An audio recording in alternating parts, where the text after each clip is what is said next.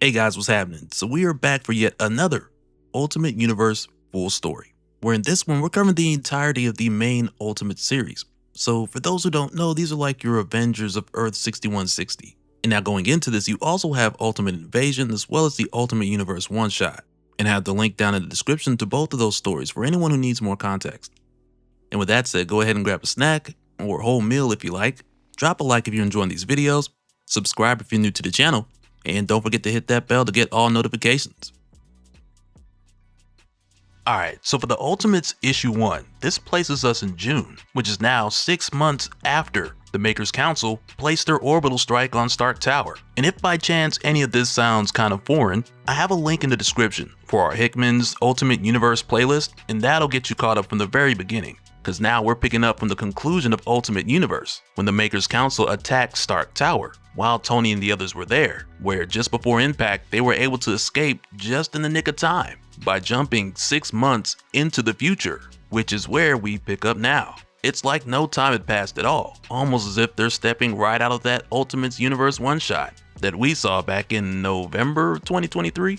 But arriving here 6 months in the future, these guys are in bad shape. Captain America's still on ice, Thor's perpetually bleeding after being stabbed through the back by Captain Britain, who in this universe possesses the Sword of Might and the Amulet of Right, which not only makes him wildly powerful, but it also creates the situation where Thor is not healing from this magical wound, which is really bad because as it stands, he's their one heavy hitter. But over the past 6 months that these guys have missed out on, and I say missed out on with an asterisk, we'll get back to that. But over the past 6 months, nothing in the world has changed for the better. And even though the Maker's still trapped in the city, he'll be out in 18 months, which for the Maker, this gives him thousands of years to prepare for his return, while Tony and the others only have 2. So Tony Stark, aka Iron Lad, suggests that they use his Immortus engine to leverage the use of time travel to their advantage. And it's important to point out that he's the one suggesting this, and we'll talk more about why in a little bit. So going forward, Tony and Reed Richards, aka Doom, begin to map out a plan on how they're going to fix the world after nearly escaping that attack, and making their way to an off-the-books Stane Stark satellite, which is pretty much their secret base of operations for the time being. And we get a pretty funny moment here as Doom is writing out the timeline plan as far as how they're going to use the Immortus engine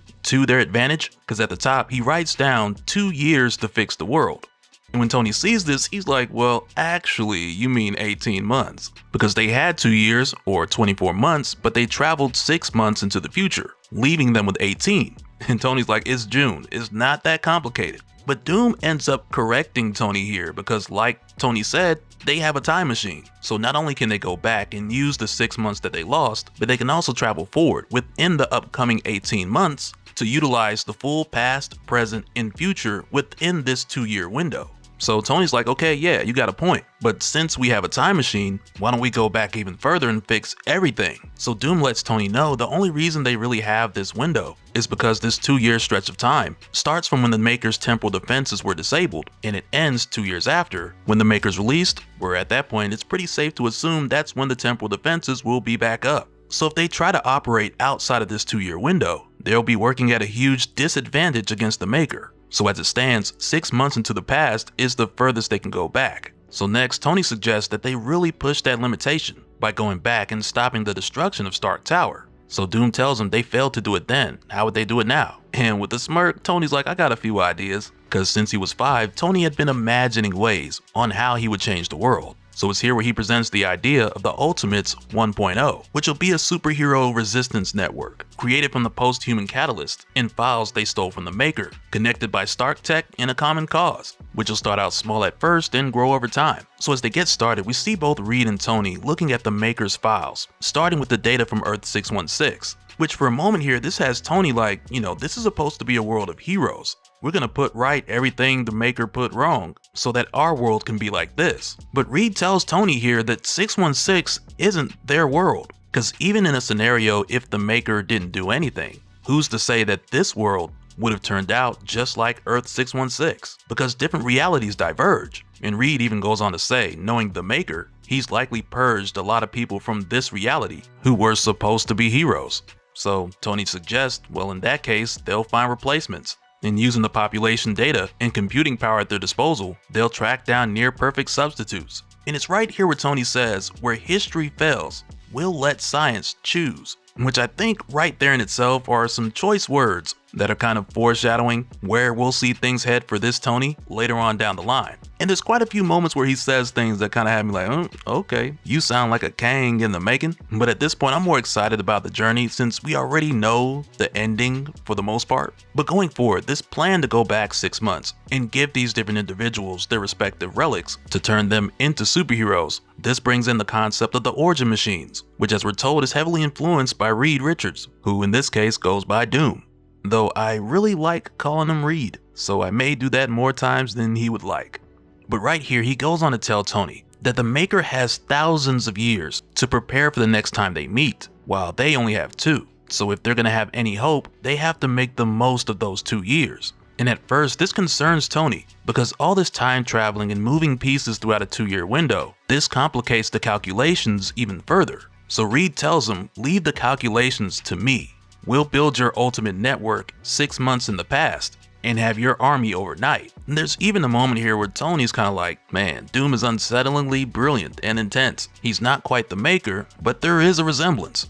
And I mean, the answer why is pretty clear, since both the Maker and Doom in this story are versions of Reed Richards. Which again, just goes back to how much I really want to call him Reed, even though he insists that Tony and the others call him Doom. So going forward, they split up the work, with Doom doing the math, while Tony designs the super identities, modeling them after the heroes of Earth 616 by calculating the probability of heroism as a function of location, age, psychological history, past trauma, and 244 other unique variables, which as you can imagine, can get really tricky, whether it's heroes like Peter who is supposed to be Spider-Man, or other cases where Tony selected new people to become heroes who weren't heroes on Earth 616. And in between putting these together, Tony cracked the Captain America problem, but with Cap waking up after spending 75 years on ice, which was nearly instant for him.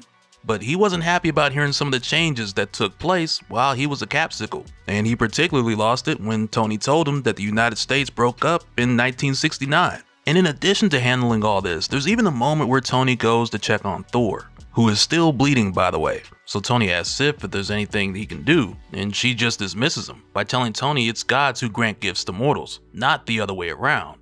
Leave us. So for the next 6 days, both Tony and Doom continue their work, and over this period of time, Tony didn't sleep, he didn't eat, as his armor just delivered the needed nutrients and stimulants straight into his bloodstream. And after 6 days, on the 7th, both Tony and Reed finished their work. And at this point, with Captain America being caught up with the general idea of what the plan is moving forward, he's very pessimistic about it, because he's just like, it's not gonna work. And he even tells him, you can't start a revolution from your living room. Revolutions start on the ground, and heroes don't come out of boxes. So Doom tells him it's not a revolution, it's more similar to a machine, it's an experiment. And Cap disagrees, because like, it's a revolution, I know one when I see it. And it's kind of funny because Tony points to Doom's planning board, where he mapped out their 4th dimension strategy, and he tells Cap that this is some high level math and engineering, and it's even complicated for them, but it should work. So Cap just kind of throws his hands up like, okay.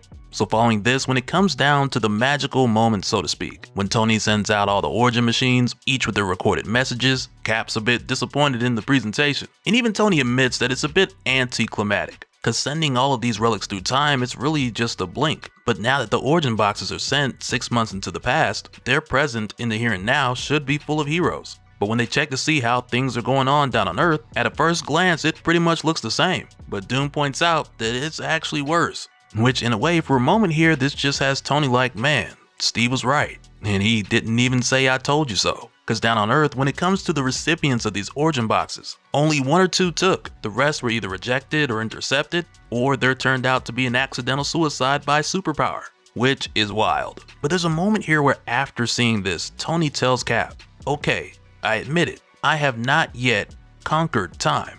And once again, it just feels like a bit more of that foreshadowing we was talking about. But Doom doesn't see this as a sign to change their methods. To him, this is just one failed experiment. But right now, in this moment, Tony, he sides with Cap, and he tells Doom that these are people's lives that we're talking about. So going forward, Tony doesn't care if it puts them at a disadvantage. The Immortus engine is off limits. We'll have to save people another way. So following this, they draw a line through Ultimates 1.0, and they shift the plan to Ultimates 2.0. And after this, we head down to Hoboken, New Jersey, where we find this world's Hank and Janet are exterminators, which is really wild. But hey, you can't say you haven't seen a version of Ant-Man and the Wasp who kill bugs for a living. It's a really creative twist. But as we pick up with them here, we find them at Flambe's restaurant, where the owner, Mr. Flambe, has called them in claiming to have a bug problem. And really, he's not even sure what it is, he just knows that something is stealing his food and he wants it gone. So Hank and Janet head down under this place to check it out. And I mean, is it me or does that bug spray container look a lot like OG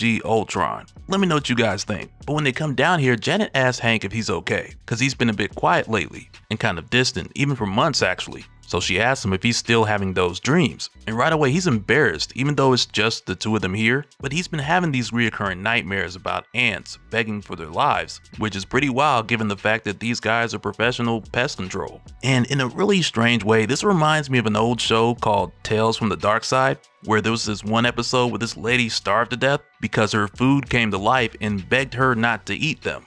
Cause yeah, you know, there's some stuff you see as a kid and it sticks with you for life. But while they're down here, Janet makes sure to reassure Hank that she's not making fun of him. She really just wants to make sure he's okay. So he tells her the thing about these nightmares is the little personal details that the ants say about themselves. That's the horrible part. And for a moment here, Hank says something to Janet that I want you guys to kind of keep in the back of your mind for a bit. Cause for a second he's like, God, I'm such a mess, Janet. Sometimes I think you'd be better off without me. Which just goes to show how he sees himself, for starters, but there's actually more to it. But while they're down here looking for the quote-unquote pests that Mr. Flambe was complaining about, it turns out that it was a small family of moloids, which right there, that's a deal breaker for Hank and Janet, because they're not going to kill anything that has a culture. And this dude, Mr. Flambe, he's a real jerk, because he just keeps going up. He's like, I'll pay you double, I'll pay you triple. And it's like, man, they just told you these are intelligent creatures, and you still trying to body them. It's messed up.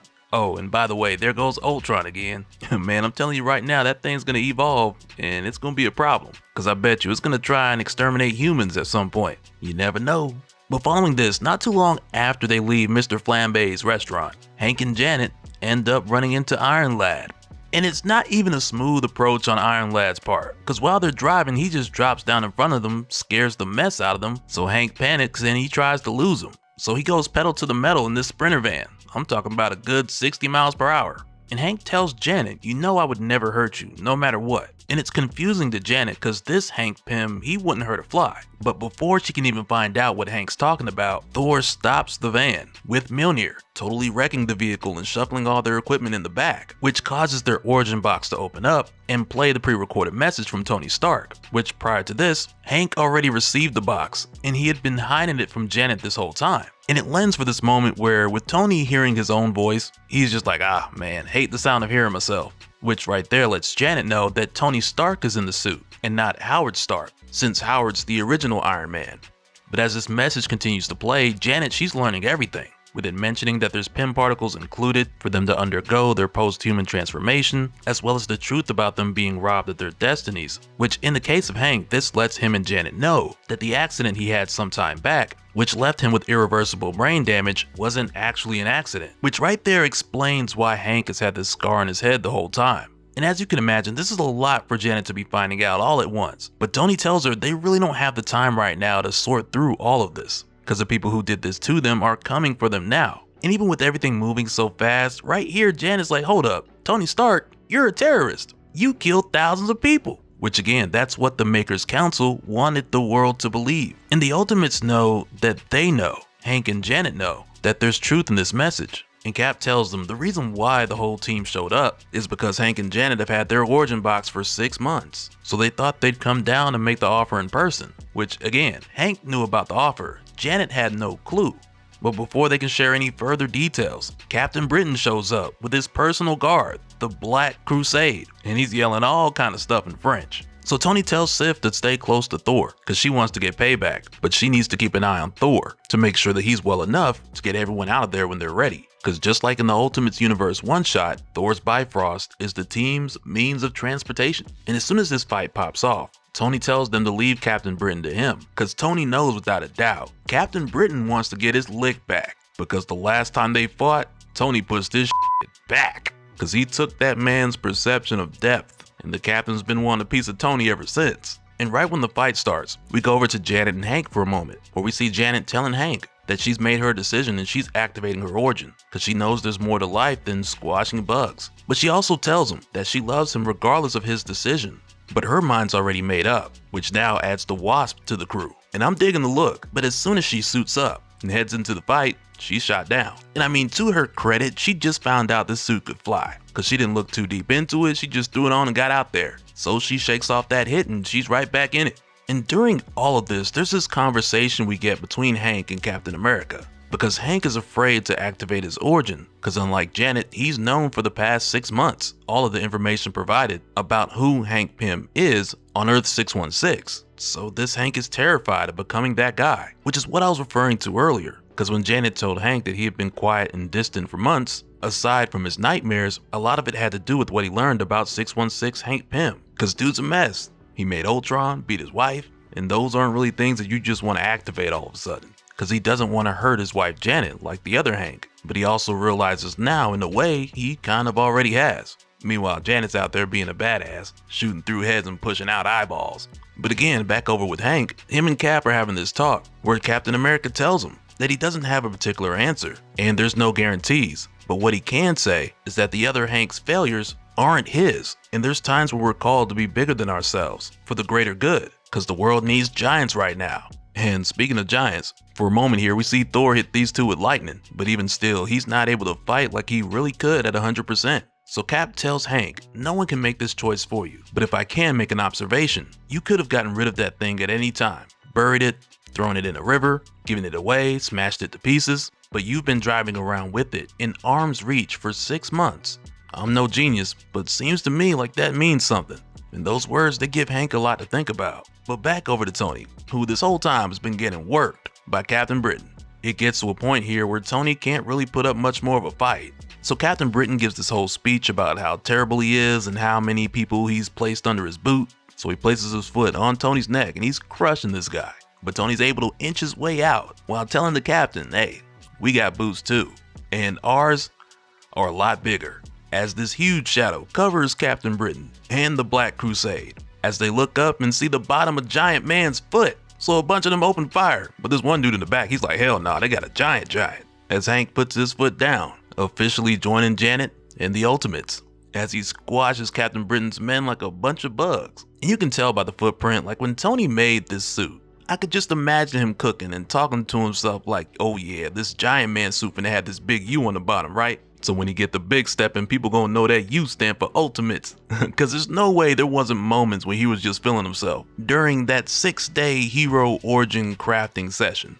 So following this, they all make their way back to the off-the-book satellite, which again is like their base of operations. But as it stands, Tony sees this as a good first step, even though Captain Britain made it out alive. So from here, they turn on the news, only to see the lower third reading, breaking news, super terrorists put their foot down. Online conspiracy group claims footprint of a god, which right there just gives you an idea of the early public perception these guys are gonna be facing. But Iron Lad don't care, he's like, the Ultimates are here. And really, this is just the beginning, because not only are they going to grow in numbers moving forward, but also this is just the beginning of Tony's plan to stop the Maker. Alright, so for Ultimates issue 2, this picks up on July 4th at the White House, which is now all gold, and we'll talk more about why in a little bit. And really in this world, it's referred to as the Big House more often than it's called the White House, because a lot's changed in this world. And as it would seem, the Big House is being attacked by some terrible threat, only for us to find out that it's actually the newly formed Ultimates, who, like we saw towards the end of the first issue, these guys already don't have the best reputation. But as this continues, we'll find out there's a lot more going on here than what it seems like on the surface. Because for starters, when they show up, this little girl points at Captain America and she asks her mom, what does the letter A on his head stand for? And the captain even pauses for a second before he's like, okay, Ultimates, let's go save America. Which right there, saving America, that's something Captain says quite a bit throughout issue 2. And there's more to it than just what it sounds like. But before we follow them in, we go back about 12 days, where at the time Tony showed Captain America a holoprogram, showing him the past 75 years of history, based on Howard Stark's personal files, so Steve could get caught up on everything he missed. And keep in mind, on this world, Earth 6160, as we know, the Maker has been changing events throughout time. to prevent anyone from becoming a superhero and to turn this into his ideal world. But to the people of this Earth, this is pretty much just their history as they know it. This is just the way things played out. So heading into what's happening now, Steve Rogers has been fully caught up on what this world and this country has become. And even though it's just glimpses that we get, it's still pretty crazy to see things like the JFK assassination with Howard Stark there, and things like the nuclear arms race, Galactus coming to Earth, mutant protests. All of these events were in Howard Stark's files. And I'm hoping we get to see some of these past events in spin-offs at some point in the future, because I think those will make for some really good stories. But nonetheless, in the present moment, when Tony and Cap make their way to the Oval Office, it's here where they find Midas, where in his case, he's not too different from Dr. Midas in the main Marvel Universe. He's got the same powers where anything he touches will turn into gold, and he's practically rocking the same look from the Marvel Boys series from 2000. But the biggest difference I would say there is between the two is that the Midas from the main Marvel Universe, he started out as a scavenger collecting alien technologies, to where eventually he exposed himself to cosmic radiation for 5 years, which is how he got his powers.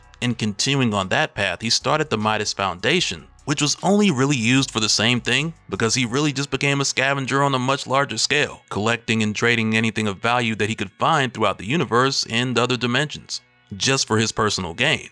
But as for the Midas we find here on Earth 6160, we're just told that he's always been an entrepreneur. But to be fair, he is very much still a bit of a scavenger in the same, hence the Howard Stark Mark I suit. But this Midas comes off as having more political ambitions, along with his lust for power, as opposed to the Dr. Midas from the main universe, who was only focused on power and personal gain. So I'd say the two characters in comparison have a lot of the same ingredients, just different proportions. But nonetheless, when Tony and Steve get here, right off the bat, Tony's pissed because he sees this dude wearing his daddy's armor, which for the most part to Midas, it was just a collector's item, and really it was the only thing he could take when the Stark assets went up for grabs, since the Osborns pretty much got everything else. But on top of that, we also learned that Midas made a deal with the Maker, which is how he was able to take over the White House since 1963 after assassinating John F. Kennedy, which at the time for Midas, that was just part of the deal. So his story makes sense how he came into power, because for a long time he was also a member of the Hellfire Club, who founded the former United States of America. So later on, when he gained ties with the Maker's Council, he used these connections to make deals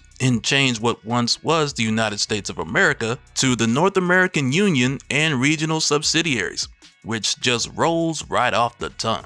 But nonetheless, while Steve and Tony are here, Midas, who's a businessman first, he tries to make a deal with them, only for Steve to tell him they're not here to make a deal, they're here to save America. So of course Midas just laughs in their face and starts telling them how important the almighty dollar is, while at the same time, for some reason, he keeps calling Tony boy, and he don't like that one bit. So eventually Cap gives Midas an ultimatum, because he tells him, we know what you've been doing in the basement, so you can either shut that down or we're gonna shut it down for you. So he tells Midas his options are with or through. And I gotta admit, when I first read this, I was like, man, what you been doing in the basement? Because whatever it is, and I mean, like, this is on my first read through, and I'm going through like, man, whatever it is, it's gotta be serious, because this dude's ready to fight for it. And I mean, my first guess was that it was something like his browser history, but I was wrong. Because as it turns out, we end up getting this moment where Steve tells Tony that they're going through. So Tony blasts a hole in the floor, sending everyone down into the basement, including Giant Man and Wasp, where at this point, Giant Man, he's given all he's got, so he's out of the fight. And as for Iron Lad, for Tony, that blast took so much energy that it reduced his suit to basic functions. But now that they're in the basement, they find that he's holding a woman here, who for us, it's pretty obvious who it is. But for Midas, he doesn't know her identity or her name. He just says that he believes she fell from the future as a victim of some violent expulsion, or perhaps an escape gone wrong. But also we find out when she arrived here years ago, this is how Midas got his power, because with her producing cosmic energy naturally, he would bathe in it for 1 hour each day, which is what eventually gave him his abilities. But it doesn't just stop there, because he went on to use her to turn a profit. With samples of her self-repairing clothes, they made cosmic ray shielding lighter than cotton. In her blood, they found compounds that cured all forms of cancer. So Midas just had his scientists turn it into a lifelong daily treatment that cost $10,000 a dose. And on top of that, she's powering half of Maryland and Virginia, in addition to the armor he's wearing right now. And really with Midas saying all these things to Cap, This is him giving his "This is America" speech, because Cap keeps saying, "I have to save America. We're here to save America." Which again, for Midas, when he hears that, he believes that Steve is holding on to a system that no longer exists. And Midas even admits when it did exist, it wasn't that great to begin with. So saving America, or trying to free America, to Midas, this just sounds like a fool's errand. But eventually we find out what Cap really means when Wasp steps in and she frees the girl who Midas has been keeping down here all this time. And I gotta admit, when Wasp destroys this machine and frees the girl, the reaction we get from Midas, you can tell he just lost his prized possession in this one moment. And there's a bit of a relief seeing this happen, because the idea of some dude keeping a girl locked in his basement for all these years, that's just weird and next level suspect, especially with him not knowing her name and referring to her as "my love." Like, what in the Victor Von Goon is going on here? But nonetheless, with the machine destroyed, he no longer has the power source for his suit. So with him losing mobility and slowing down, the Ultimates jump him, and Cap catches him in the back of the neck with that shield. Which right there has Midas like, I think you broke my neck, Captain. So Cap just tells him, hey, gold's a soft metal, which is very true. But also, now that this machine is shut down, Midas tells them you got half of Maryland and Virginia, hundreds of thousands of people without power. And this includes hospitals, airports, traffic systems. So taking this one girl is like serving death to countless others. So the Ultimates, they take her anyway. And as it turns out, this girl is America Chavez. And this whole time when Cap was saying things like, we need to save America, we need to free America, this whole time he was talking about her. So now that she's free, and with the Ultimates, I can only imagine that her powers are going to play a huge role as far as taking things beyond time travel. Because depending on how her powers are handled here, she could become a bridge that connects the Ultimates to the main Marvel Universe. Alright, so jumping in, this takes us to the Pacific Proving Grounds at Bikini Atoll, back when the banner of Earth 6160 was caught in the Gamma explosion and became the Hulk. And with how this is done, we're told that this test bombing was under a project called Castle Gamma, which is this world's version of the real-life Castle Bravo project from 1946. But in this flashback, we're shown a nearby island whose inhabitants were bathed in 80 million tons of radioactive fallout, which for the most part came to them as pulverized coral, water, and gamma particles that fell from the sky in a fine snow-like powder, causing 459 men and women to be exposed to the radiation, making this island the most gamma concentrated area on Earth. And there's more that we learn about this through a document that we're shown that has a bunch of names redacted. But we'll talk more about some of those details in a little bit, because from here the next thing we do is make our way to the modern day with Iron Lad, Thor, and Sif, who've made their way here to what is now called Monster Island. But also they've come here with Tony hoping to find a Hulk army, because at this point with the recruiting that they've done, the Ultimates still don't have an answer to Bruce Banner. And as soon as they arrive here, Tony notices the gamma readings are off the charts. And on top of that, whatever they landed on with the Bifrost, it was much larger than the average lizards that are supposed to be on this island, that naturally should be about the size of a salamander. And not long after this, they're met by a Tyrannosaurus Hulk. And as soon as Tony sees it, he's like, yeah, that's definitely not supposed to be a thing. Though fortunately for him, he brought along Thor and Sif, who have a lot of experience fighting giant serpents and things that shouldn't exist. So as a result, 1 minute later, this huge lizard is done, which makes sense because you would imagine that they would be able to handle something like this. Though at the same time, Tony, he's not cool with them just killing it. And part of that goes towards Tony's curiosity about this place, because no one's really known about this monster island, because Banner had this place removed from every map, and he's gone through insane measures to make sure that this island wasn't reachable by normal means. So for Tony, everything he's seeing here is for the first time, and he's intrigued by it. But as they continue to make their way, Thor makes a comment to Sif about her hovering over him to make sure he's in good health, and Sif's like, I'm not hovering. So Tony tells her, look, no, you're literally hovering. Your feet are not touching the ground. And it makes for a moment for what you might see in a game where it would say something like, Sif will remember that. All because you chose the wrong dialogue option. But going forward, they continue to see more strange gamma creatures, like a man-eating plant and a fascinating huge crab which Tony goes to take a look at. But while he's holding it, the thing gets cut in half as a consequence of Tony getting on Sif's bad side. So again, Tony reiterates his concern about them killing anything they come across here. And he tells them that they shouldn't, because pretty much everything here is like one of a kind. So every kill is a potential extinction event. And mind you, while they're having this conversation, there's a hulking creature that's heading their way. But with Tony warning them about killing everything and telling them how every death could be an extinction event, Thor ends up making more sense here, because he tells Tony that he misunderstands the nature of this island. It's more than merely wild. This is a mad, poisoned place, a place at war with itself. It would destroy us if it could. But really, neither of them are wrong about this, because none of them know how crazy this place is. Not yet. But a lesson comes really quick when that hulking figure arrives, because this thing just shows up with a 3-hit combo, stomping Thor's head, uppercutting Tony, and just clapping Sif, with no warning whatsoever. And when they go to fight this thing, it holds its own pretty well. But before they get down to it, Sif asks Tony if this is what he's looking for. But it leaves him at a loss for words, because he's not really sure if this thing can be reasoned with. And he's not given the time to come to that conclusion before it attacks again. And in more ways than one, this attack, it ends up challenging the whole idea of whether or not they should kill whatever creature they're attacked by on this island. Because not before long, when Thor regains the upper hand and he gets ready to strike this thing down, he tells Iron Lad like, hey, looks like we about to have another extinction. But before he does, someone yells, stop, which right here gives us the introduction of LaJory, who introduces herself as the protector of this atoll and everything on it. So Tony quickly goes for the de-escalation route, because he just wants to talk. So she steps down and she calms the Gamma monster, which as it turns out was a baby this whole time. And I tell you, man, the look on Thor's face when he's like, whoa, I almost struck a baby with lightning. And it just goes back to the conversation of whether or not they should kill anything out here, which I mean, the answer is clearly no, because they really have no idea what some of these gamma mutates truly are. And following this, next we find out that LaJory is the same little girl we saw who was here when the fallout began. So she takes them back to her village while telling them she remembers when this all started, when Dr. Banner came, offering her people money, houses, medicine, protection, in exchange for using their land for the bomb tests, while promising after they were done, they would clean up after themselves and everything would go back to normal. But as it turned out, her people did not believe him, so they didn't leave. And Dr. Banner's team dropped the bombs anyway, leaving LaJory and her people to live in the fallout. And as they make their way back to the village, Tony says, so there are others like you.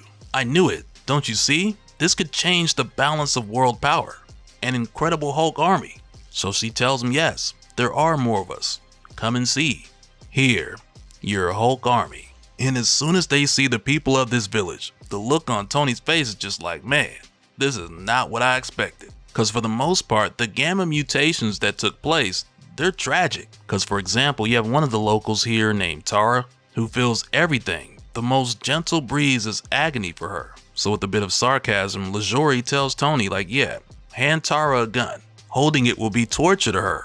So then she turns to the next and she tells him this is sorry. He cannot speak or feed himself. We think he got lost in his own big thoughts. He gives no indication that he understands or even sees us. Do you think he will be good for following orders? And next she tells them they already met Abram. He's the youngest, still a baby. But when he gets upset, well, we know how that looks. And as it turns out, in a tragic course of events, Abram caught a tantrum and killed his mother. But LaJory goes on to say that he's innocent. How could he understand what he did? What will he do when he's old enough to understand? And Abram's a rare case of anyone here having children, because for the most part, people here are afraid of what their child may become. And on top of that, this isn't quite the place to raise a child anyway, because much like the people, the land is also infected with gamma radiation. So that includes any food that might be grown from the land, the drinking water, which they still consume, though it burns going down. So right here, Tony tells her, I'm sorry, I didn't mean to be insensitive.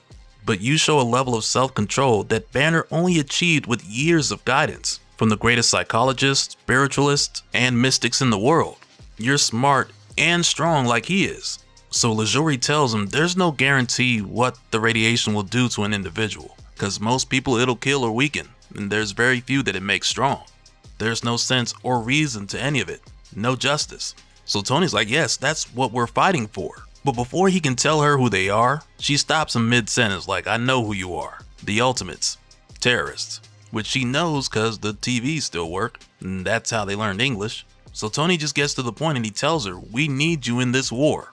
But she believes her people have suffered enough for other people's wars. But Thor and Sif tell her this is everyone's war, especially for her and her people. So next Tony's like, what if we helped you? Suggesting that he moves her somewhere, but even still this is their ancestral land, and her people would rather die here than live anywhere else. And aside from that, Banner would never allow it. So Tony asks, how could you do nothing? Doesn't this make you angry? And she's just like, angry. Have you ever seen someone die from gamma poisoning, Iron Lad? It's a slow, painful death, full of confusion, rage, and change. We've seen it hundreds of times. I've watched foul mouths with crooked yellow teeth grow on my mother's body. I saw my father sprout feathers and attempt to escape into the sky. And she later goes on to tell him, angry. We were born into the wounded belly of the world. You can't imagine my anger. What has been done to us is an abomination, but I won't allow you to use our anger. We have been used enough. You want my strength? You want my rage? Then you'll have to pay for it. And she tells Tony she wants him to fix her land and make it like it was before the bombs. And if he does that, she'll show him strength. Which at first, this has Tony thinking like, man, this is going to be a huge undertaking. Because for starters, you got to scrape the topsoil of the whole island. He'd have to drop tons of potassium fertilizers brought over with repeated applications and do all of this without Banner noticing. So she tells him again, that's her price. Fix the island. And right here, Sif even reminds Tony that he said in the beginning he wants to fix the world, which I mean is precisely what this would be doing. So Tony reaches out, he shakes LaJory's hand, then they have an agreement. And as soon as this happens, we find out that Dr. Banner has been watching. So he calls to assemble the immortal weapons because these ultimates are starting to make him angry. Alright, so leading up to this, when we were introduced to Earth 6160, back when we covered Ultimate Invasion and the Ultimate Universe, from the beginning we were given a reminder of how dark things can get with the Maker. Because when Ultimate Invasion started out on Earth 616, we saw how the Maker put together this specific team to break him out of his confinement, just so he could reward them by gruesomely merging their bodies and DNA together to create a stand-in copy of himself so he could just walk right out of there. And what I also liked about Ultimate Invasion was how it leaned further into the idea of how much both Reed Richards and the Maker disliked one another, in addition to us seeing a bit of how 616 Reed was afraid of the guy. Because with Reed being the smartest man in the universe, the Maker's just another version of him from Earth 1610, who's evil. And it terrified him to know what someone with that much intelligence and bad intent could do, because Reed already knew what he's capable of, which is why at the time nobody knew better than Reed how dangerous the Maker was. And trust me, all of this is going to come together in just a moment. But with that in mind, the Maker intentionally left a trail so that just before he went to Earth 6160, Earth 616 Reed would follow him there and be one step behind, just so the Maker could ask Reed one question, which was, if you could do it all again, if you could truly change things, if you had the chance, would you erase me from existence? Where at the time, 616 Reed Richards, his answer was yes. So the Maker was like, okay, I'll keep that in mind. And going forward, with the Maker keeping that in mind, he traveled to Earth 6160 and altered the events throughout its history to craft that world to his liking. And so to keep track of everything, the Maker kept a memory log, which was based on data that he stole from 616 Reed and refashioned to be like an inventory of every superhero throughout history, who the Maker would stop from becoming a superhero. It contained their origin files, so he knew when and where they got their powers. He would later log their status on whether they were captive, controlled, deceased, or if he just wasn't able to find them. And if you guys remember, back when we covered this, for a brief moment we talked about how this revealed to us that 3 members of the Fantastic Four were deceased on this world, as well as the number of repositories holding nodes that the Maker was keeping away from Reed himself, located in repositories 13 through 18. And inside each of these, there's multiple different samples or artifacts, but it has me curious to know like what's in all these different repositories, which then makes me want to go into the rabbit hole theories, including Franklin and Valeria, since some of these containers hold multiple items from members of the Fantastic Four. But I'm gonna wait before we go off on the deep end, because I think we still got a lot to learn as far as where the Maker went within these different moments in time on this Earth. But going back to what we've learned up to this point, prior to this, we were told that the Maker delayed the Fantastic Four's launch by hours so they would miss the cosmic storm, which as a result would reduce the Fantastic to something more manageable. And that's where I want to start going into Ultimates issue 4, because this jumps around a bit as far as the time and the events that we'll be taking a look at. Because we start out with the Reed of Earth 6160 in class being asked what is the fourth dimension, just before it jumps forward to the Fantastic Four's mission, where Sue asks, is it time, Reed? Which right there answers the question. And in these flashbacks we see moments like when Reed met Ben Grimm in college for the first time, where to Ben's surprise Reed was just a 13-year-old kid, to where from there it jumps forward again to the mission, with the young Reed saying, I wish I had time to check my calculations once more, but if we want to get readings from inside the cosmic storm, it's now or never. When you're ready, Ben. But in the present day with Reed, or Doom as he's called now, he's thinking back on these moments, as well as a conversation that he had with Iron Lad back in Ultimates issue 1, where he told him he'll have to think in 4 dimensions if he's going to save the world, because it was at that time when they were looking at footage of Earth 616 from the files that they stole from the Maker, which the Maker stole from the other Reed. But like we saw, that attempt to give all these different heroes back their powers, it only resulted in a handful of successful candidates, because the majority of them were either rejected or intercepted, or accidental suicide by superpower. So because of this, Tony was like, the Immortus engine is off limits. They'll have to save the world another way. And again, Doom's thinking about all this, including that conversation with Tony, as if he still wants to use the Immortus engine for something. But this all comes to the point where right now at this present time, Tony walks into the lab to check on Doom, because once again, Doom didn't come with them on their mission. And it's mainly because this entire time, Doom has been working practically non-stop. And I gotta say, like, even with the way this story is written, with it abruptly jumping from the past to the present, it's brilliant the way it's done. And I like to look at it as if it's broken up into 4 different sections, with the first being Earth 6160 Reed's past, along with his memories of meeting Ben and Sue, as well as the launch, which was supposed to be the origin of them becoming the Fantastic Four. The second part is us seeing Doom working in the lab during the time the other Ultimates were out handling their missions, where we also see Doom looking back on some very painful memories, because that's part of the obsession. The third part is the present, which takes us back to this conversation between Tony and Doom. In the fourth part, I think of it mainly as the aftermath of the Maker arriving in this universe, leading into the final stretch of this Reed becoming Doom, which we'll get to in just a moment. But it just had me like, man, it is crazy the way this comes together. But for a moment here in the present, Tony asks Doom what happened to his hands. So Doom tells him he injured them in an experiment, which then has Tony asking, well, what were you doing?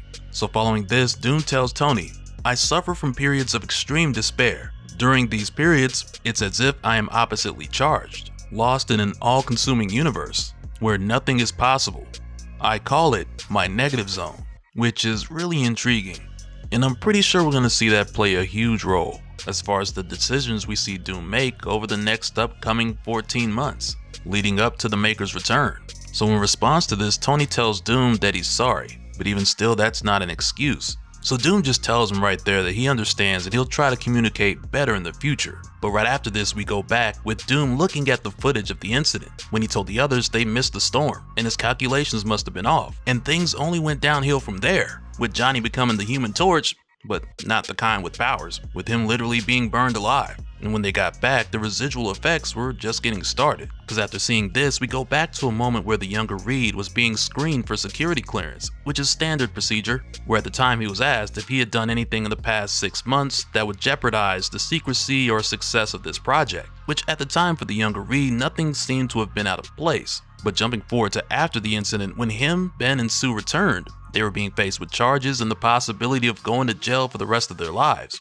And this destroyed Ben, because going into this, Ben Grimm was extremely proud to be piloting this shuttle. His grandfather flew planes in World War II, so Ben wanted to do something substantial in history as well. But after this tragic incident, he would only go down in history as a failure, and that was something that Ben just could not live with. And in the case of Sue, who was the love of Reed's life, she soon after fell terminally ill as a result to the stray cosmic radiation that she was exposed to from their exploration. So now going back to the present day conversation between Tony and Doom, hearing this has Tony like, well, you know, if you need someone to talk to, my dad made this thing that could help. But Doom's just like, work on Project 4 continues, just like they discussed. But as it stands, Tony thought Doom had moved on from that. So Doom more or less tells him, no, this is what you asked for. Because Doom tells him, I bend cosmic forces to my will, Iron Lad. Extra precautions are required to avoid unnecessary loss of life. Careful means slow. That is what you said you wanted, is it not? Because again, with it being their mission to fix the world, in addition to Tony saying time travel's off the table after that plan went wrong in more ways than it went right, this is Doom showing Tony that he's been working on a way for them to move forward and avoid the disastrous results they saw before, though I imagine Doom isn't completely done with the past. But that's a conversation for another time. So from here, Doom lets Tony know that he's made progress, but he goes on to say, "I'm having trouble finding the correct composition and dose of cosmic radiation. The mutations are highly unstable. The mice keep dying." So Tony offers to lend Doom a hand with the research, only for Doom to turn it down. So he tells Tony, "I've been studying cosmic energy all my life. You do not have the expertise. And this is something I must do on my own." And I gotta say, I really like that Doom mentioned that here, because not only is he qualified and equipped with the knowledge to figure this out, but it's also important that he does this with no outside interference. And we'll see why that is in just a moment. But at first, as you would imagine, Tony thinks this is Doom being stubborn and letting his ego get in the way, as if he's jeopardizing their mission. But Doom stops him right there and he's like, "The billionaire boy king, pampered since the womb, accuses me of ego. Me. It's you who jeopardized the cause. Your arbitrary, irrational decision to abandon the Immortus engine," which right away this has Tony like, we're not going back to that again. "We killed people, destroyed lives," and it just has Doom like, "And how many have they killed? How many lives has the Maker destroyed?" And following this, we go back to when the Maker took the younger Reed to the city after the incident. And because the Maker can use time to his advantage in the city, he used it as a tool to confuse and torture Reed and undergo the final stages of his process of turning this Reed into Doom. And while they're inside of the city, the Maker can take as long as he wants. But even leading up to now, the Maker set this tragedy in motion mainly for the purpose of getting the Fantastic Four out of the way, which falls in line with him wanting to get rid of superheroes on this world. But in the case of the Reed Richards of this earth, the Maker had something very special planned for him. And I like to think that this has a lot to do with the Maker waiting on 616 Reed, just to ask him what would he do if he had the chance to do it all again. Because it's here where we find out, leading up to the launch, the Maker altered Reed's calculations so that they would miss the cosmic storm by hours. And as you might imagine, with the Maker also being Reed Richards from another reality, the handwriting is 1-to-1. And during the final stages of this process, with the Maker making Reed into Doom, this whole time we see the Maker referring to Reed as Doom. So at first, Reed is like, "No, there's been a mistake. My name is Reed," only for the Maker to tell him, "I am the Maker. I do not make mistakes." And through the course of this process, you can just tell that every step is excruciatingly painful. But the Maker goes on to say, "You make mistakes, don't you, Doom? Mistakes that kill friends, ruin lives, mistakes that blow up in your face. That's you, Doom." And mind you, at this point, Reed is still holding on to who he is. But as this torture continues, he becomes unrecognizable, as the Maker goes on to say, "Doom is your name. I'm as sure of it as I am my own. Everything you touch, everything you are, everything you love, all doomed. Accept this and be free. Doom is what you bring. Doom is who you are. Now say it. Who are you?" And I gotta say, with the Maker going inside Reed's brain here, this reminds me of something we talked about many years ago, back when we were doing a ton of Ultimates coverage for the original Ultimates universe, Earth 1610, because not too many people were talking about it at the time, and I mean, YouTube was very different back then too. But this very much reminds me of what we saw when the Maker opened up the brain of 1610 Tony Stark to remove an Infinity Gem that had been birthed in Tony Stark's brain. So of course, the reasoning behind what the Maker's doing now versus what he did back then, it's two different scenarios. But it just makes me think back on how during this process, the Maker and Tony were having this whole conversation where Tony was begging the Maker to stop, which the Maker didn't because he got the gem just like what we saw. But through the course of it, the Maker was enjoying it too much. And there was even one moment where the Maker pretended like his hand slipped, just to place Tony in even more discomfort, which was totally unnecessary. But this was just something the Maker did to stop Tony from talking and make the process extremely painful that really didn't need to be. Because not only was the Maker able to do this operation successfully with him retrieving the Infinity Gem, but when he was done, he just cut off Tony's oxygen pump and left him for dead, which was absurd. So yeah, for the longest time, I've just felt like people really don't understand how twisted the Maker really is. Because to me, a lot of what we're seeing recently is just him going back to his old self. And after tinkering in Reed's brain, The torture continues, with the Maker having Reed nibbled on by these crazy looking rats, as the Maker asked, "Who are you?" And mind you, as we're going back through this memory, this whole time we're also seeing Doom watching this footage, watching himself become what he is now. And it's almost like when the Maker asked, "Who are you?" Doom is like, "I am sorry." And when the Maker asks again, "Who are you?"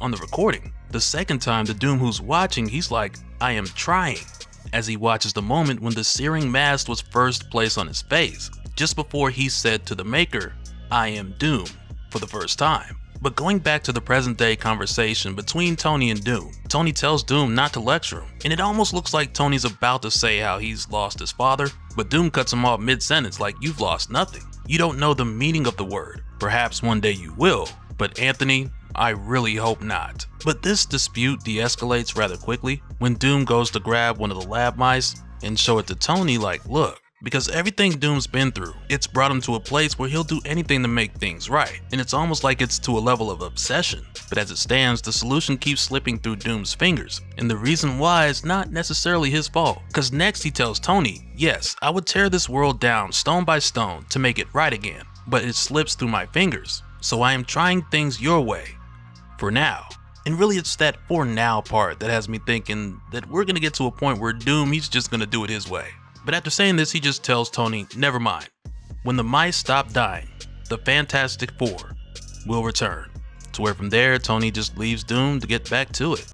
Alright, so coming back, we pick up with a conversation between Tony and Cap at the Triskelion, which is the secret Stark satellite that they've been using as their headquarters ever since the attack from the Maker's Council, where they framed Tony. So to avoid getting obliterated, they fled 6 months into the future. And ever since the stories come back to Tony and Doom, Thor, Sif, and the others, this has been their base of operations. But prior to this, and I could be mistaken, but prior to this I don't recall them calling it the Triskelion. And I mean, maybe it happened during the Free Comic Book Day story, but I can't recall off the top of my head. However, I will say that I do like that they're going with this name, because it's the same name that the 1610 Ultimates used for their base of operations located just north of Manhattan. So to see this come back as the name for the secret Stark satellite that Tony and the others have been working from, it makes it feel a bit more official. Like, okay, this is their base of operations, rather than just a place they ran to before they can find somewhere else. But it's here where we come back, where we find Iron Lad telling Cap about these different attacks on Roxxon refineries,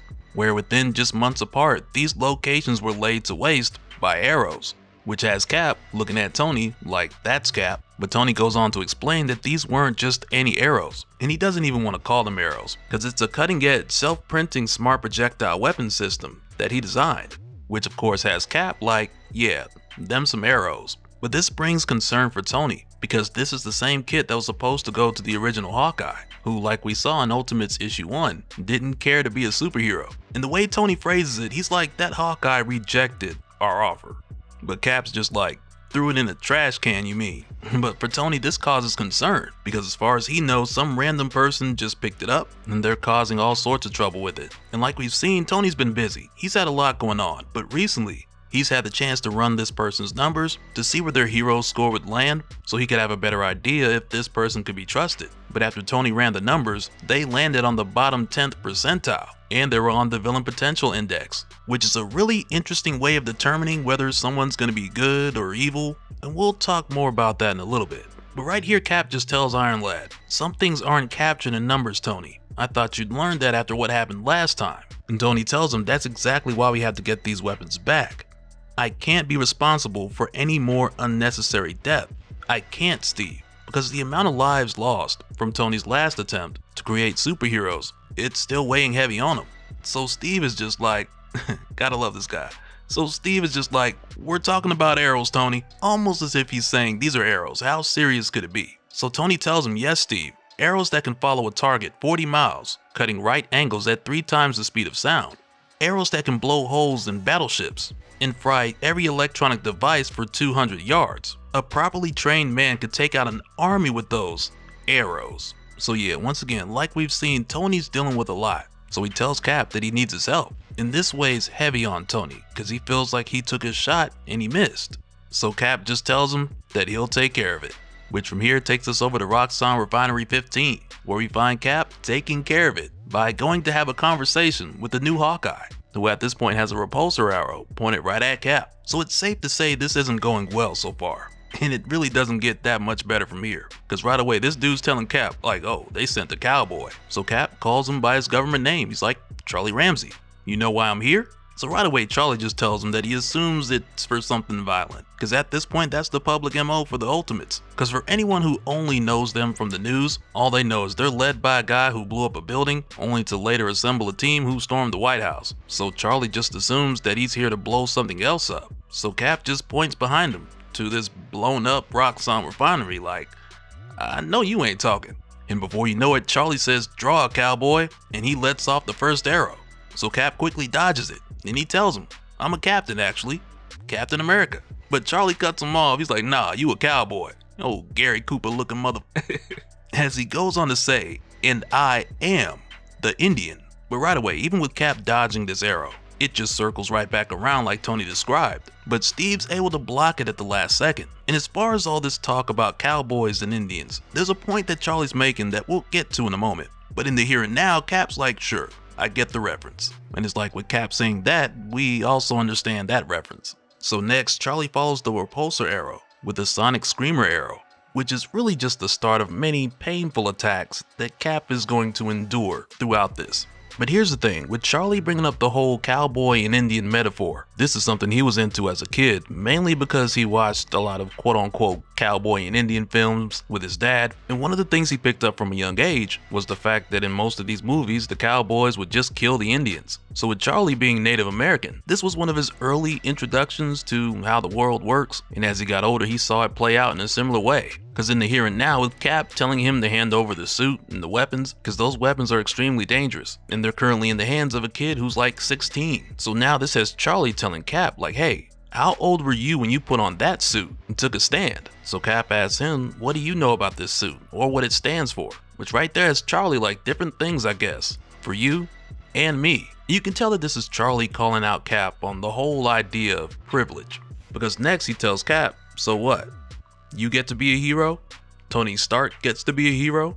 The guy who threw all this stuff away, he gets to be a hero? But me, I don't meet the criteria. I fail a test or something? We always fail their tests. The math never works out in our favor. And really it's like a prime example of this will be something like Tony's heroism score algorithm. Because if you're trying to determine if a group of people are going to be good or evil, there are certain criteria that's going to swing in a particular group's favor. Like for example, out of a group of 100 people, 20 are minority, 80 are majority. But if 5 from the minority and 5 from the majority get together and they all decide to be evil, then you have a report where 25% of minorities are evil, while only 6.25% of the majority are evil. And without any other context, 25% versus 6.25%. It sounds like there's more people in one group than the other, when the truth is you're just pulling from a smaller pool. And I mean, I'm sure Tony's algorithm took more information into consideration, but this just goes to show what may have been an oversight on Tony's end. It's a reality that Charlie's been living every day of his life. And this all comes back to why he's been destroying these Roxxon boundaries. Cause he goes on to tell Cap, you know what they do? These Roxxon energy partners, they do whatever they want. They flood the plains, they dig up our sacred ground, they foul the water. And as he's saying this, he draws 3 different arrows, one with knockout gas, another with freeze, and an acid arrow, as a way of showing Cap how it feels to be hit by 3 things in one time. Because he goes on to tell Cap with Roxxon doing whatever they want, when people like him stand up or protest, they're either killed, locked up, or forced from their land. And that's why he's chosen to fight, because to him it's all the same. Whether it's Roxxon, the North American Union, the United States of America, it's all cowboys and Indians. So Cap tells him here, those weapons, this life, it's a burden. You don't have to take it on. But Charlie tells him, I do. It was meant for me. I saw the boy in the light. I heard what he said. Protect the innocent, save lives, and inspire the citizens of the world to be their best selves. I had the vision. So right there, Cap's like, oh, you talking about Tony? Yeah, that message wasn't for you, big dog. And Charlie just yells out this angry, I know! No, but he ends up telling Cap that his government name is Charlie Ramsey, but his spirit name is Charlie Hawk's Eyes. So to Charlie, the way he sees it, this gear was meant for him. This was meant to be, and he's not gonna give it up without a fight. And Charlie goes on to say, the ones who made this world, they didn't make it for people like me. So sometimes you see something, an old movie, or a vision, or a symbol, and even though it wasn't made for you, you make it yours anyway. Because if you don't, how else are you gonna be anything in this world they made? I'm not stupid. I've seen Star Wars. I know it wasn't a spirit or something, just some arrogant kid. But it was my vision because I decided it was.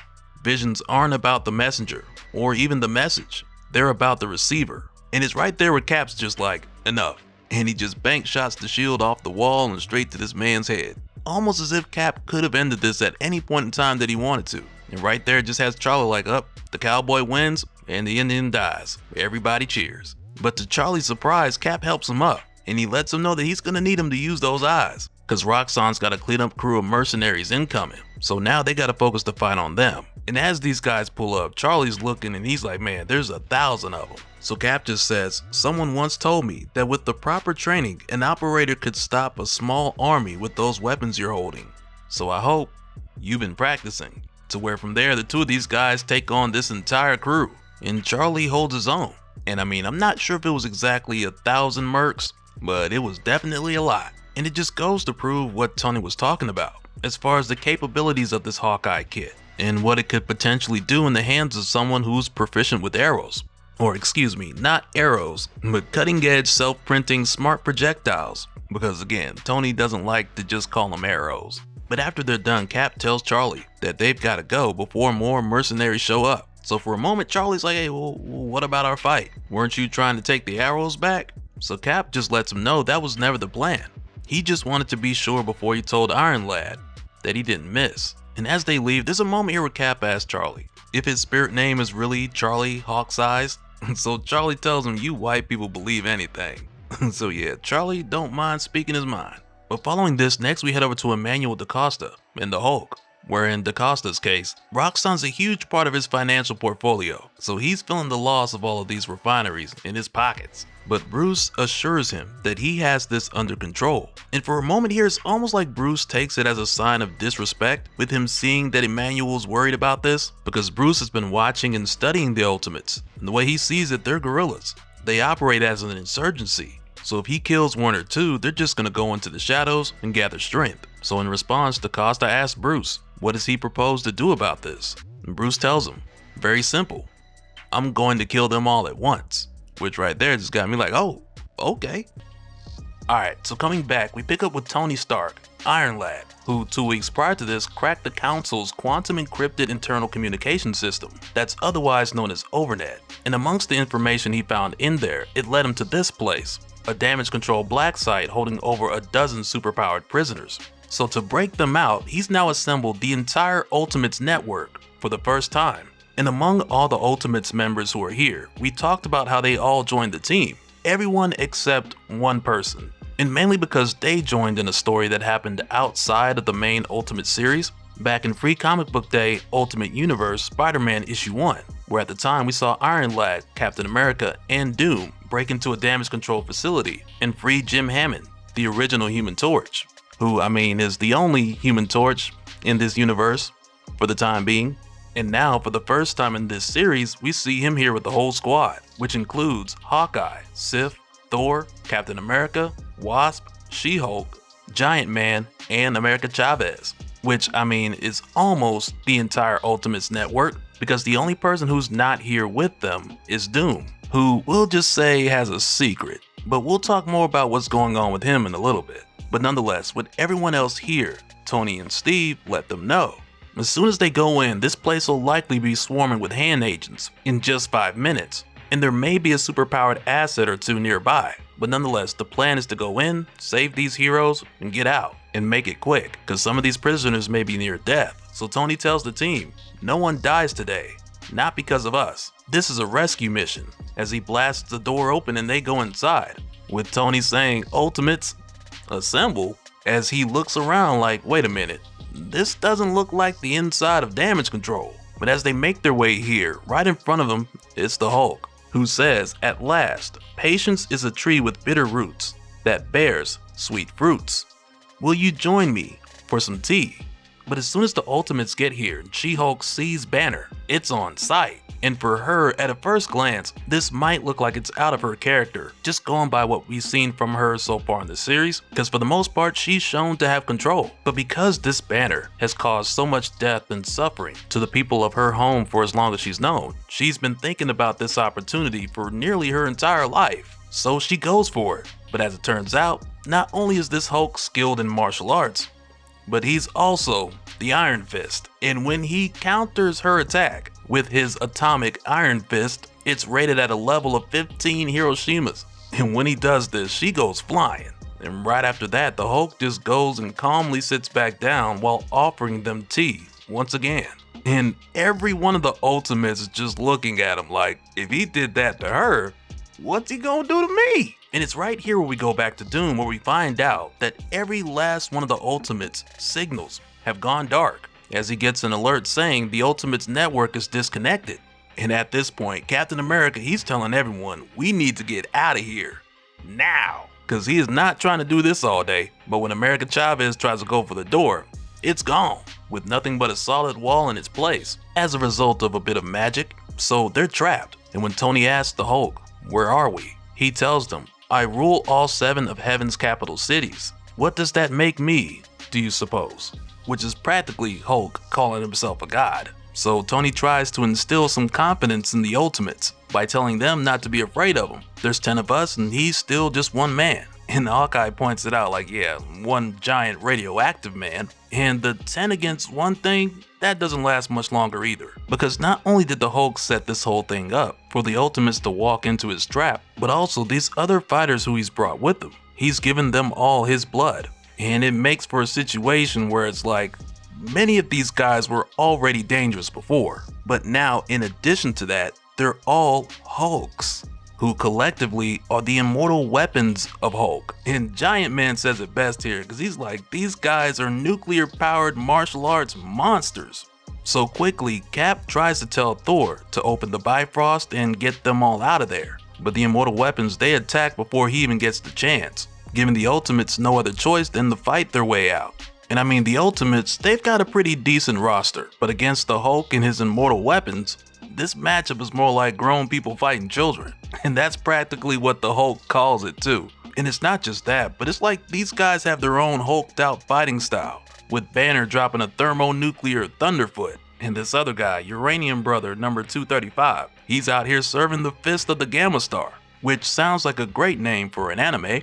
I mean, I'd watch it. But this is nuts, because it'd be one thing if these were a bunch of Hulks who were just strong, and I mean mindless Hulks, just smashing things and throwing them. But no, these guys have discipline and precision, which are 2 things that should be illegal for any Hulk to have, because it makes them way more dangerous than if it was only strength. But also, there's a moment here where Giant Man's like, you guys are supposed to be pacifists. Which right there just goes back to what we initially learned about the Hulk in Ultimate Invasion issue 2, where he was said to be the highest holy man, a testament to power and serenity, and the epitome of those who resist the seductive call of rage and revenge, only for us to get the further explanation later on of this being one of the many perceptions that the Maker's Council have used, where they control the idea of who the public believes they each are, with some of the information being true, but collectively it's all orchestrated as a tool for the Council to control the public. But nonetheless, with the Hulk's immortal weapons taking the fight to the Ultimates, out of everyone, Sif's probably the one who's doing the best, which for the most part is a lot of blocking. And I mean, she doesn't block everything, but she avoids most of these hits. And I imagine it's just a way of showing that she's the most versatile fighter out of all the Ultimates. And meanwhile, when we head over to Doom, who's trying to find the Ultimate signals, he comes up with nothing, even though his equipment should be able to find them anywhere in the universe. But when that doesn't work, it lets him know that they have to be outside of it, and that's precisely where he finds their network active. But he sees it showing up in Avalon, Asgard, and Hell. So for a moment here, he's like, communication between non-continuous space-time is difficult, but not impossible, as he successfully establishes the connection, which allows him to get a visual feed through Iron Lad's suit. And right away, he just sees the Ultimates getting wrecked. So immediately, Doom starts working on a solution to get them out of there, because it's looking really bad for these guys. And through the course of this, we also have the Hulk who's giving Tony this lecture about how him and the Ultimates, they're not heroes, because there's no such thing as heroes. and the Ultimates are more like children living out their power fantasies. And the Hulk compares this to himself, because he tells them what they've done. They've accomplished a miracle, where out of chaos they've made harmony, and the people love them for it, which is another thing that harkens back to the Maker's Council, and how they've controlled the public's perception of them. But next, one of the Hulk's immortal weapons, by the name of Fat Cobra, he catches Wasp and swallows her whole, which is just another moment where it's like, okay, this is not getting better. And right here, the Hulk tells Tony, as the worldwide symbol of peace, I've missed blood on my hands, as he just smashes through Tony's defenses with his 2x atomic Iron Fist attack, 32 Hiroshima level. And it's just like, man, this whole thing is just a bunch of mismatches. It's bad. But as the Ultimates are in heaven, getting baptized, Doom continues to work on his solution to get them back. And I want you guys to keep in mind, with Doom doing these calculations, he's planning to use the connected signal as a bridge, since Tony's Stark suit gives a precise location in high-dimensional space. And he's being ever so careful to account for every variable in his calculations. And what we'll find as this continues is how it all points back to what we saw in Ultimates issue 4, where because of his origin, he's developed an insane obsession for making sure his science is precise and without errors so he doesn't lose the people he cares about. And this goes even deeper into Doom's secret, which we'll learn more about as this series continues. But just keep in mind, in the here and now, that Tony told Doom the Immortus engine is off limits, which Tony mainly said because he doesn't want them to use time travel. But if Doom knows that he can find an answer, even with using some variables that are off limits, then Doom's gonna do what he believes he needs to do. And right now, back over with the Ultimates, we find the furious Hank Pym going after Fat Cobra to get revenge for Janet. But when Hank throws a punch, Fat Cobra just stops it, only to soon after feel something rumbling inside, just before Janet comes bursting out of him, which now lets us know that she's okay, physically at least.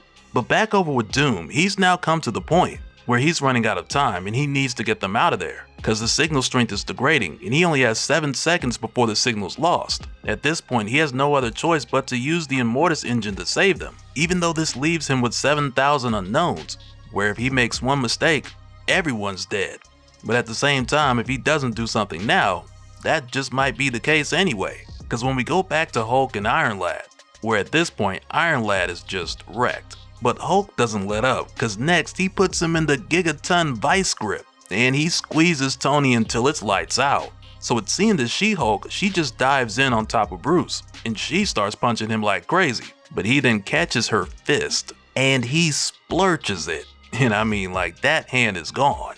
And he doesn't stop there, because right after that, he prepares to deliver the killing blow. But at this point, with seconds winding down for Doom, he uses the Immortus engine to bring back the Ultimates, while saying now or never, life or death, all hope lies in Doom.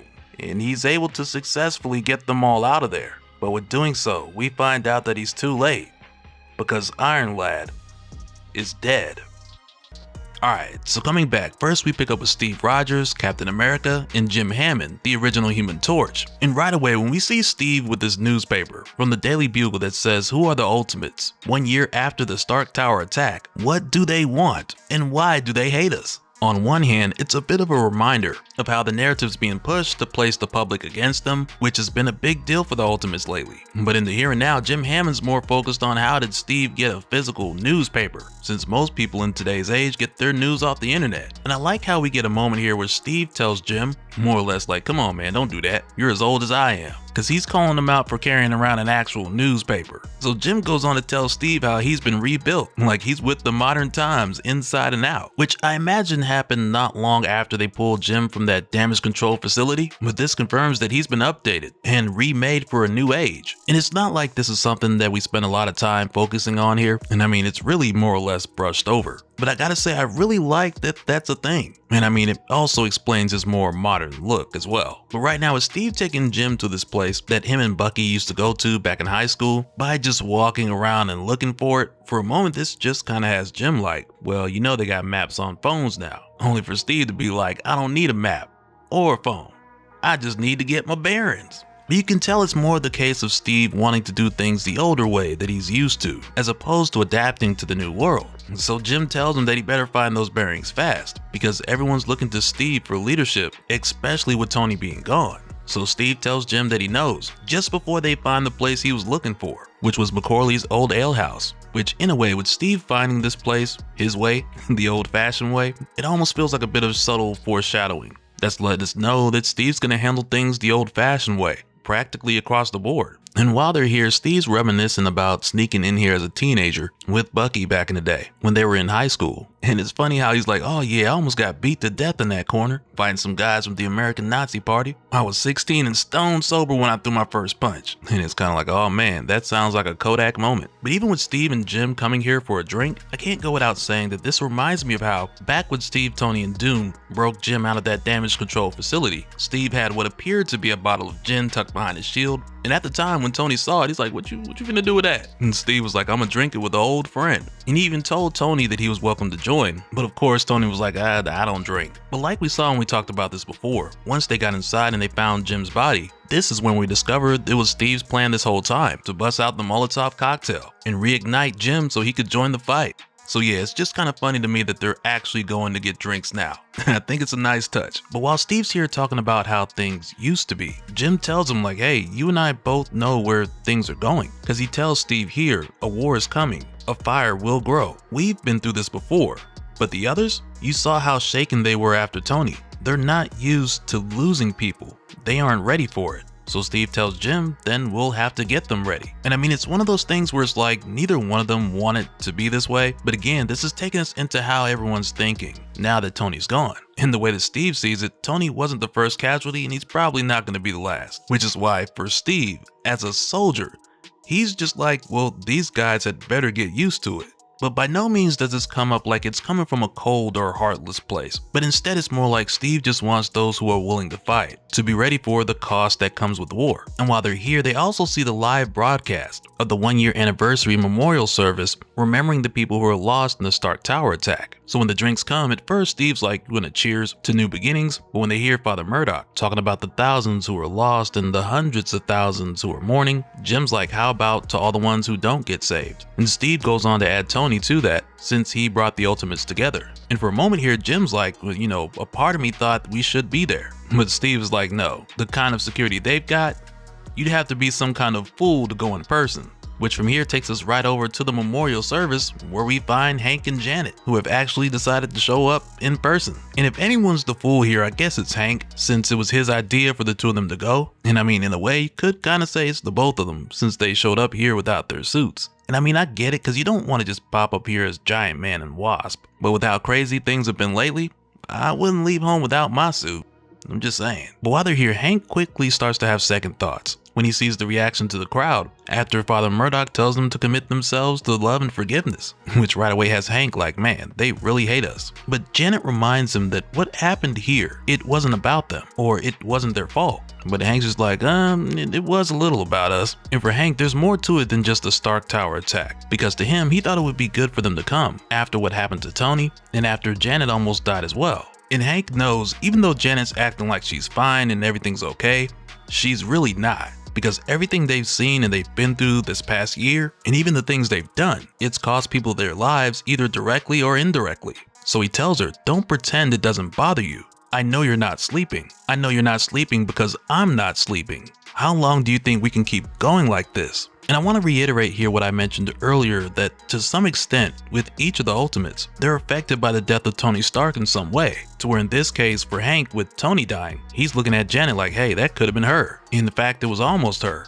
Which is why he also goes on to say that he thought bringing the two of them here would be a good thing so that they could mourn together, because he knew they needed something like this after all they've been through. And when he tells her for a moment, he's like, I don't know, that was stupid. Only for her to tell him it was genius and give him a kiss on the forehead. And I gotta admit that I really like the dynamic between these two, because I can't recall seeing a young Hank Pym and Janet in a relationship where he was the more affectionate one, as opposed to being a straight up jerk. And I think that in itself just really switches the dynamic in a very interesting way. But I can't help but to think that at some point, either he's gonna die or Janet's gonna start beating him. But before we leave the memorial service, I do also want to point out that it's being sponsored by Oscorp, which just ties things back to Harry and Gwen and what we've seen going on with them in the Ultimate Spider-Man series. And just after this, next we follow up with Hawkeye, who at this point is more or less gone back to what we saw when the character was first introduced, when they were attacking all these different Roxxon facilities, but this time around they've made their way to Oscorp Defense, which was formerly known as Stain Stark Defense, because for Hawkeye, after everything that's happened since they've joined the Ultimates, they no longer look at Roxxon as the one company who's done their people wrong,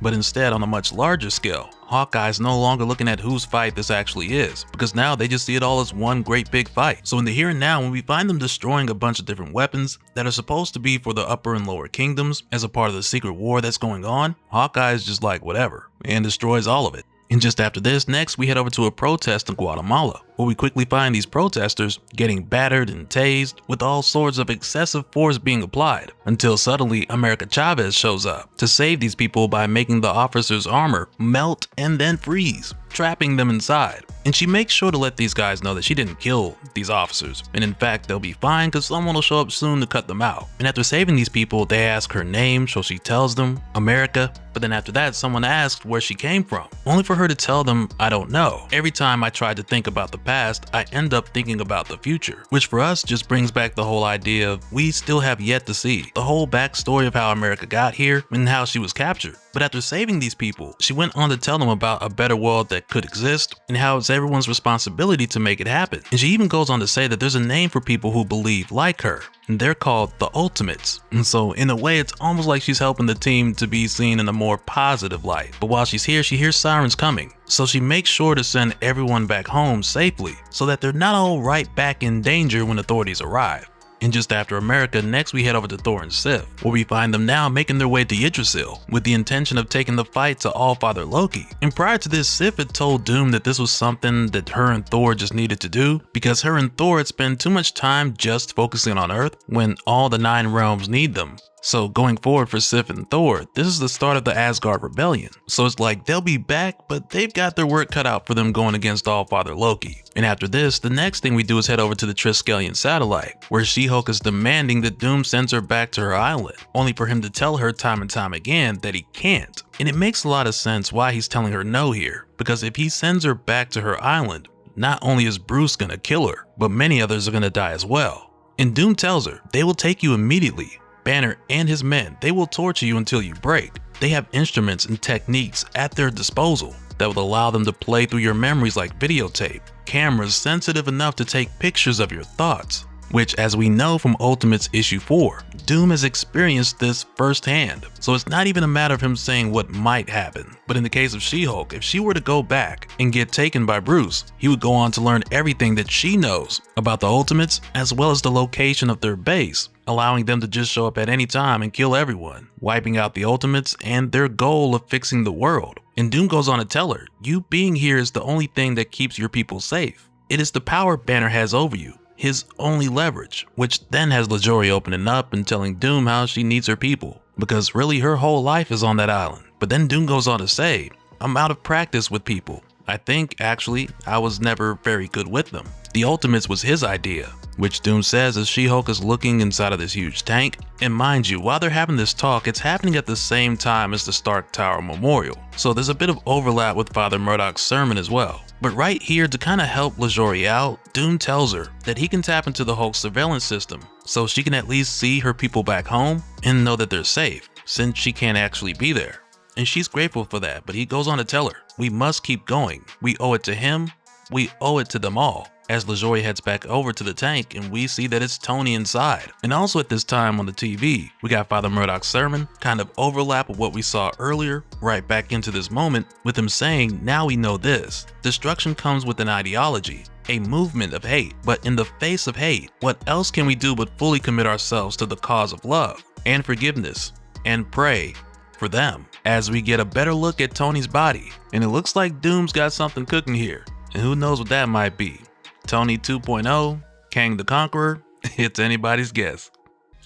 Alright, so coming back, we pick up with the Ultimates team, who've made their way to a remote location to investigate a temporal event. And with Doom sending them here, he's not exactly sure what this space-time event was, or who exactly is behind it, but it's critical that the Ultimates check it out, because they don't know if it's the Maker's Council who's doing this, or even worse, the Maker himself who's not supposed to be out for another year. But when they get here, they don't see anything strange. Meanwhile, there's a ship heading through time towards them that's 2,584 years in closing. And it's really crazy how this is basically turning into a what came first, chicken or the egg kind of situation. Because while the Ultimates are here asking Doom why are they here, he tells them tachyon particles move backwards, forwards, and sideways through time. A temporal event has either already occurred or soon will. But even with the Makers Council being like the first guess when it comes to who could be behind this, as far as the Ultimates know, the Makers Council don't have a time machine. And as this ship starts approaching even closer, America Chavez senses it. And the next thing we see is someone from the ship saying,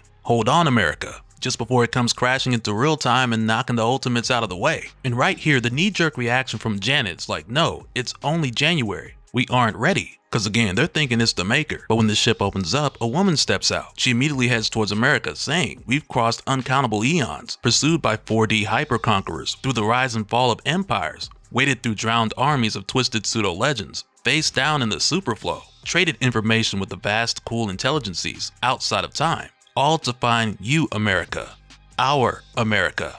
And right away, America Chavez is like, "Do I know you?" And it just has this woman like, "Know me?" So she goes on to tell America about the things they've accomplished, because she says, "Together we defeated the Ultron Dominion, splitting ourselves through the Infinity Prism to fight simultaneously in every moment of time and space. When the 24th Celestial Host returned and judged the Milky Way a failure, it was us who developed a new form of super diplomacy to convince them otherwise.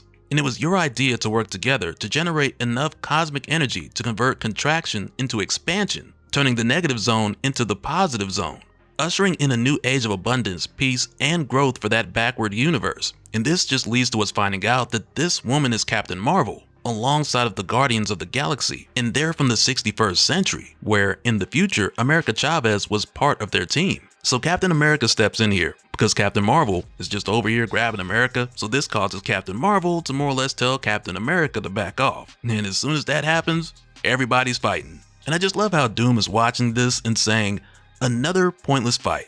Who could have predicted?" Because when hero teams meet for the first time, somebody's gonna swing. But as soon as this pops off, Captain Marvel shields America, and she gives her a rundown of who the different members of the Guardians of the Galaxy are, to more or less refresh her memory. So to start out, she tells her about Star-Lord, master of the solar system, lord of the 12 houses, and the land beyond the sun. And it's here we see him warping both Janet and Hank. And I gotta tell you, he's got their proportions looking wild. But much like Hank says here, these guys have powers that the Ultimates don't even have names for. And aside from this quick rundown of names, we see more examples of what these guys can do as this continues. But for right now, this is really just a quick run through on who's who. And the next member of the Guardians that she tells her about is Ultimate Nullifier. So essentially, this guy's the most dangerous weapon in the universe personified. Because just based off what we're told about him here, it sounds a lot like the actual Ultimate Nullifier, which can completely eliminate any target that the wielder chooses. But this only works if the wielder has a strong enough mind and resolve, because otherwise they would just end up nullifying themselves, along with whatever else may have crossed their mind at the last second.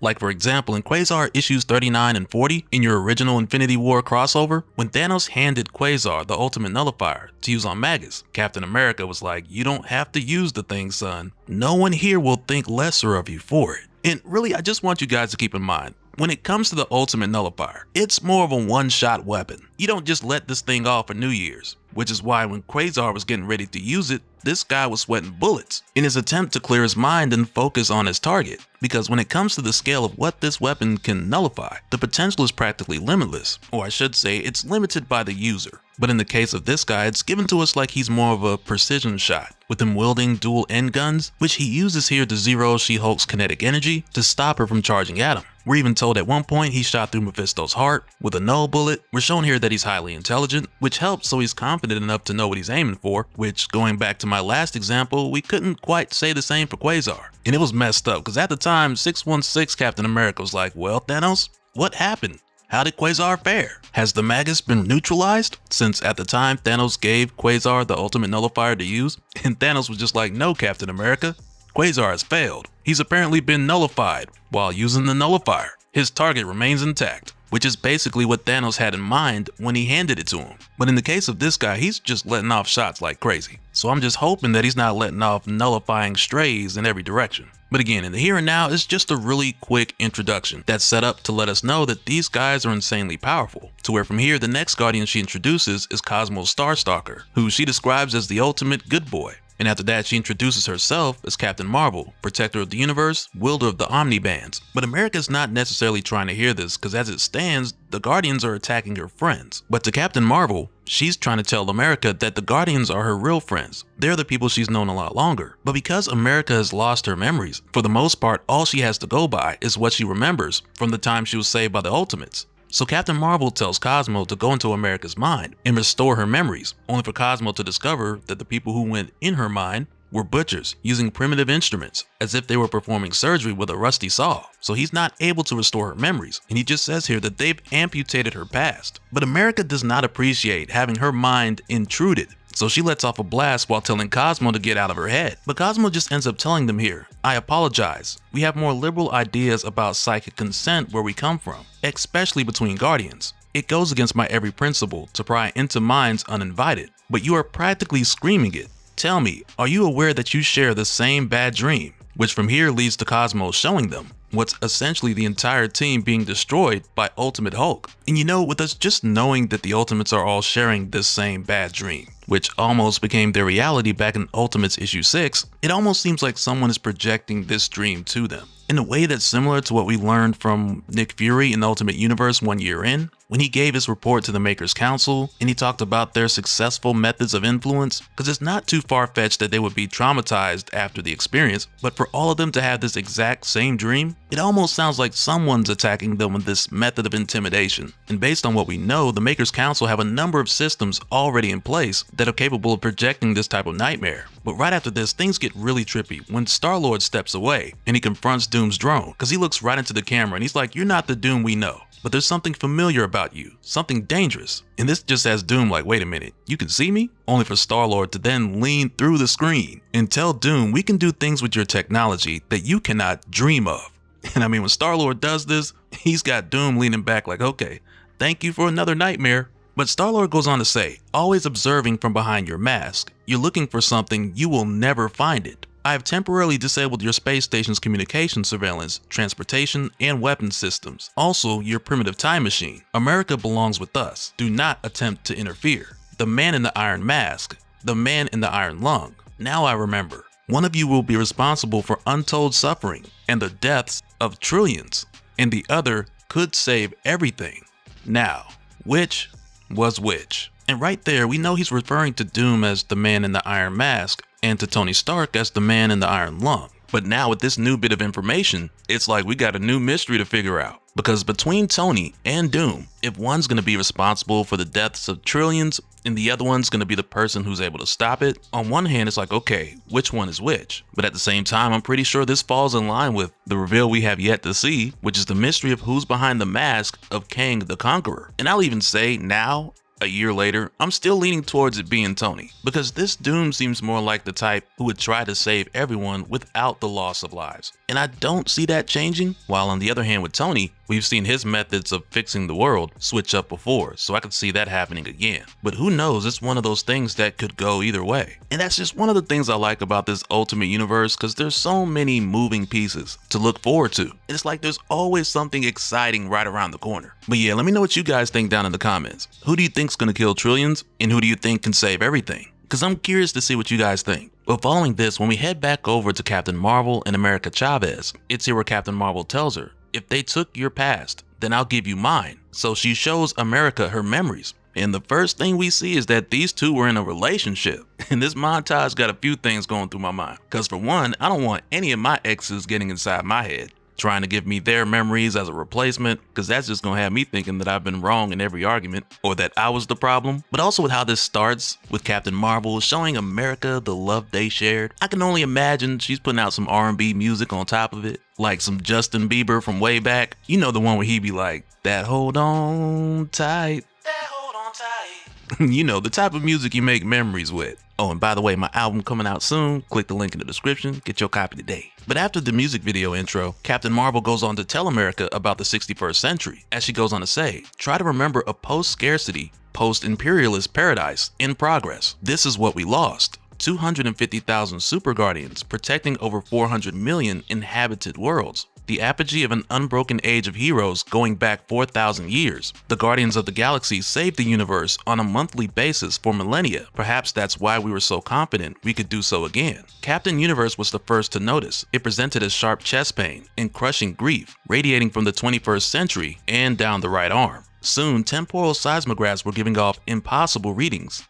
indicating a catastrophe in time. A group of our most experienced Guardians was sent to the past to investigate. Only one returned, with them saying the Unmaker, we are unmade. The greatest minds of the galaxy convened. Mentor 137, the Parliament of World Minds, the Human Supreme Intelligence, the Eternal Unimind. Ideas were suggested and debated at the speed of light. It was an impossible challenge. Creation itself was racing to erase us. So we did the impossible. We turned the entire 61st century into an arc, a century ship, and piloted all 100 years out of our unraveling reality and into the superflow, the informational space between universes. We escaped creation, but creation followed us. We found an army stationed just outside of time, led by a mad, brilliant conqueror, while the rest of us fought to protect our fragile century. Our most powerful members, Captain Universe, Starbrand, Molecule Boy, Gerard the Phoenix, and even Gary, wielder of the Infinity Gauntlet, struggled to maintain the integrity of the ship, of a present without a past or future. It was an impossible challenge,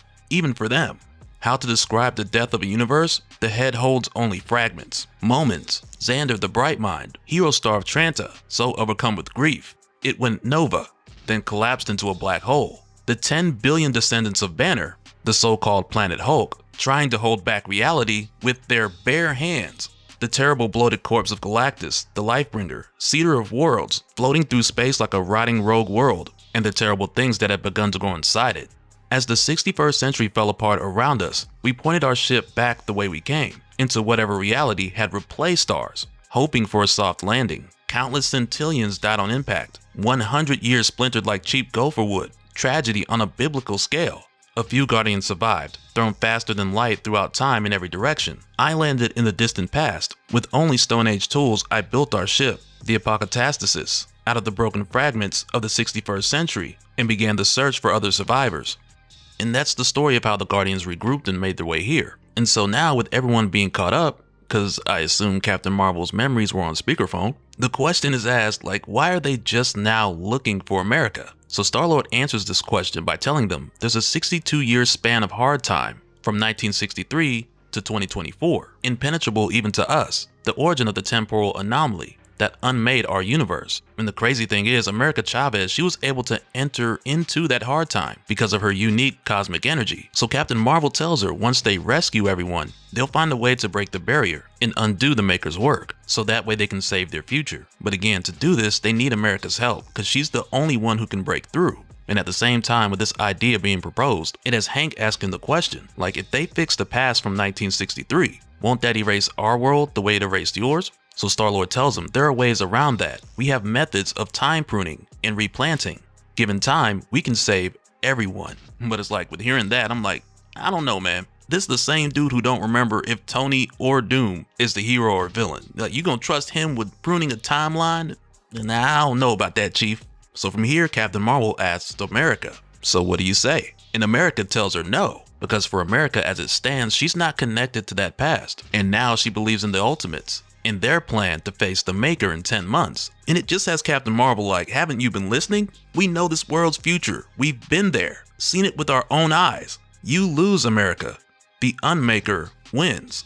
And you know, I wouldn't even say that's so much of a sure thing, because with what we know now, the Ultimates having America Chavez, she's like their wild card, because she can travel to places that they couldn't before, like within that 62-year span of hard time, for example. So yeah, just having her around, it opens a number of other possibilities. And that's basically what America tells Captain Marvel now. And just before the Guardians leave, Captain Marvel gives America a temporal flare. And as they go, for a moment, Hank's like, how did they know to find America here, when America only came here because Doom detected them coming? And it's really just like what I mentioned earlier about the whole chicken or the egg thing. And it's best explained by way of what Doom said earlier about tachyon particles moving forwards and backwards and sideways. But at the same time, it's one of those things that will break your brain if you try to make sense out of it. But with the Guardians leaving, they make their way to find the other Guardians who are stranded out there. So America's like, save everything, which is the Guardian's oath. So Captain Marvel tells her, "Good luck, America. I do not envy you. I've seen this world's future.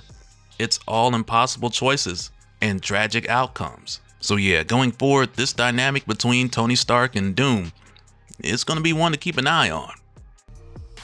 Alright, so going into this, we're basically being shown another side of what the Maker's done in this universe to get rid of all the superheroes. Because on this world, Earth 6160, he's altered a number of events throughout time to either prevent the different heroes' origins, like what we saw with him taking the radioactive spider that should have bitten the teenage Peter Parker, to prevent him from becoming Spider-Man. And in other cases, he just outright had the heroes killed, like what we saw with this world's version of the Fantastic Four. And the Maker's method of controlling the world throughout history, it's basically been the same, with him manipulating events to gain power and then assign different individuals who, in most cases, would have been villains anyway, to oversee that power in different territories across the world. And one of those individuals we came across in issue 2 is an individual who's taken the Mark I suit of Howard Stark, who goes by the name of Midas. And we covered his story more in depth back when we talked about issue 2. And I have all the links in the description for anyone who needs to go back or get caught up, but all you really need to know for right now is that he made a deal with the Maker, which allowed Midas to take over the White House after JFK was assassinated in 1963. And as a part of the Maker's New World Order, this also placed Midas in control of the prison system. And to be clear, this didn't make Midas a member of the Maker's Council, which is like the Illuminati on this world. But instead, the situation with Midas, it's more similar to what we've seen with Kingpin,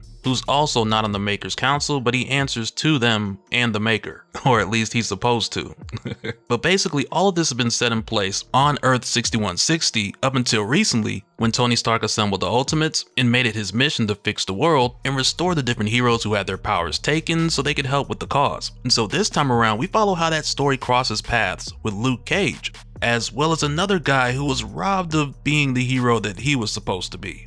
And so to start this out, we pick up with a young Luke Cage, 20 years ago, in 2005, when he was just 15 years old. He was taken to prison and told that he was facing 1 year to life, and given absolutely no explanation of what it was for. And the guy telling him this doesn't know either. He just lets Luke know that it was an administrative trial, and he doesn't have any of the details because he's not a lawyer. So of course, with the young Luke being confused and terrified, he has no clue what's going on.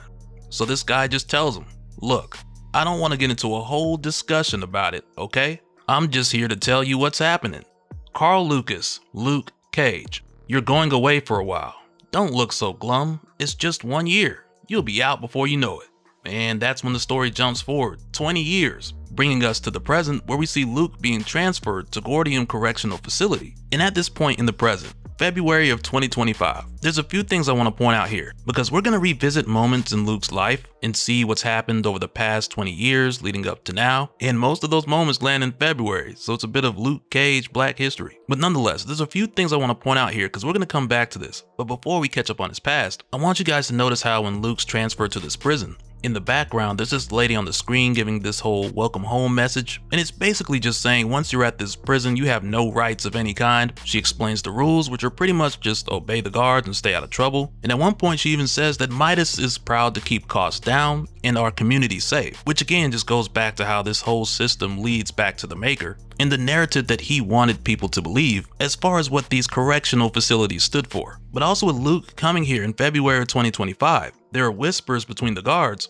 about how at other prisons the inmates have taken over. So they're trying to keep it quiet so that these inmates don't get any ideas. And we'll learn more about what's happening at those other prisons in a little bit. But before we do, first I want to get into the part that covers Luke's history, that picks up from February of 2006 and takes us all the way up to where Luke was transferred to the prison he's currently at now. Because by February of 2006, Luke had already served 1 year at Seagate Penitentiary, and that's when he learned early on that the prison life was rough, the guards would often beat the inmates, and given no choice but to be here, Luke began to build up his body. And when we jump from 06 to February of 2010, with Luke who's still at Seagate, and over the years the guards haven't changed, they're still beating up prisoners. But at this time with Luke, we learned that he's not only built up his body, and continued to do so, but he's also reading books and building up his mind. And when we head from 2010 to February of 2014, where Luke is still serving time at Seagate, but it's at this point where we're shown that he's accused of starting a prison gang, when the truth is it was actually a reading group. But nonetheless, the guards tell him, "You're a troublemaker, a dangerous element. It's in your file. It's been in your file since you were born." Which for these guards, it's the programming that they were taught, like we learned from Nick Fury in Ultimate Universe 1 year in. Because in this world, from the top all the way down, the makers set systems in place to tell people who and what to hate. They place chemicals in the food to make people more susceptible to influence. So for people like these guards, a lot has gone into making them the type of people who just believe what they're told. So for someone like Luke, who's supposed to be a hero, who's supposed to be Power Man, his file, which was made by the maker, it's always labeled him a threat. And these guards have been heavily conditioned to just believe what they've been told. But even with that being the case, there's still an element here of people being who they are. Because at one point, one of these guards is like, they enjoy what they're doing. And it's kind of like, whoa, hey, that wasn't in the programming. So it's not like brainwashing, it's just influence. But even now with Luke taking this beating back in February of 2014, the other inmates see this, and I want you guys to keep that in mind, because after this, when we jump forward to January of 2024, almost 10 years later exactly, with Luke still serving time at Seagate, and we get a look here at some of the other inmates talking about him, where one of them's like, how many times does that make in the infirmary for Cage since he got here? And really, these guys can't even keep count. And one of them even says Luke must have broken every bone in his body a dozen times now. They say he's unbreakable. But also, with this being January of 2024, in the Ultimates universe, Earth 6160, we already know what time it is, because it's here where Luke receives his message from Tony Stark, which says, Cage, Luke Cage, this is for you. And it goes through the message in a similar way to what we saw with Peter in Ultimate Spider-Man. Though in this case, it's more summarized and specific to the powers that Luke Cage is having restored. And the parts that we get are just Tony saying, ionic catalyst, that will allow you to gain unbreakable skin and unbelievable strength, which from there cuts in and out to him getting the explanation of the world being controlled, just before it jumps to Tony's proposal of them freeing the world together. But effectively, it's right here in January of 2024, basically 1 year ago, where Luke Cage got his powers restored for the first time. And so of course, after Luke gets his powers, he does his signature punch through the wall, and he basically goes God of War on this prison. And I mean, not exactly, because Luke Cage had the chains long before Kratos. But what he ends up doing here is giving the prisoners control over the prison, while saying all power to the people. And 5 months later, in June of 2024, this is when Tony Stark came through to recruit Luke and bring him into the Ultimates network, with Luke being one of the successful attempts of giving the different heroes the power that was supposed to be theirs on this world. But at this time in June of 2024, Luke didn't go with Tony, but instead he told Tony that he's able to do more good on the inside than out, which is what then led to Luke transferring to New Brunswick Correctional Facility, where he empowered the prisoners to take over there as well. So now, coming back to 2025 for the rest of this, the New Brunswick riot is what the guards were whispering about when we saw Luke getting transferred to his current prison, Gordium Correctional Facility. Because in the previous two prisons, they're trying to keep it on the hush-hush as far as the truth about prisoners taking over. And I imagine Luke wants it that way, at least at first, so that he's able to pass from one prison to the next and continue to help these other inmates. And as soon as he gets here in February of 2025, there's a moment where he stops another inmate from getting stabbed. So they introduce themselves to one another shortly after. And as it turns out, the dude who almost got stabbed is Danny Rand, the guy who's supposed to be the immortal Iron Fist instead of Hulk. And for a moment, Danny's like, do I know you from somewhere? You ever do time in Seagate? Which of course Luke did, but he just tells Danny that he's done time all over. And I gotta say, seeing Danny in here while the Hulk is currently the immortal Iron Fist, and now this has me wanting to see a story where Danny gets it back. And I'm sure that's something that's much more easier said than done, but just think how crazy that would be. And I mean, as of right now, there's absolutely no indication of that happening. And I'm not even saying that there's any likeliness of the story even going in that direction. Just saying I'd be here for it. But after introducing themselves to one another, Luke asks Danny what that was all about. And Danny tells him, honestly, I have no idea. In this place, it's easy to offend someone without meaning to or even knowing. And Danny tells him, like, listen, man, thanks for the help, but word of advice from someone who's been here a while. Mind your own business and watch your own back, because no one's gonna watch it for you. And Luke just tells him, nah, not my style. And so later on, and still in the month of February of 2025, because we're done with the time jumps for now. But over the following days, we go back and forth from a conversation with Luke and Danny while they're playing chess. And over time, this conversation is joined by other inmates who just pull up a seat and hear what Luke's got to say. And I call it a conversation, but really it's Luke explaining to Danny and eventually others the truth about what's happening here is modern slavery, which eventually leads to what they're gonna do about it. But on the other hand, this goes back and forth with us seeing Luke participating in the worker employment program that was put in place a long time ago by Midas.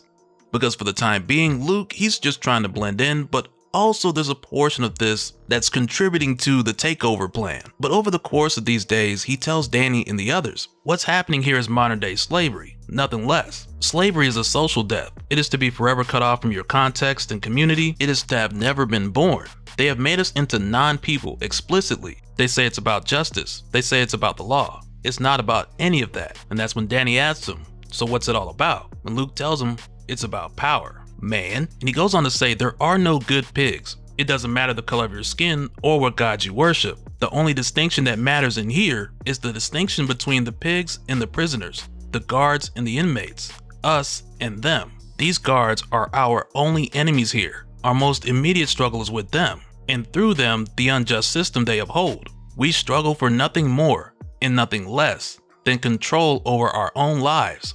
If we are to succeed in our struggle, you have to fight for the life of the man next to you as if it were your own, which it is. Because, believe me, if they come for him one morning, they'll be coming for you that night. The people, whether inside these walls or outside, have no control over their lives. But we can take control, first of this facility, and then our future. The only difference between the inside and the outside is one of maximum security and minimum. And as Luke is explaining this whole thing, once again, the group is getting larger. And as the days go by, in private, he tells them the real plan as far as how they're going to take over the prison. But to continue the speech portion, Luke goes on to say the system cannot stand. The world can no longer afford it. It never could. It cannot be reformed. The system resists reform, but must be transformed in the revolutionary sense. We must take power back for the people, many of whom will at first be afraid of us. And that's okay. We're going to scare them, not to death, but to life. And when we get here, we learn the whole time that Luke was doing the worker employment program, him and the other inmates were hiding weapons away, leading all the way up to the takeover. And so the next day, which is takeover day, the first thing we see is Luke and 4 other inmates in chains, with the guards saying that they caught them working on a prison break. And it's here where, like I mentioned earlier about the guards being subject to the influence, where it's like, okay, the instructions came from the maker and trickled all the way down. But at the same time, with them lining Luke up with the others here and getting ready to execute them, it's part of the policy that was set in place by Midas that they use lethal force. But one of these guards, he's just open about it, because he's like, I'm not ashamed to say, I love my job. Which goes back to what I was saying before, like these guys aren't brainwashed. So it's not like anyone's making him enjoy this. And on this earth, maker or no maker, this guy would have been a bad person anyway. So I just want to put that out there. But following this, when the guards opened fire, the other 4 who were chained to Luke, they just ducked down because they ain't trying to get shot. But as expected, the bullets just bounce off of Luke. He flexes his muscles and the chains just break off of him as he tells the other inmates to follow the plan. And I'm not really sure if the whole part where he had the other guys chained up with him and getting shot at, I'm not sure if that was part of the plan, because if it was, that's kind of messed up. But this just leads to Luke also taking over this prison while continuing to say all power to the people, which now is effectively giving us Luke Cage as our ultimate power man. And I'm not sure if he'll go by Ultimate Power Man or Ultimate Luke Cage. I think either one works. But yeah, this now currently has the Ultimate Universe Luke Cage taking over Gordium Correctional Facility with Danny Rand right there by his side. And after seeing this, the next thing we do is head over to the Triskelion satellite. And this is still taking place in February of 2025. So again, no more crazy time jumps for now. But it's here where we see She-Hulk talking to Tony Stark, who's still in the container that Doom placed them in after Tony was crushed by the Hulk. And mainly because before, she wanted to go back to her home island, but Doom told her that she can't. Because if she does, the Maker's Council will get a hold of her, they'll probe her brain and find out what the Ultimates are and basically kill everybody. And that's why she's more or less stuck here. But she goes on to say here, Doom says that you cannot hear me, that I only waste my breath, but there is no one else to talk to, and Doom doesn't know everything. I wanted to tell you, whatever you're feeling, Tony, whatever pain, whatever torment, whatever desire to escape, stay strong. It will pass. I know when I began my transformation, I spent weeks listening to my bones break and reform, my flesh tear itself apart and grow back, again and again. I threw up my own lungs, felt new organs grow and rearrange themselves inside me. My belly was a pit of snakes in agony. I know pain, I know fear. I know that part of you wishes to give up. There was a part of me too. But you cannot, Tony. What brought me back was a promise. I must return to my people, Tony. They need me, and I need you. This is why you cannot die. Do you understand? You made me a promise. You made us all a promise. And I know that you will keep it. And after saying this, when she walks away, just moments later, we see Tony's eye open. And it's like, oh, he's alive. And now with just 9 months remaining until the Makers return, I'm really eager to see what Tony's new plan is gonna be. Alright, so for Ultimates issue 10, as the team is carrying out their next mission, there's a few moments here where we're shown some of the memories of Jim Hammond, the original Human Torch. And the first one we're shown is this dude cooking Hitler. And this will make more sense as the story continues, because there's a reason why he's recalling his memories and why he's thinking of this specific one right now. But to be fair, we knew Jim Hammond had killed Hitler because it had been mentioned in the past before, like back in Ultimates issue 6 for example. But this time around, the reason why we see this memory play out is because this is one of the few memories that Jim still has, because right now as the team is making their way to a castle town, which is one of 23 militia towns across the North American Union, they're quite literally getting ready to take down a group of neo-Nazis. So as they approach, Jim shares his vivid recollection of the memory of killing Hitler, which at first has him like, wait, didn't Hitler off himself? But Jim's just like, nah, that was a cover story. But then this leads to Janet asking him how did it feel to do it. So he responds saying, my brain isn't the world's oldest computer, but it's close. In the old days, I had to manually erase memories so it wouldn't slow down and seize up under the weight of all that history. I gave up my Medal of Honor and the memory of getting that Medal of Honor.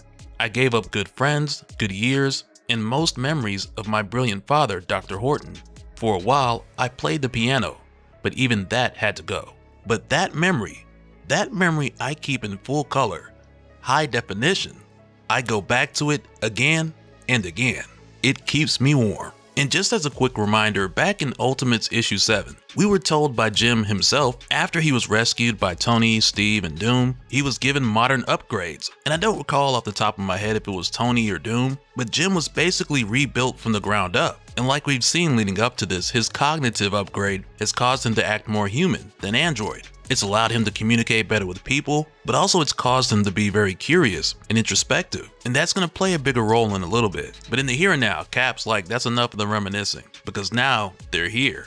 And this is where we learn through Jim about this whole castle town, where again, this is just one of 23 militia towns across the American Union. And this place is occupied by a group of people who call themselves the Red Skulls, who were inspired by the actual Red Skull, but in the modern day, their leader is the Grand Skull. But when it comes to these towns that they put together in this whole stronghold setup, where inside you got 1,500 people, men, women, and children, they actually took the idea of living in these strongholds from the Frank Castle of this world, who was an NYC officer in the 70s who turned vigilante, and during his time he did the whole stronghold thing in what would later be called the Summer of Frank, which we've seen glimpses of in Howard Stark's records back in Ultimates issue 2, but as we're told here, the Grand Skull and the Red Skulls, they've just appropriated Frank's tactics, and they would go on to name the place Castletown after Frank Castle. But one thing that would become a problem here is that inside this place there are 1,500 people, men, women, and children, who all actually live here. So for that reason, the Ultimates are aiming to take a stealthy approach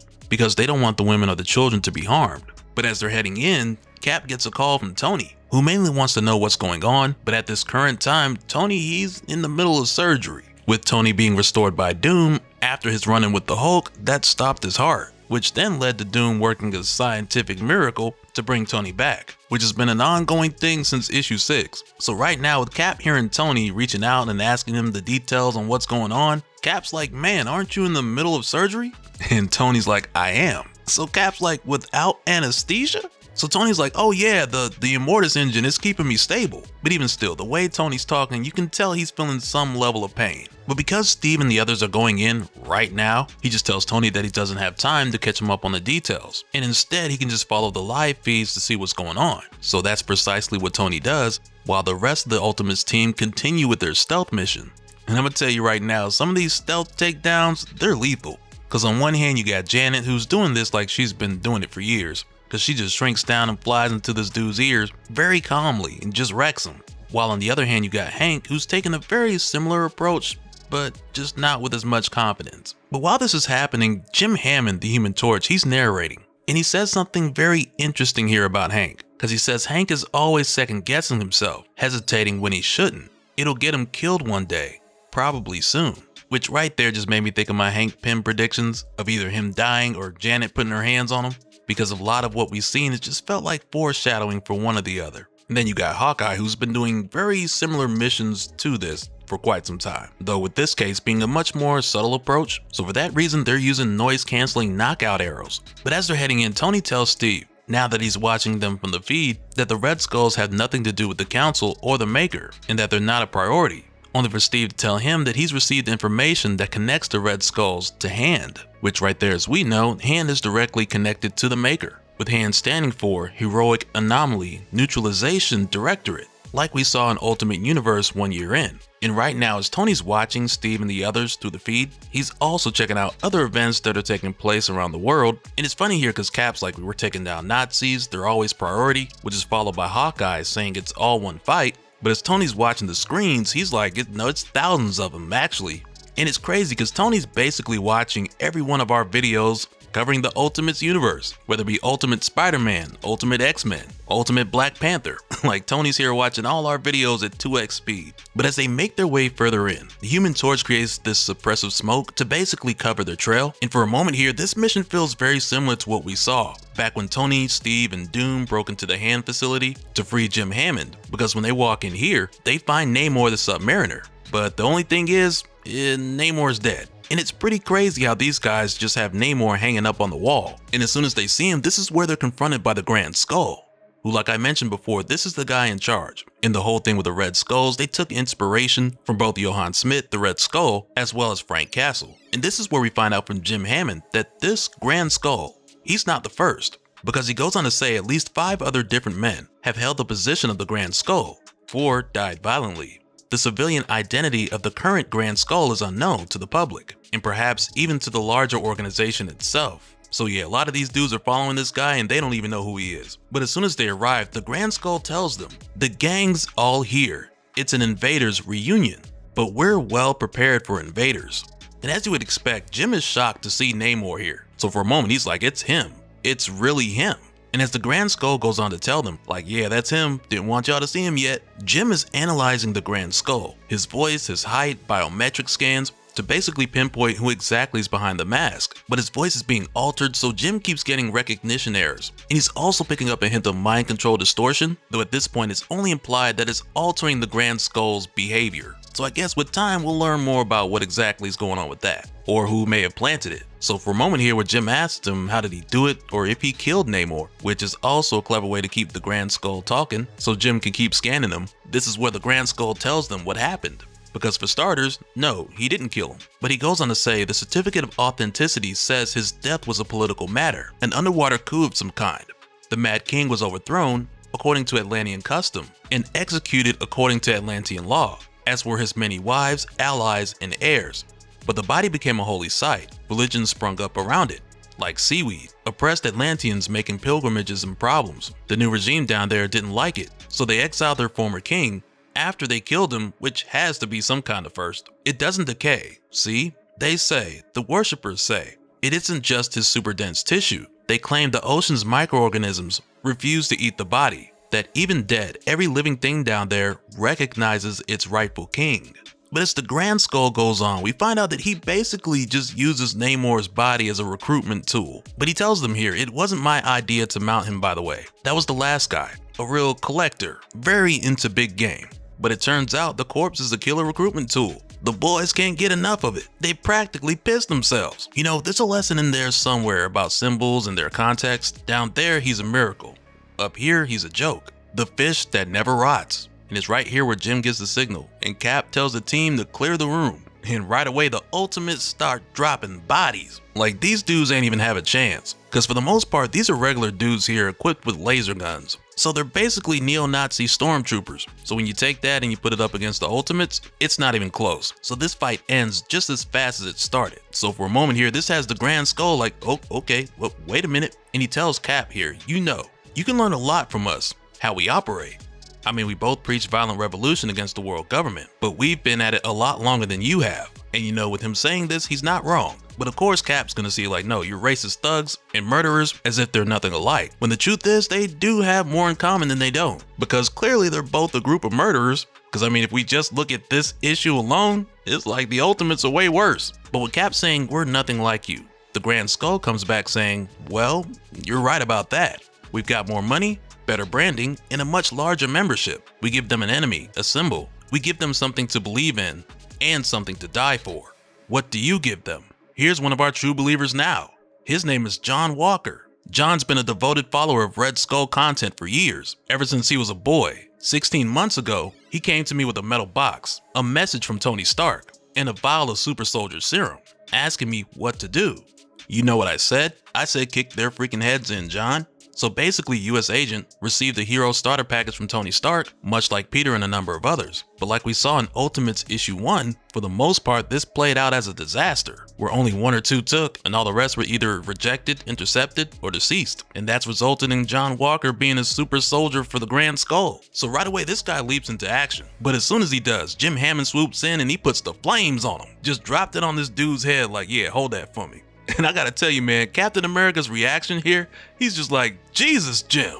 Like this team wasn't just in the next room killing a bunch of Red Skulls like it was nothing. But I ain't gonna hold Cap because I guess it was like the shock factor.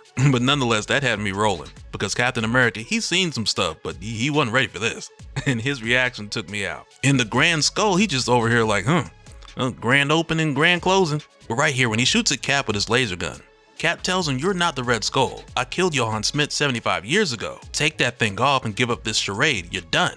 And Cap deflects the shot so it hits the Grand Skull on his helmet, damaging it. So now much of the technology that's been concealing his identity, it's been compromised. So now they can hear his actual voice. And we find out here Tony's been working in the background this whole time because he links right into his helmet, telling him, this is Tony Stark to Grand Skull. I am transmitting directly into your skull. In the last 20 minutes, I've scrubbed all Red Skull content from the internet, crashed all related platforms, and drained all your secret bank accounts. Yes, even that one. I needed something to focus on, which in Tony's case, it just helps him keep his mind off the pain that he's in during his surgery. But right here, the Grand Skull pushes a button on his wrist, and he's like, good gravy. It looks like you got me. Captain America's done it again. Which right there is kind of a hint towards where this is heading. And as he taps the pin on his chest, he starts to fade away, and he goes on to say, but I'm like you now, Cap. More than a man, I'm a symbol, and symbols don't die. They just come back different.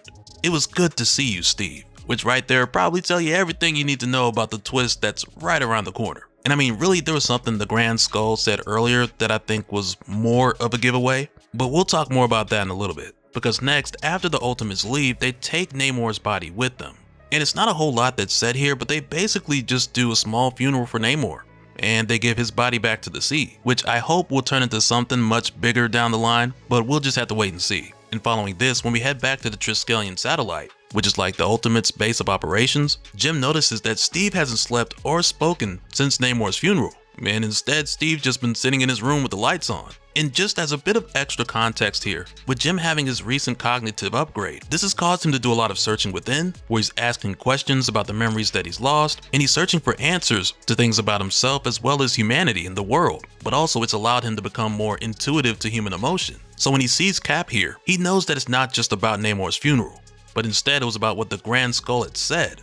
And in the case of the Grand Skull, it's not so much the mind control distortion, but instead it was what it was hiding. And it's right there where Jim knows that it was something familiar. And with him now being able to scan the Grand Skull's actual voice, with him saying his last words just before he dipped out, where part of that was him saying, it was good to see you, Steve. So Jim runs this scan and he finds a 90% match between the Grand Skull and James Buchanan Barnes. And here's the thing, because like I said, the Grand Skull had basically gave this away right off the bat. Because as soon as the Ultimates got there, he was like, the gang's all here. It's an Invaders reunion. So with Jim finding Bucky's voice match, it's all starting to come together because Jim was there, Cap was there, and I mean Namor, he was there in like a weekend at Bernie's kind of way. But yeah, just like the Grand Skull said, they all were basically there. And it's right here where as soon as Jim figures this out, it's right here where Steve is just like, Bucky? So yeah, after this, I gotta see how Bucky comes back.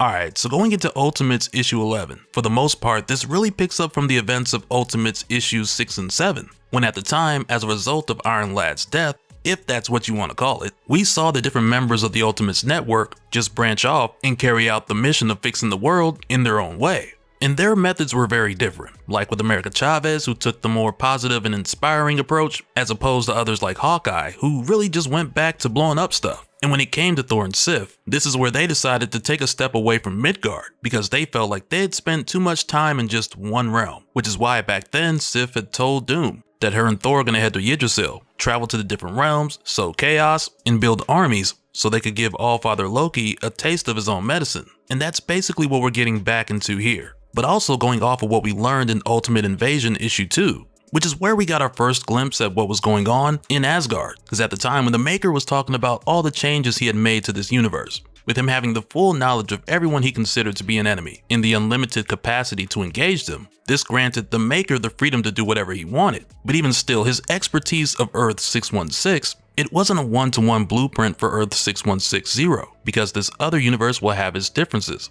its deviations and branching possibilities, and he referred to it as a twisted mirror that cast similar reflections. So as part of the Maker's solution to this universe having an Asgard, at the time the Maker had only mentioned 3 things. 1, there's a son of lightning and thunder to deal with, a king of lies to place on a throne, and there's a Bifrost to shatter. So basically the Maker used the first 2 to handle each other, because by placing Loki on the throne, this soon after resulted in Thor being seen as a traitor. So as part of the agreement, the Maker was allowed to take Thor as his prisoner, and not long after that the Bifrost was shattered to limit Asgard's access to Earth. And this was further explained in the Ultimate Universe one-shot, because one of the only reasons why this backstory even worked was because Thor respected the laws and the traditions that deemed him as a traitor, so he willingly allowed himself to be taken prisoner. But then, like we saw, all of that changed when Thor heard Doom say the words, "wrongfully imprisoned," which started the path of Thor learning the truth and becoming one of the first heroes to join the Ultimates. And really, this was the beginning of the end for the Maker's 3-part plan, because as soon as Thor learned the truth and he decided to leave, this is where Step 2 found a solution for Step 3. Because again, for the Maker, getting Thor out of the way was Step 2. But with Thor learning about the lie and already having access to the Bifrost, this meant that Thor was able to get access to Yggdrasil directly without needing the Rainbow Bridge. Which really just goes to show that if any part of the Maker's 3-step plan concerning Asgard, Thor, and the Rainbow Bridge, if any part of these 3 steps were fixed, then the whole thing doesn't work. So now, since we've seen Step 2 and Step 3 get solved, the only thing that's left is King Loki, which is why he's the main focus not just in Asgard, but also across all the other realms, as far as what we see Thor and Sif getting into now. But I also want to say, aside from the 3-step plan that the Maker had pertaining to Thor, there are more details that go into what the Maker's doing as far as his agreement with Loki and somewhat with Thor, who turned himself in, depending on how you look at it. But there's also an element of the Maker having his influence in other realms. And part of this was hinted at during the Ultimate Universe one-shot, mostly by way of Sif, who mentioned Thor going against the Maker's agreement. And aside from that, the details as far as the Maker monitoring other realms, we'll see that unfold as we continue. But going back to what's happening now with Thor and Sif implementing their plan, building a rebellion and sowing chaos across the realms, this first takes us to Nidavellir. And when they get here, we're told, oh, and by the way, there's a lot of rhymes in the narration for this one. But one of the first things we're told about Nidavellir when Thor and Sif get here is that Nidavellir, which means fields below, home of dwarves and divine industry, it's basically been turned into a sweatshop, where the dwarves are no longer their own bosses, where they can choose what they want to make, because now they've all been turned to overworked factory workers, and they're described as poor, pathetic paycheck collectors, uneasy employees, each with one job, forever, all assembled in a line. And the reason why Thor and Sif came here first was because they needed a way to move around without being seen, which is what brings them to Brock and Idri, who are bickering builder brothers, Mjolnir makers, wonder workers. So the order that Thor and Sif put in is as follows: 2 cloaks to render movements mysterious, invisible, to hide comings and goings, even from all-seeing eyes. Brock and Idri, longtime Loki loathers, agree, but not for free. They demand a fee. They say times are hard in stone. This debt concept is really heavy. The price is steep, but fair. So Sif and Thor go and snare a bird made of air, and a bear with flowing maiden's hair, and the night sky constellation called the Little Air. And if you say to me false, dismissed, no such thing exists, I'll reply, now you know why. Because Thor and Sif resist. So again, this is Thor and Sif getting cloaks from Brock and Idri so they can travel throughout the realms undetected. And in return, Sif even says that she'll throw in his neck for free. But going forward, we're told the cloaks were crucial, for he had spies and eyes of all color, shape, and size. The fox, the empty box, the infectious pox. All tell all to Loki, unfair king of Asgard, supreme commander of skies, thin-lipped lord of lies, formerly fast wit, somewhat slower, mind's edge dulled, puppet god, puppet fraud, nowadays numbskulled. And it's like, man, Dennis Camp dropping some bars in this one. And it's wild how he just has Odin's head over here on the side like an achievement showcase. But it goes on to say here, every night gets drunk on dwarf-made poet's mead, easy breathing, epic into being, inventing flawless rhyme in meter on the fly, Holding court, everyone cheering. Terrified, too much of a bad thing, a tired bit. In other words, full of his own ish. Which in a way it's letting us know, since Loki's become king, he's kinda let himself go a bit. And I mean, I wouldn't doubt that he's insanely powerful now. But as we're told, when it comes to wit, he's not the Loki that he used to be. And also at his left-hand side, he has Eden here, the goddess of immortality, who he has chained up and looking down on a number of unfortunate immortals who look to be every day their age, with each one of them begging for another bite of her golden apples, which is really just a glimpse of some of Loki's pettiness and cruelty, because amongst these unfavored immortals, some used to be enemies and some used to be allies. And going forward, not only do we find out that Loki's using frost giants as his army, but he's also made a deal with Hela to use the dead as his policemen in exchange for granting her access to Valhalla, which is something that she's long sought after. And things aren't too different when Thor and Sif travel to Alfheim, the land of the Light Elves, which is said to be the origin of stories, the source of creativity, divine inspiration. But now, likely as part of the Maker's agreement, they are being heavily censored by a number of hand agents as a way to narrow what is possible, whether that be to think, to want, or to dream. Which right here is what I was talking about as far as the Maker having his hands in other realms, no pun intended.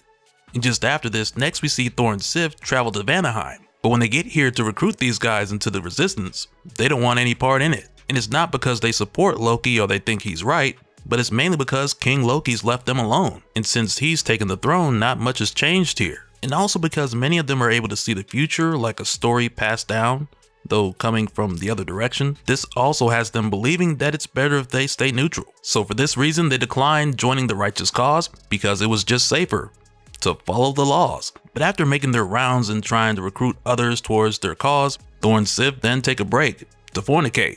And following this, we're told that Sif wakes up alone after some time, whether that be hours, days, or centuries later, which is just one out of a couple times where it's implied how the time moves differently between these different realms. But it goes on to say here, finally, Thor returns, covered in burns, one hand just cinders, sulfur, stinking, somehow shrinking, unable to meet her eye. What have you done, she asked. Not wanting an answer, any god provides.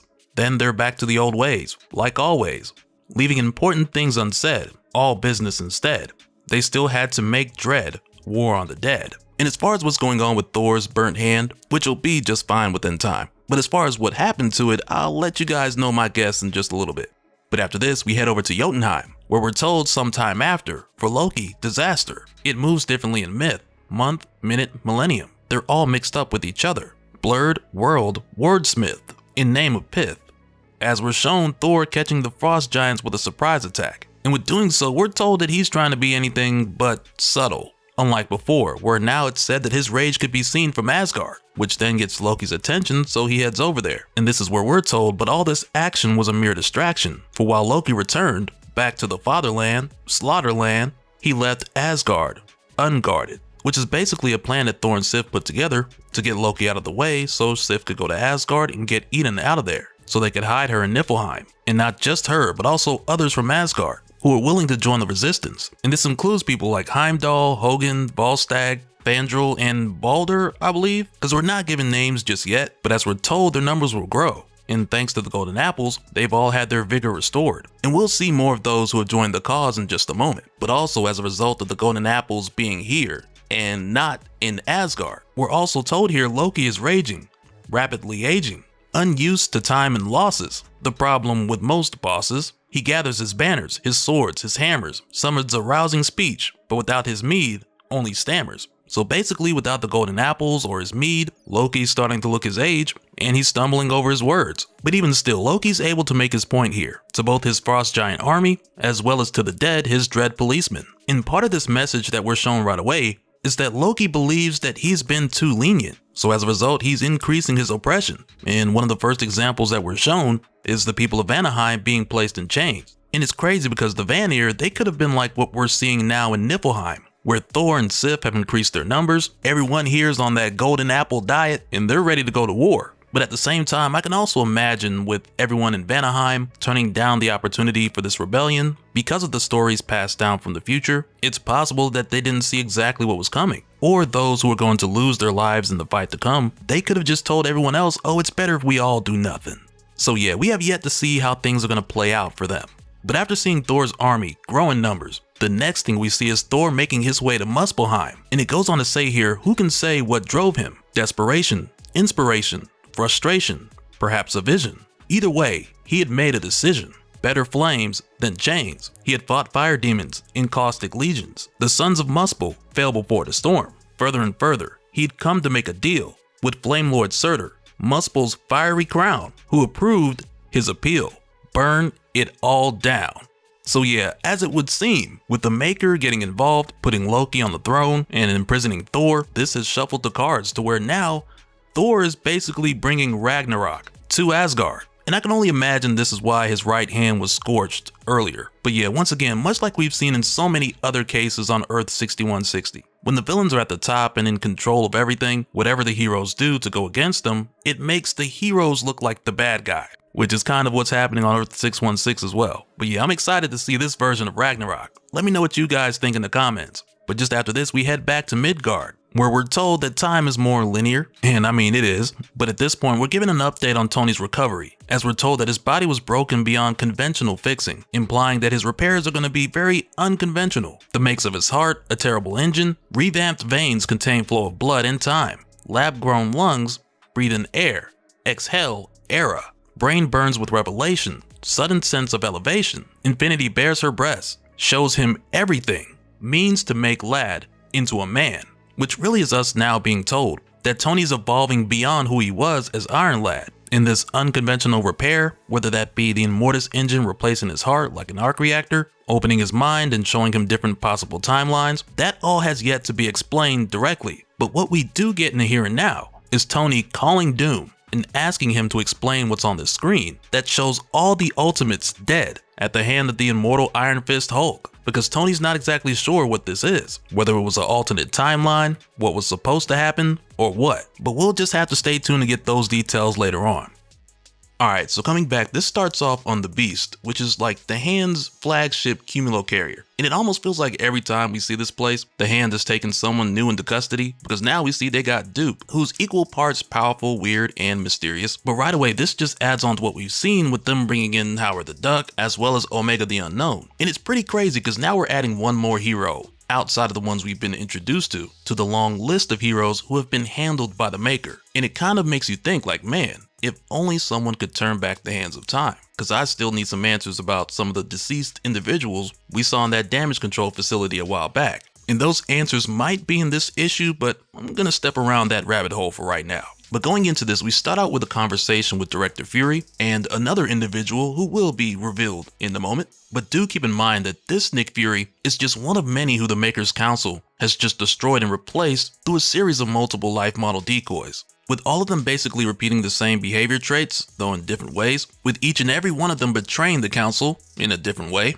which is what leads to all of them being terminated and replaced. And it's something that I think is very important to keep in mind when it comes to Director Fury, and not so much in the idea of his eventual betrayal and termination, but more so in the case of his behavioral patterns, because a lot of what we got in Ultimates 1 year in is going to be foreshadowing how we see this guy move and operate, and I'll talk more about that in a little bit. But in this conversation, someone's telling him that Tony, Iron Lad, has called a meeting, and we find out here that Director Fury knows about the Triskelion satellite, because he asked them like Tony had the entire network on the satellite, only for them to tell Fury no, half of us were there remotely. After what happened in heaven, they never assembled the entire network all at once. So that's where Fury's like, they've learned. So he goes on to say, alright, start from the beginning. What happened at this meeting? Which from here takes us back to the meeting, which starts with Tony showing all the Ultimates their fight with Ultimate Hulk. But instead of Doom getting them out at the last second, in this footage, they all die. And if you guys remember, many of the Ultimates had expressed before how they were having the exact same nightmare with the fight playing out this way. And now that Tony's back, since he already had the Immortus engine wired throughout his nervous system, he of course has seen the same thing, but given the way that he's built, it allows him to play it back for the others. So now with everyone seeing it together outside of their own nightmares, this has people who were there like Janet saying, wait, that's my nightmare, how did you get that footage? But again, everyone who was there had been having the same dream. And you have members like Hank who thought it was perhaps post-traumatic stress, and he was literally getting ready to seek help about it, but it raises a lot of questions when everybody's been seeing the same thing. So Tony says here, it's not just a nightmare.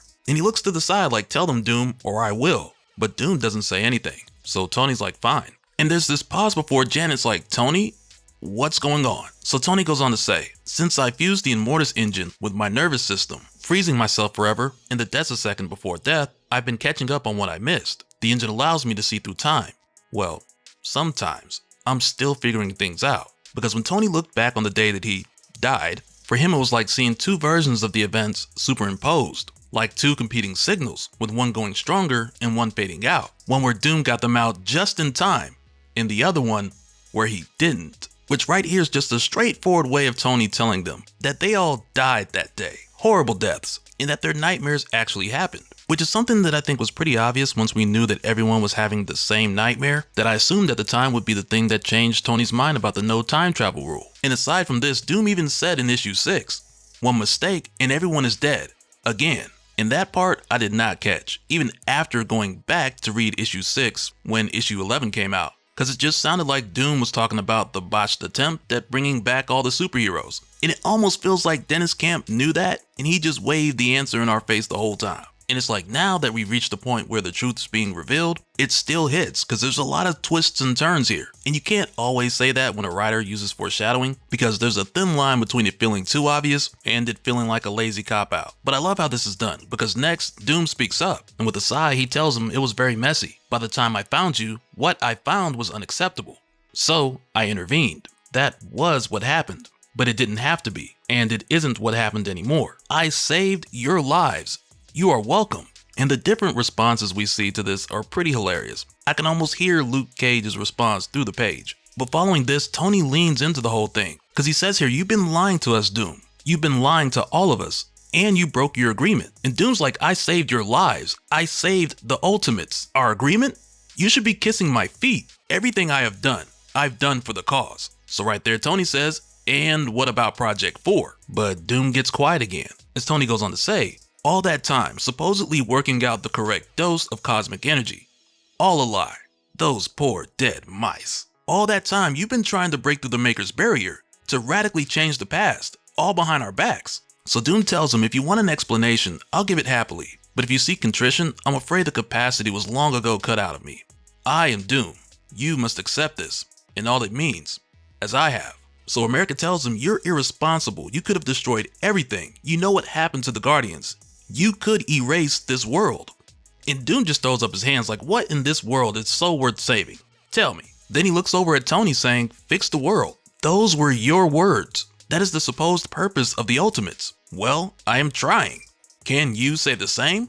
Can any of you say the same? And there's an element here where it's like what Doom did was definitely taking a huge risk, like we learned from the Guardians back in issue 8. So it makes sense when we see the other Ultimates react to it like, hold on, rewriting reality? That's wild. Or saying things like this isn't what we agreed to. And when they start to get into the whole thing about Doom breaking through the Maker's barrier and asking if he even had any kind of plan after that, Tony comes through here with a burning question. Because before they go any further into the details, and with Doom already admitting that he'd been hiding the truth, this now has Tony asking him, is that why Doom waited till after the Hulk crushed Tony to pull everyone out, as a way for Doom to cover his own tracks? And it's a wild accusation, but it's still a very valid question, which now just has Doom like, is that really what you think of me? So Tony tells him, I don't know what to think. It just seems a bit convenient, doesn't it? I'm the only other one who could have understood what you've been doing. Why else? Why would you let that happen to me?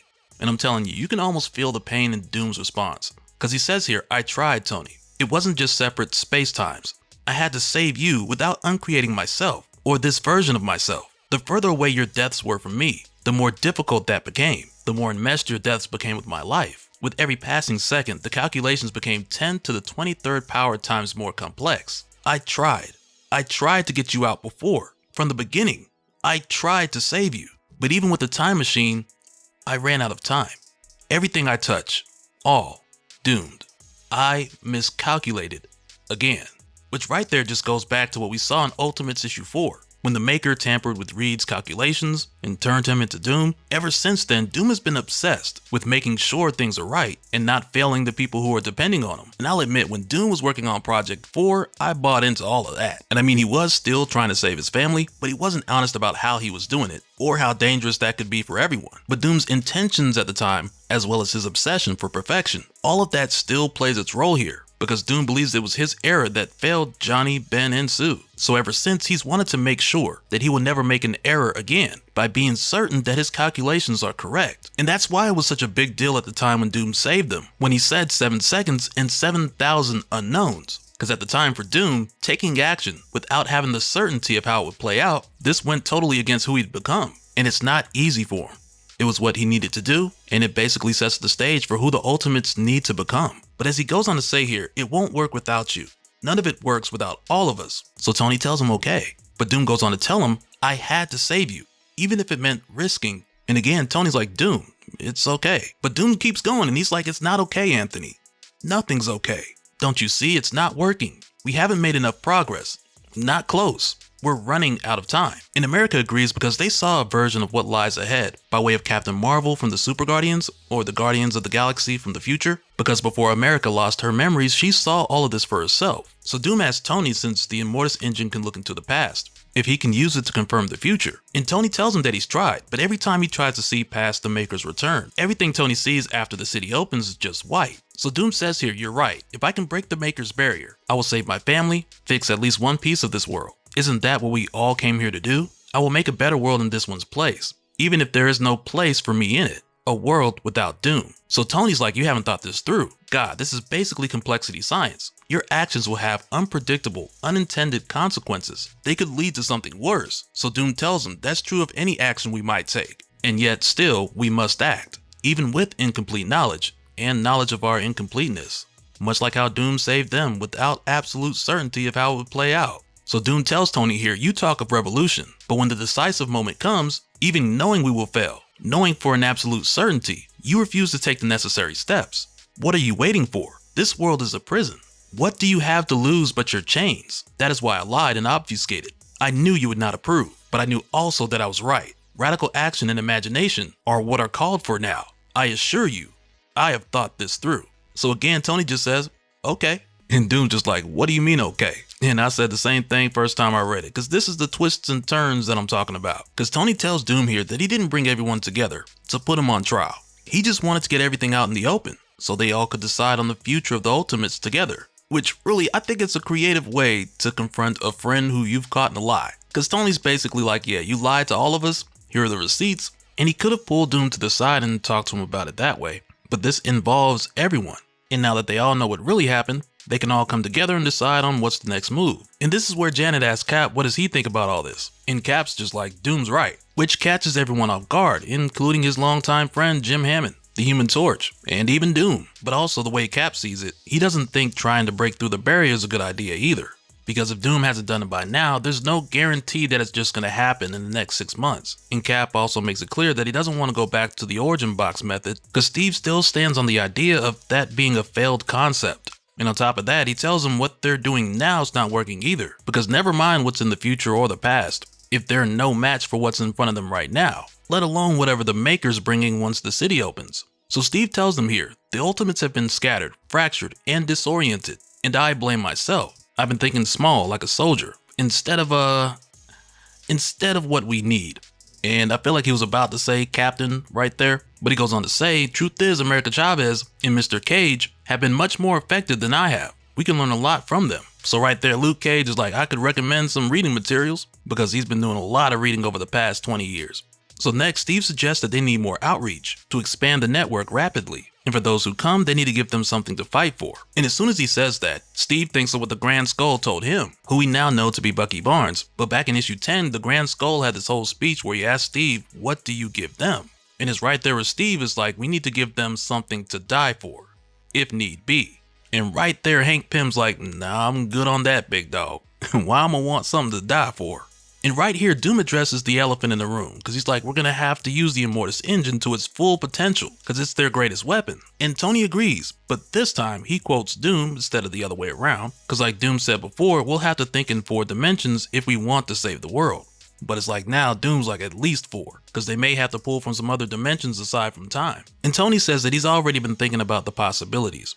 But also America makes a point here, because she basically points out that this could be them falling into the same mistake, with Tony, Doom, or Steve making all the decisions. So she's like, if this is going to work, they've got to be open to everyone's ideas, because they got to try everything to save everything. And this immediately reminds Doom of what Star-Lord said from the Future Guardians, when he said about Tony and Doom that one of them was going to be responsible for the untold suffering and death of trillions, and the other could save everything. And this causes him to immediately agree with America. And basically from there, Tony's like, top down didn't work, let's try bottom up. So that's where he scratches out Ultimates 2.0, and they all move on to Ultimates 3.0. And it's after this when we go back to Nick Fury and this person he's been talking to. Because now that they've given him the scoop, Director Fury's like, I assure you, I'm a man of my word. When the time comes, and the time will come, you and your husband will be spared. And it's here where we see that he's talking to Janet Van Dyne, because she has been an informant for Hand this whole time. And I gotta tell you, man, this twist right here, on top of what Hank said earlier, these things got me worried for that man's safety. And also, just to go back to what I mentioned earlier about Nick Fury, with us knowing that he's one of many life model decoys who have been destroyed and replaced time after time, well, with each one of them being updated to an extent, with a version of the other's memories, this has led to each Nick Fury acting a lot like the previous version, where the new one will repeat certain behaviors time and time again. Well, in this case, we're already seeing it, because the last Nick Fury we saw in Ultimate Universe 1 year in, he had his version of a similar plan where he planted Hand agents in numerous locations around the world by giving them pseudo-physiologies and using strategic placement for these spies to be potential recruits for the Ultimates. And in the case of Janet Van Dyne, now that we know she's an informant, it really has me looking at this Nick Fury like, okay, yeah, you're definitely continuing the cycle. Alright, so coming back for Ultimates issue 13. This picks up with Janet Van Dyne making her way back to the Triskelion after completing her mission in Buenos Aires, where now she's getting ready to report back to Tony. But keep in mind, we're seeing this right off of the heels of the reveal we got in issue 12, where at the time we found out that Janet had been reporting back to the director of Hand, Nick Fury, which let us know that she'd been operating on both sides for quite a while. And I remember some of you guys mentioned that you have your suspicions on whether she's actually working with Fury or if she's watching Fury for the Ultimates. But as it stands, most of what we're seeing is leaning towards her working for Fury as a spy within the Ultimates network. And I bring this up because I want you guys to keep this in mind, because throughout this issue, we're going to see her doing a lot of snooping around. But when she gets back to the Triskelion to report to Tony, she finds him a bit preoccupied, though he's still able to hold a conversation, for the most part at least, since he's all over the place. And we'll talk more about what he's doing here in a moment. But for now, we'll just call it next level multitasking, because part of this includes Tony saying a message to his father, Howard Stark, who's currently trapped inside the city with the Maker. But in the here and now, Janet just knows that whatever Tony's doing, it has him spread thin, because it took Tony a moment to realize that they're having this conversation on the Triskelion. He forgot that he told Janet to reduce her size to save energy, and on top of that she notices that he's barely eaten. And when she asks him if he thinks he might be spreading himself a little thin, Tony basically just brushes it off. So from here, Janet just tells him that she's gonna crash for a few hours since Hank's night terrors are back and she needs some real sleep. And Tony just responds like, because again, he's otherwise occupied. But part of what's going on with Tony now, it comes from issue 12, where we saw the Ultimates have that meeting where they confronted Doom, only to get Doom to say it himself that he used the Immortus engine to save the team, as well as the truth about Project 4, which is the fact that Doom had been trying to break through the Maker's barrier. Because in a nutshell, since Tony didn't want to use time travel, after the mostly tragic failure after sending out multiple origin boxes to create more heroes, Doom has been using every resource available to give the Ultimates any advantage that they can get, because at this point there's only 5 months left before the Maker's return. And again, Tony was basically on board with this from the start of this group confrontation or intervention, whatever you want to call it, because Tony changed his mind after he returned from the dead. Because this Tony Stark on Earth 6160, when Doom brought him back and put the Immortus engine in his chest, this changed Tony's whole physiology and his perspective, which in a lot of ways feels very similar to your 616 Tony Stark origin story. But ever since Tony's return, he's had a connection to time flowing throughout his bloodstream, which has not only allowed him to see more things, but has also changed his perspective on the use of time travel, which amongst other things led to Tony rebooting the Ultimates, again, to version 3.0, which is what he's working on now. And as we follow Tony, we're taken through a series of events that are designed to show us the implementation of Ultimates 3.0. Because as we follow Tony, the message to his father, it's basically narrating everything that we're seeing. Because Tony's message starts out with saying like, "Dear Dad, has it really been a year?" Because it feels much longer. And he tells his dad how he died and came back, and how it took Tony coming back from the dead to realize fixing the world is much easier said than done. But hey, third time's a charm, right? But Tony goes on to say here, what I realized, or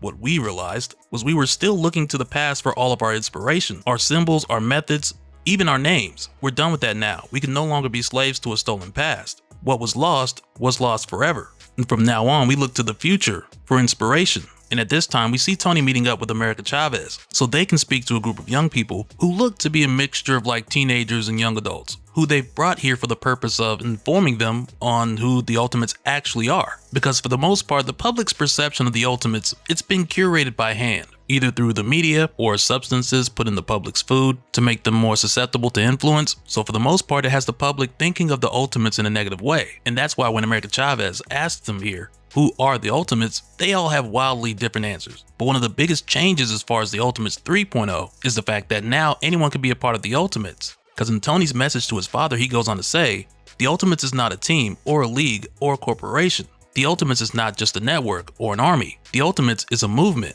And the next time we see Tony, he's working with Hawkeye and Captain America as they take down another one of the Red Skull's strongholds while trying to track down the Grand Skull. But even now, as Tony continues this message to his father, he mentions how at one point his dad thought Tony's idealism was childish. Because like we were told before, Tony came up with the name of the Ultimates back when he was a kid. And I have a lingering theory that that might be because older Tony gave younger Tony that idea, but I'm gonna try not to do too much speculation as far as that goes. But Tony goes on to say to his father here, you were so proudly and loudly post-politics. My idealism was always childish to you, a phase you said I'd grow out of. In your world, only irony could be sincere. And look where that got us. Still, there are lessons to be learned from the past, or relearned. Lessons your generation forgot. Luckily, we found some good teachers, men of conviction. Men who know what it is to stand for and against something. Which from here takes us to a moment where after taking down the Grand Skull followers, most of these followers, these Red Skulls, they're like, hey, we're never gonna quit. But one of these guys tells Captain America like, hey, I was nobody before I came here. I don't want to die, but I don't want to be nobody again. If I'm not a Red Skull, then what am I supposed to be? Which right there just goes back to what Captain America said in issue 12. When he thought back on when the Grand Skull asked him, what do you give them? Because that in itself had Cap thinking, man, I need to do more. So at the time, Cap was like, we need to expand the network, give people something to fight for, or perhaps to die for. Because for Cap, the way he sees it, it's not just about increasing the numbers. But for him, after coming across the Grand Skull and then realizing it was Bucky, Cap took notice of the devotion that these guys have to the Grand Skull. And he was basically like, we have to use that same method, but for good. And in the here and now, this former Red Skull, he's a prime example of how sometimes people don't have a purpose behind what they're doing. And those are the kind of people who will align themselves with anything. But when you think about cases like the former three, these guys believe in the Grand Skull with their heart and soul because they truly bought into the Grand Skull's message. And this just rolls right into Tony's message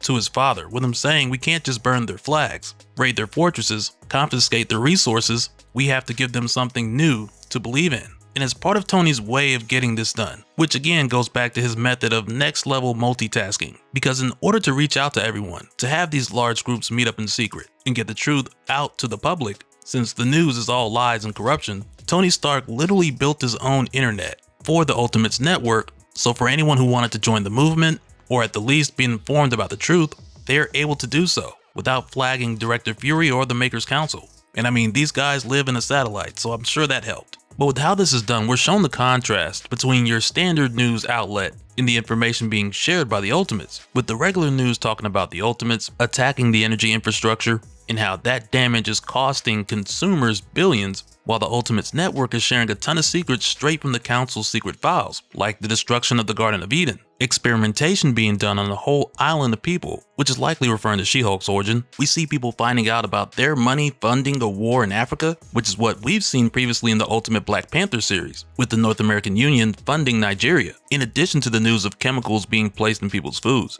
And Tony's message goes on to say here, picture it, Dad, instead of consumption and control, our reimagined communities are designed to maximize human flourishing and cooperation, strengthen connection, educate, and organize. It's only been a little over a month, but I can see the difference. And this right here just leads into a video tutorial uploaded by Tony Stark, where he's like, hello everyone, thank you for coming to this virtual teach-in. I'm Tony Stark, member of the Ultimates. Your identities have been obscured for your protection. You're safe here. We're keeping it basic today. Let's learn how to make a Molotov cocktail from common household items. Oh, and be sure to like and subscribe and set your notifications to all. And don't forget to head to the comments and type demon in the bottle so I know you made it to the end of the video. Okay, I'm playing, he ain't go that far. But I'll admit, it's just funny seeing young Tony make a video and upload it to the platform that he made. But after this, we head back over to the Triskelion, where we dive into the latter portion of a conversation between Tony and Jim Hammond, the Human Torch, where the two of them are being watched by Janet Van Dyne. But in this conversation, all we're really able to catch here is the fact that Jim Hammond is ready to do something that has to be done, and he's the only one who can do it. And at this point, he's just telling Tony to stop thinking about it and be about it. But this leads to Tony asking Jim if he needs to say his goodbyes, which from here just has Jim like, my goodbyes? I have exactly one friend left in this world, and we said everything we needed to a long time ago. which is referring to Steve. And so again, Jim tells Tony that he's ready. But before Tony does anything, he says here, you know, while I rebuilt you, Steve kept telling me not to think of you as a machine I was working on, but as a patient. And Tony even quotes Steve saying, in every way that mattered, Jim was the most human being I've ever known. And Tony's just like, I see what he meant. And when Tony asks here, what should I tell the others about where you went? Jim says to tell them the truth. I went to start the fire. So they wish each other luck just before Tony zaps Jim. And the big mystery in this moment is, where exactly did Tony send Jim? Or when exactly?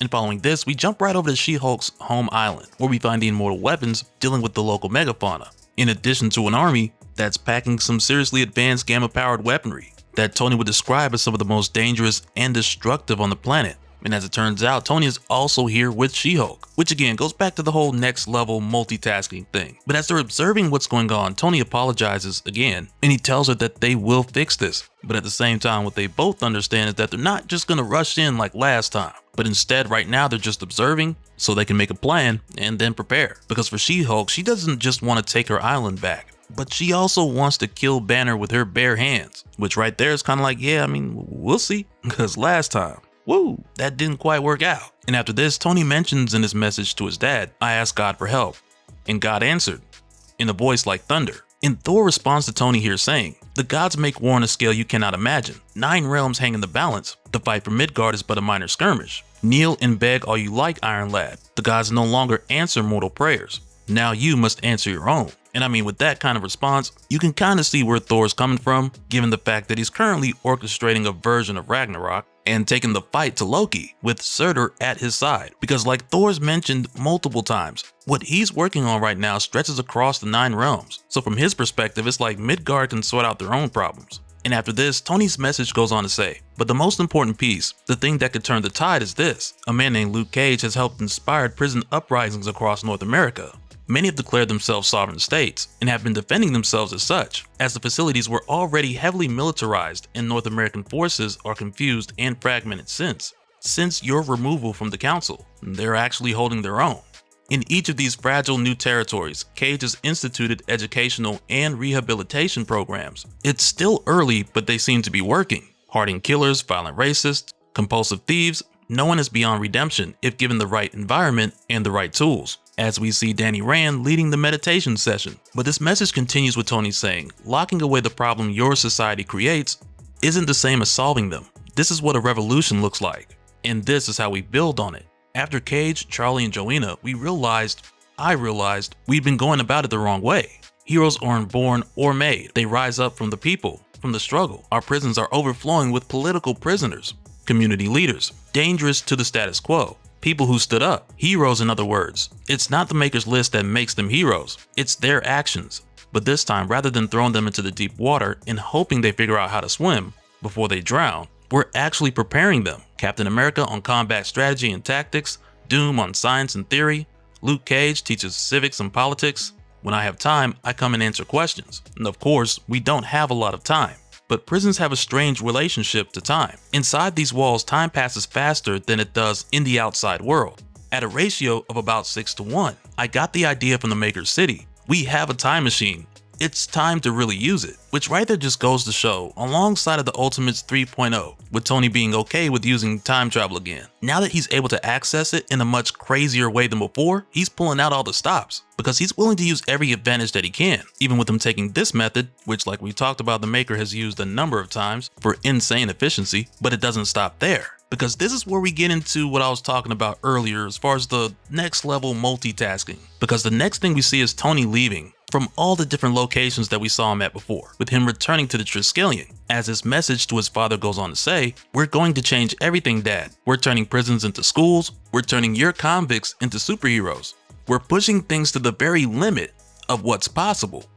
When the city opens, if you're still alive, I wonder if you'll even recognize the place. And it's here where Tony gets back to the Triskelion, where it's revealed that not only did Tony have his mind separated in multiple places, which on the surface looks like the same thing that we've seen multiple versions of Kang the Conqueror do. But with Kang the Conqueror, you usually have different variants who are all unique versions of Kang stemming from a different reality. And aside from this, something we've often seen Kang do is create multiple physical versions of himself in the present, who are all him, not variants, which is called chronocloning. which I imagine is what Ultimate Tony Stark is doing a version of, where with Kang the Conqueror, he would just jump a split second into the past and place himself next to himself, to where from there those 2 Kangs would do the same, and after that 3 and so on. But the problem with doing this, as Doom would say, since him and Kang don't agree on time travel, is the fact that each one of these jumps would create the potential for an alternate timeline. Unlike Doom, who's figured out how to do time travel without creating chronal divergence. Because if any of these additional Kangs were to die without realigning in the present, then that would create a new timeline without Kang.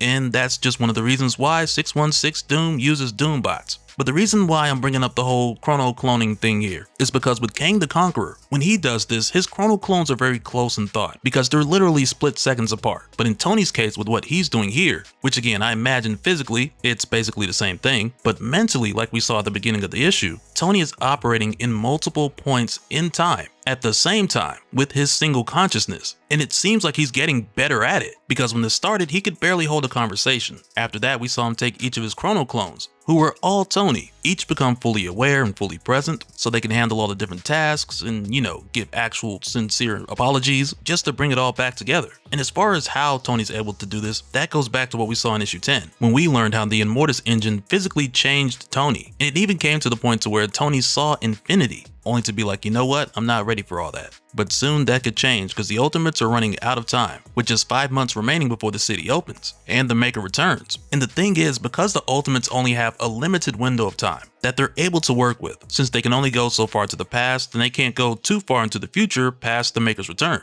This now creates a race where it's like Tony needs to evolve and expand his limitations before it's too late. Because the next thing we see him say here is, next time, I think I'll try 9 or 10 at once, which would basically be Tony doing what we saw him do throughout this issue on a larger scale. But there could also be a bit more to this, because of what we saw earlier was Tony sending Jim Hammond back in time to Tony's younger self as a part of Jim's mission to start the fire, so to speak. Just imagine if a future Tony came back to this one and gave him the limit breaker, so to speak, so Tony could see infinity now with months to spare. And I mean, the only thing really limiting Tony right now is himself, because he shifted the engine into low gear and said he wasn't ready. But even still, you know what I mean. But in the here and now, Janet's over here looking at all this like, how am I gonna put this into words for Director Fury? With the last thing we see in Tony's message to his father saying, I wonder if we'll recognize each other.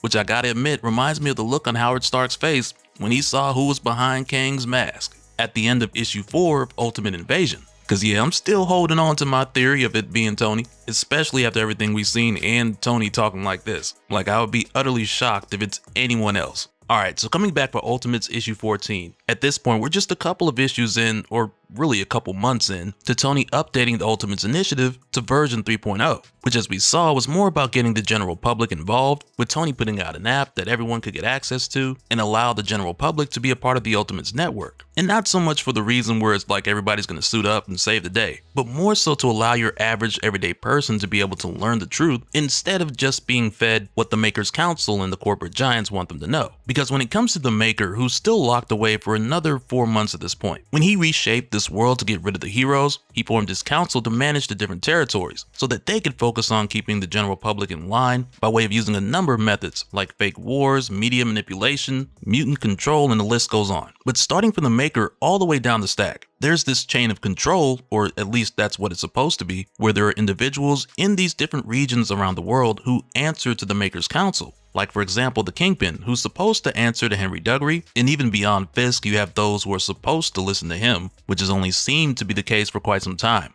Yet the Maester, who leads the Children of the Atom, who's supposed to answer to Sunfire, through Viper, who might even have her own agenda, who knows, but as we've seen, things have spiraled out of his control when one of the most powerful mutants that he's brought in just up and decided to do his own thing. And from there the list just goes on, like Nick Fury, who literally has a consistent cycle of betraying the Maker's Council. But I just bring up these few examples to point out the fact that since the Maker's been locked up, from the Council all the way down, we've already seen the different groups doing things behind each other's backs, either to reach just beyond what the Maker would have allowed to give their territory an advantage, or just take more power unto themselves, which let us know that this structure that the Maker's created is not nearly as organized as it would seem, and it's grown way worse since he's been out the picture. So with the Maker's infrastructure already caving in on itself, this makes the latest expansion of the Ultimates network hit so much harder, since the Council and the many powers that be are already divided when this happened, and there's another group that's going to take advantage of that, who we've only heard of in this universe up to this point. But starting this out, we pick up with Hawkeye and Captain America, who've made their way to another Roxxon plant. And throughout this series, we've seen Hawkeye shut down a ton of these. But this time around, Cap's like, wait, these guys knew we were coming?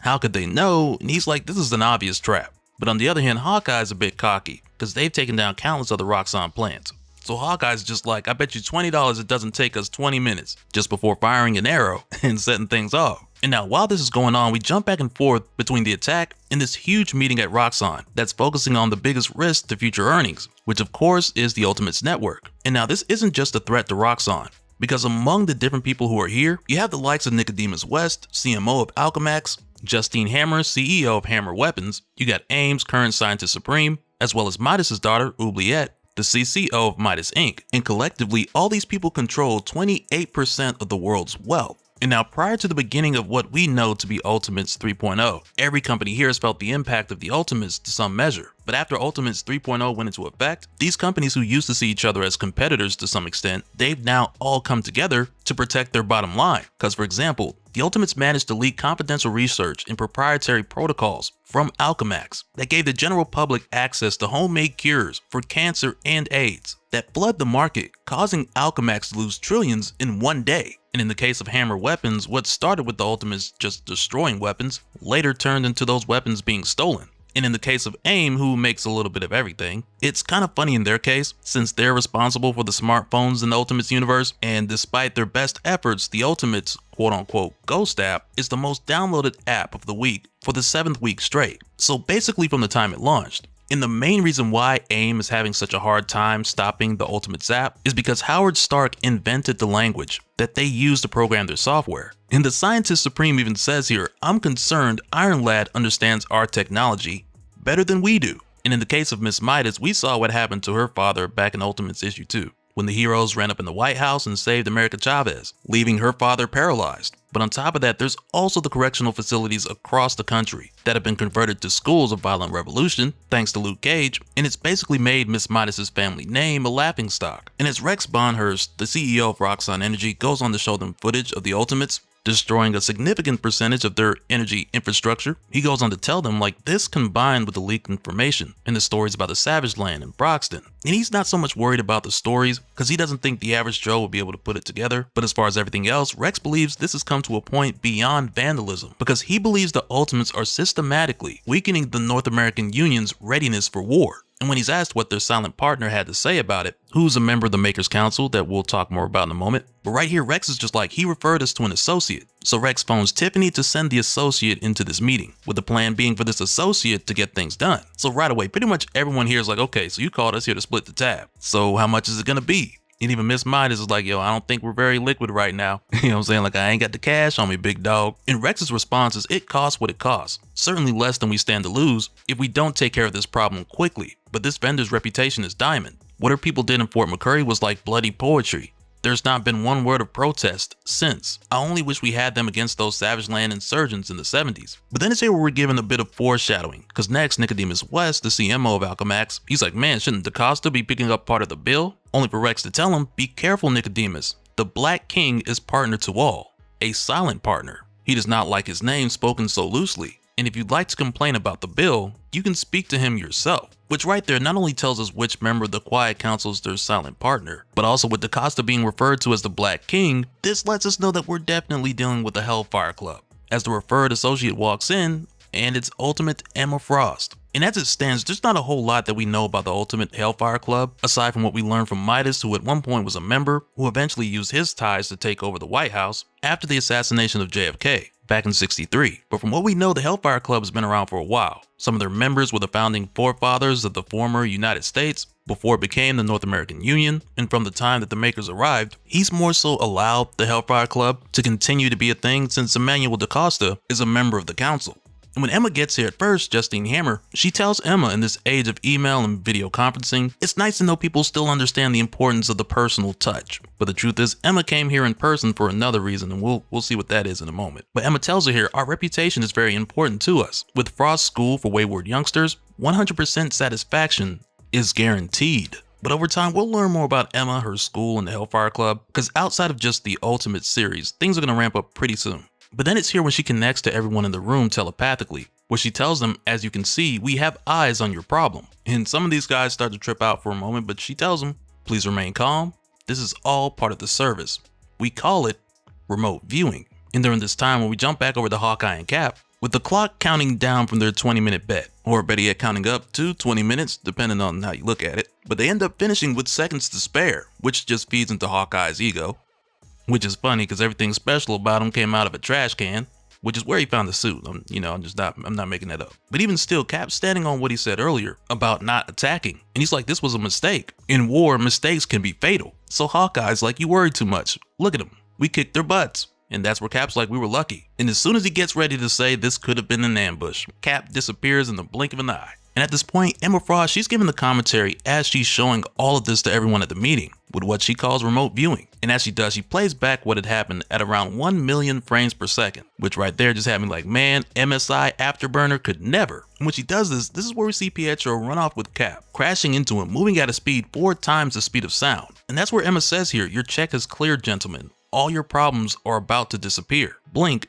and you'll miss it. And this is how these guys were introduced to Ultimate Quicksilver and Ultimate Scarlet Witch. And the way that Wanda's powers are described here as she goes for Hawkeye, Emma just says that's Wanda. When she's upset, bad things happen around her. Unlikely things, equipment malfunctions, slip-ups, freak lightning strikes, which of course for Hawkeye is just chaos coming from every angle. And Cap ain't doing much better because he's catching more hits than he can count. But throughout this, Emma Frost goes on to give us more information about the twins, because when she's asked how long is this going to take, she says not long. I've been training the twins for this sort of work since before they could walk, ever since I found them in a Eurasian weapons lab, bred like dogs and living like them. Because like we know, a majority of the world's mutants in this universe are being held in the Eurasian Republic. So it makes sense that Emma would source them there. But right after this, when Hawkeye gets a target lock on Wanda, his finger suddenly slips, and he's hardly able to even get off a shot. And even when he does, Wanda just stops the arrow. And Wanda and Pietro try to end this when he starts running circles around Cap and Hawkeye to trap them so that Wanda can zap them. And it's here where Cap's like, they're playing with us, while Hawkeye's over here like, what are they?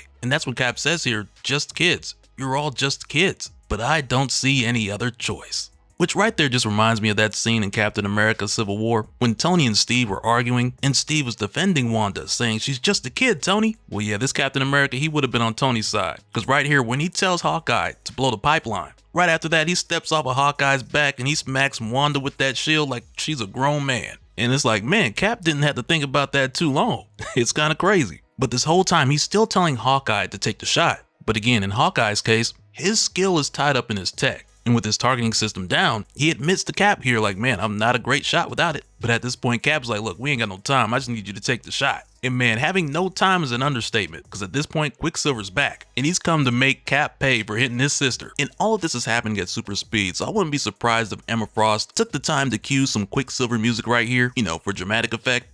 But jokes aside, Cap, he's getting his junk rocked, almost as if he were fighting Cabal from Mortal Kombat. And after the last couple of hits, when Quicksilver goes back to running circles, Hawkeye finally takes the shot that Cap had been asking him to take multiple times. But as Quicksilver goes back to running around them, Captain America says, you're moving at what, Mach 3? Which means you can't hear anything I'm saying. Too bad. You build up heat as you move. You're not dissipating it. Everything you touch burns. One more weapon, right? Too bad. And it's right here as the oil from the broken line just gets everywhere, all over Cap and all over Quicksilver. And mind you, Cap, he's shielding himself right now. But all this heat just causes the kid to burst into flames. But it's not like he's being consumed by the fire at all. And that wasn't Cap's plan, I don't think. But Cap goes on to say here, now your friction field will protect you from most of the heat, which is why you didn't even bother to dodge it. But all that fire is going to burn the oxygen right out of your lungs. And he's like, take a seat, son, catch your breath for a minute. Because much like most Captain Americas, this guy has the nicest trash talk lines you've ever heard. And now when this happens, Emmanuel DaCosta, who was also participating in the remote viewing, he's kind of bummed from the outcome because he's going to miss the charge that he used to get from Quicksilver's blood. While on the other hand with Emma Frost, she seems kind of bummed at first with Wanda and Pete being two of her most brightest students. But after that, she's more or less like, there's more where they came from back at the school. And back over at Alchemax, Emma's killed everyone at this meeting except for Miss Midas. And she tells Emmanuel here how during the remote viewing, she looked into all of their minds and discovered that they were all plotting against him. Everyone except for Miss Midas. And for DaCosta, he basically expected this from them, because the way he sees it is just a byproduct of them being ambitious. And to him, if they weren't trying to take his position, he would have been fired them. Because the way he sees it, that ambition is useful to him until it isn't. So next, Emma tells him that she's planning evidence to link their deaths to the Ultimates, and that the White King is preparing a new batch of supple young CEOs for DaCosta's approval. But just before Emma leaves, Miss Midas asks her, why did she leave her alive out of everyone else? And Emma tells her here, you all nursed fantasies of displacing DaCosta. Only yours showed any promise. You show creativity and potential, Miss Midas, despite what your father says. Now be a good girl and I'll teach you how to take over the world. Which right there just shows us yet another example of how the Maker's Council and the other powers that be, they're all plotting to either strengthen their region or send their group to a higher position of power. So it's no surprise that Emma Frost and the Hellfire Club are no different. And now back over with Cap and Hawkeye, now that they've incapacitated the twins. Next, they gotta figure out what to do with them, because it's not like the Ultimates take prisoners, but at the same time, it's not like they want to just hand these dangerous kids right back over. So they've got to figure this out. Alright, so coming back, this starts out by giving us a bit of a history lesson based on Shang-Chi the Miraculous being told by Tony Stark. And it starts by saying here his name was Shang-Chi the Miraculous, 8th wielder of the Iron Fist, master of every discipline, greatest warrior heaven would ever see. In the celestial tournaments, he easily proved himself most deadly of the immortal weapons, and his performance was so perfect, his movements so fluid, his technique so beyond reproach. Even the gods looked at him, whose name meant godlike, with respect. It was Shang-Chi who led the forces of heaven to victory against the endless demon legions of the 8th city, and in a battle so terrible, the sun itself hit her face and the sky wept, saved the 7 cities. Later, wading through rivers of quickly clotting blood, disgusted beyond disgust, Shang-Chi renounced violence. Amidst endless corpse mounds, man and demon thrown together in unholy union, he renounced heaven, hell, and the world. In the most remote forest of Kunlun, he found a place and closed his eyes and began to meditate. When he opened them again, 40 years had passed. Shang-Chi found himself surrounded. They'd come from everywhere, from Kunzi and Tiger Island, from peaceful Penglai and the Kingdom of Spiders, from Zagambo and the Undercity. They were highborn and lowborn. They were seekers and ascetics and holy men, students and teachers, peasants, priests and prostitutes, merchants and farmers and warriors. They had all come to learn from the Awakened One. Shang-Chi rose and began to walk and speak, and the people followed and listened. He walked across all 7 cities, moving between worlds as easily as between rooms in a house. Shang-Chi spoke on the self, in the illusion of the self. He spoke the path of self-extinction. He spoke of his past lives, of which he now remembered all. He spoke of the essential condition of the world, which was suffering, and the path to escape it. He preached of distrust of doctrines, of kings and princes, and of gods, where in this case he's likely talking about gods, saying how they're not subject to time like everything else. And it goes on to say here he preached against violence for entertainment's sake, against the tournaments and the schools. And again we go back to some of his teaching here with him saying, let the world be your school, let self-abnegation be your fighting style. And the narration continues here telling us wherever he went, he performed great miracles, things never done before, with chi. Long fallow fields sprung to verdant life, the sick were healed, the infertile bore strong sons and daughters, the mad found peace, word spread far and wide everywhere, people were taking up the crimson robe and the crimson headband. On his path, founded on his very footsteps, his followers built great monasteries as testament to his teachings. They called him a god, though he never claimed to be one. Word of this kind of god who preached against the old gods spread far and wide until words reached the celestial ears. The gods, being gods, responded as gods so often do, with wrath. They fought for 1,000 days and 1,000 nights. They fought so furiously, the 7 celestial cities shook and mountains shattered, and the sun once more hit her face, and even the stars and the night fled in fear, so that the naked machineries of heaven filled the sky for a time. But in the end, the gods prevailed. Shang-Chi's followers gathered once more around their dying teacher. With his last breath, he promised to one day return. And after this, we jump back to the present day with Tony telling some of the Ultimates that was 10,000 years ago, and how since then Shang-Chi's temples and teachings were burned, and that his followers were either slaughtered, imprisoned, or forcibly converted. And Tony even tells them here every record of his existence was erased from heaven and earth. His footsteps were scrubbed out with stones, but information is impossible to destroy. So of course, this has She-Hulk like, what's this 10,000 year dead holy man have to do with us? Because they need to be looking towards the future. And that's where Tony tells her about 10 years ago, rumors started spreading in heaven.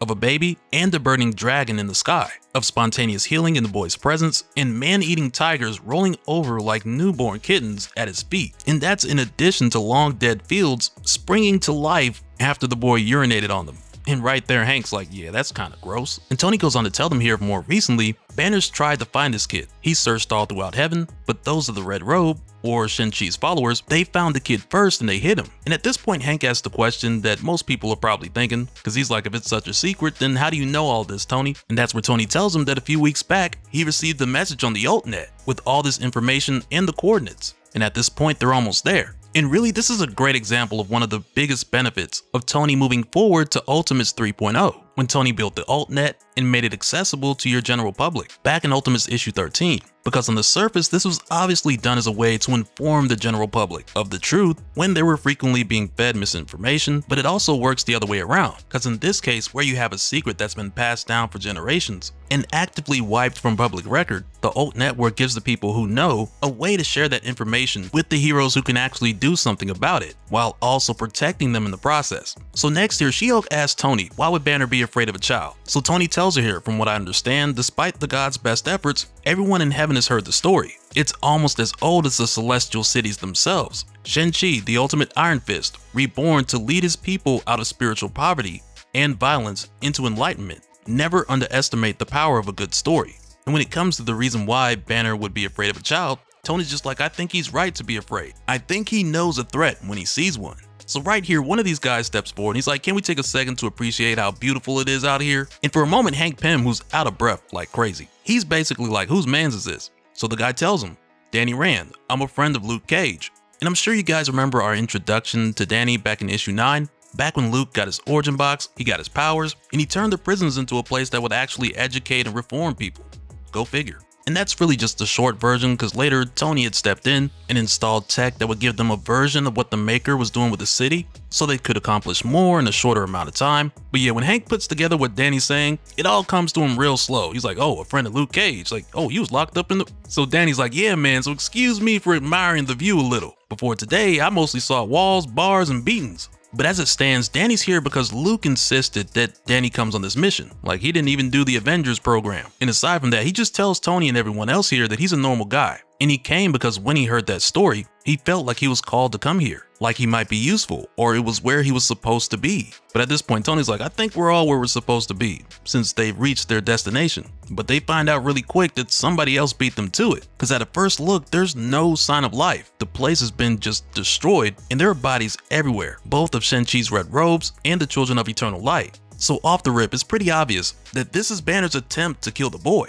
But soon after, when they hear a loud crash, it lets them know that the person who did this is still here. And that's where we see Uranium Brother number 235, immortal weapon of the Hulk, taking on the last line of defense that are meant to protect the boy. And now one thing I want to point out here is when it comes to the immortal weapons of Hulk, like Uranium Brother, Decay's beautiful daughter, Fat Cobra, Prince of Meltdowns, these guys all look familiar because Banner made them Hulks. And they were already powerful as immortal weapons, but on top of that, after being converted to Hulks, or tested by Gamma, as Uranium Brother would put it, they're now insanely strong in addition to all that. So as soon as they get here and they see Uranium Brother getting ready to take this kid out, for a moment here Hank asks why are the people in white, the Hulk's people, also killed here? And I imagine they're all dead because they believed in the boy as well, which is why Uranium Brother was sent here, with Banner wanting all of the followers killed as well as the boy, who Banner claims to be a false teacher, even though we know he's the real deal. But Tony's able to protect the boy just in time, which at first has Uranium Brother like how sway, before he realizes the Ultimates are here. But what's funny is how Hank Pym, he just keeps it real. He's like, hey man, no one said anything about Hulks. I wouldn't have come if I knew there'd be Hulks. And I gotta say, you can't really blame the guy, especially after how him and everyone else found out that they all died the last time that they fought these guys. And quite literally, the only reason they're all still breathing is because Doom saved scummed just to bring them back. So yeah, really can't be mad at Hank for wanting to stay clear of these guys. But now that they're here, the priority is to protect the boy. And She-Hulk's like, yeah, either that or kill the man, because either way, you're kind of doing the same thing. But then there's a moment here where Uranium Brother, he lets them know that he's glad that he didn't kill the boy before they arrived. Because the way he sees it, it's like now he gets to kill them too. But come to find out, this time around, Tony came prepared, because he figured there was a good chance they would run into a Hulk out here. But when Tony goes to use his gamma dampeners, Uranium Brother pulls a reversal on She-Hulk, and she ends up getting hit, giving Uranium Brother a clear path to go after the boy. And even with Stark's shield still up protecting him, it only takes one hit from Uranium Brother to take those shields down. And when Uranium Brother goes for the next hit to take out the kid,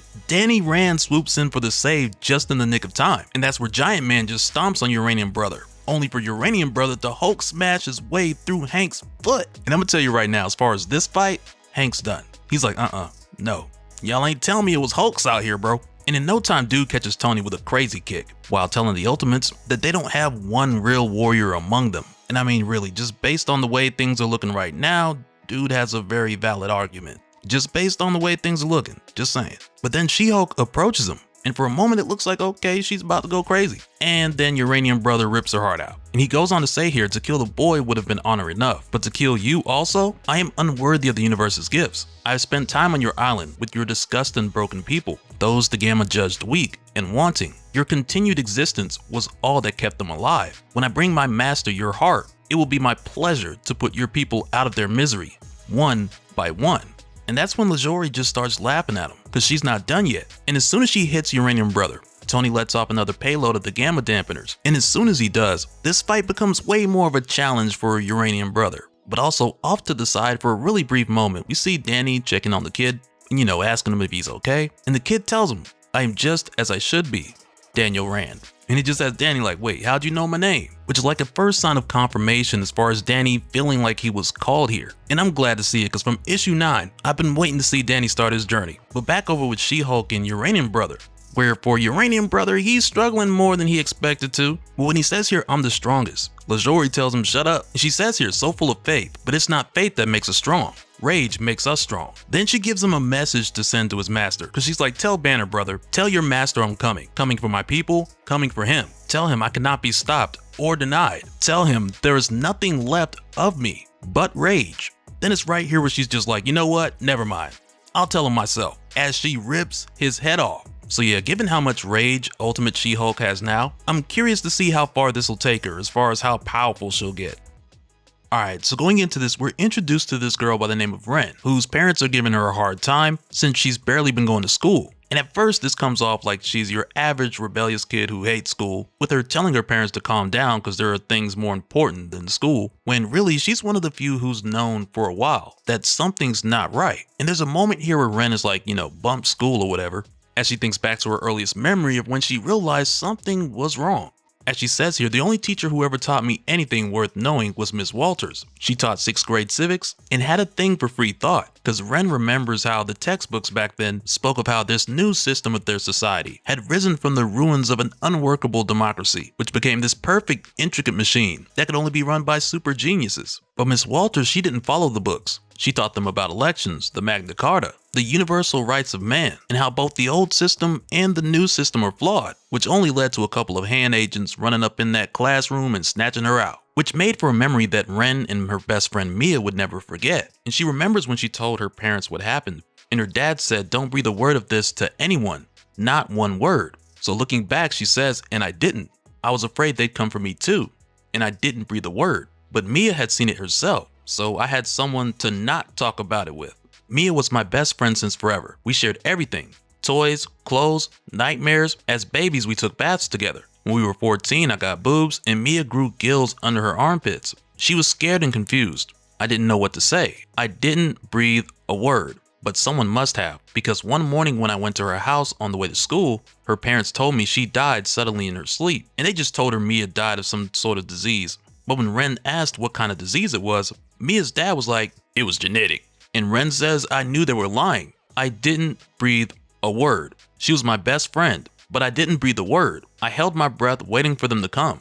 The men in black and white. I held my breath for a long time, until one day I saw something that finally forced the air from my lungs. Which for Ren, this is when she first saw Giant Man's huge footprint on the news from all the way back in Ultimates issue 1, to where after that she read everything about the Ultimates that she could find. But because all the public information, the media, and the news were all very misleading and intentionally trying to make the Ultimates seem like the bad guys, this only pushed Ren to want to go out there, ask questions, and get the truth so she could decide for herself. So she then started from the front doorstep talking to the delivery man. asking about the power outage that was caused when Midas was defeated, and asking questions like, hey, why would they take the blame for that and not the Stark incident? And she asked more questions to her neighbors and to a homeless guy at one point. So this of course spooked her parents to the point where they didn't even want her to say the word Ultimates in their house. So again, she didn't breathe a word, at least not around her parents anymore. Because outside of the house, Ren kept searching for answers, which led to her finding this group who had been together since the start of the North American Union, so long before Tony created the AltNet. And this group, who was small at this time and many of them much older than Ren, this group would come together and have these meetings, which was pretty much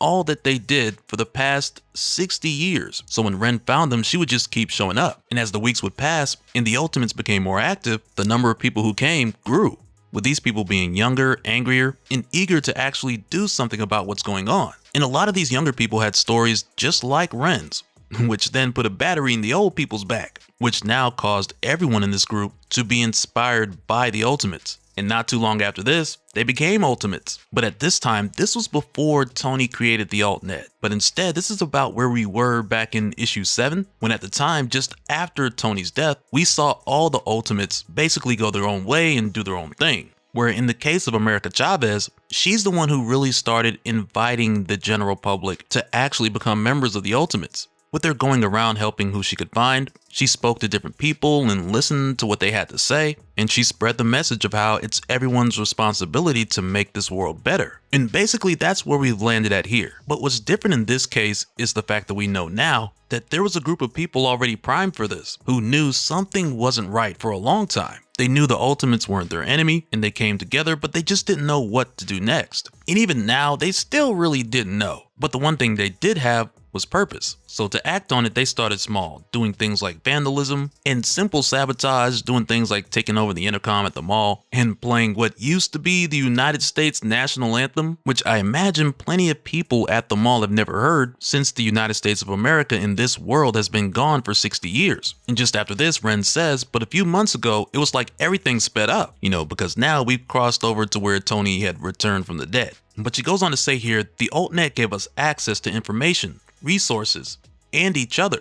We could coordinate with anyone in the movement all over the world, including superpowered members. Once I was part of a group that set up the diversion, while Hawkeye assassinated a high-ranking Roxxon executive passing through town. Another time, I'm pretty sure I hid Captain America in my basement for a few hours, till the heat died down, though he denied it. And right here, she's like, come on, you are him, you gotta be. And he's just like, I don't know what you mean, miss. My name's Brett Hendrick. I fix washing machines. And now Brett Hendrick, that's a name Captain America used in Civil War when he was trying to lay low. So it's nice to see that Easter egg here. But in this universe, Steve, he doesn't have the mustache or the buzz cut. And it's like, man, Brett Hendricks, he looks more like someone who trusts J. Jonah Jameson's barber. And she goes on saying, and we had our own initiatives. Our big swing was blowing up a government building, planned it for a month. It was mostly symbolic, no fatalities. We gave them a 30-minute warning to evacuate. Made the news for weeks. My parents didn't know exactly what was going on, but they could see the changes. And that's where we see her dad just yelling at her. He don't know what's going on, but he's like, you have to stop. Whatever it is you're doing, you have to stop right now. And for Ren at this time, which is much closer to the present, you can see the transformation in her appearance from the look of an average kid to one that's a bit more rebellious, which makes a lot of sense here because she's no longer believing the lie. And she's aligned herself with others who are doing something about it, while only harming those who are intentionally a part of the problem. And some of these things are extreme, but in Ren's mind, she's gone too far to turn back. And to be clear, it's not like at any point she really expressed all of these things to her parents, but instead it was more of a really dry, don't worry about what I'm doing type of response. But her parents knew she was involved in some way. But regardless, with them trying to tell her to stop, it's just going in one ear and out the other. But when her mom tells her that, we're trying to protect you, and how they don't want Ren to end up like, and Ren says it right there, like Mia, like Miss Walters, and that's where things got real uncomfortable because they haven't said either of those names in years. And at that time, Ren's mom just told her, yes, like them. Now please stop before it's too late, which from here takes us back to the present day, when Ren's family gets a couple of visitors on their doorstep. And at first, Ren tries to tell her dad not to answer it. And she admits to herself at this point, for the first time, since Miss Walters, Ren had stopped waiting for the men with the blurry faces to come for her. And she admits that was her biggest mistake, because now a couple of hand agents have just come kick down the door and they've come here for her. And her dad, dude, is just bodied seconds after these agents arrive, only for her mom to tell Ren to run just before her mom's gets it. And as you can imagine, this kid's head is just spinning right now. Cause now she's like, I should have been waiting for them. I should have been expecting this. I should have been afraid. And now these hand agents, one of them's like, another kid. I'm tired of shooting kids. And the other one's like, me too. So the first one says, how about slicing them in half? And the second one's like, old school. I like it. And they start chasing her down. And it's like, man, for a second, I thought these dudes were about to have a change of heart. But they was like, nope, double down. And they chase right after Ren, who's trying to get help from the Altnet while she's running. But all we see is her cry for help land on deaf ears, because a number of members of the Altnet have already been killed. But as she's saying things like, I need help now, hello, is anybody there? One of the hand agents just pops up in front of her. And he's like, no, they aren't. They resisted just like you resisted. And that's when Ren hears her neighbors call her name. And this older couple, all they're doing is trying to see if she's okay. And this is where the hand agent starts going for them. And that's when Ren's like, no, they're just our neighbors. I won't resist. No one else has to. And that's when the lady next door just pops this dude with the headshot. Cause she don't play about the ultimates. But as it turns out, the neighbors got Ren's message. So the lady gives Ren her gun. She tells her to take it and follow the route on her phone. And as soon as Ren leaves, the other agent approaches. So the neighbors make up a story saying that Ren shot the agent and she ran the other way, because they're trying to help by throwing this guy off. But unfortunately, this doesn't work too well, because the agent didn't believe she went the other way. And he quickly catches up to Ren. So when she sees him, she starts busting. And this dude parries every bullet, just before cutting off her hand. Then he tells her, man, the evidence factory will be working overtime to attribute all these deaths to you and your terrorist cell. I gotta admit, I can't imagine how a little girl like you killed one of us. But we'll find out. And then he starts reading her rights here, saying, you are under arrest. You have the right to months of physical and psychological torture. Anything you say or think can and will be used to hunt down and kill others like you.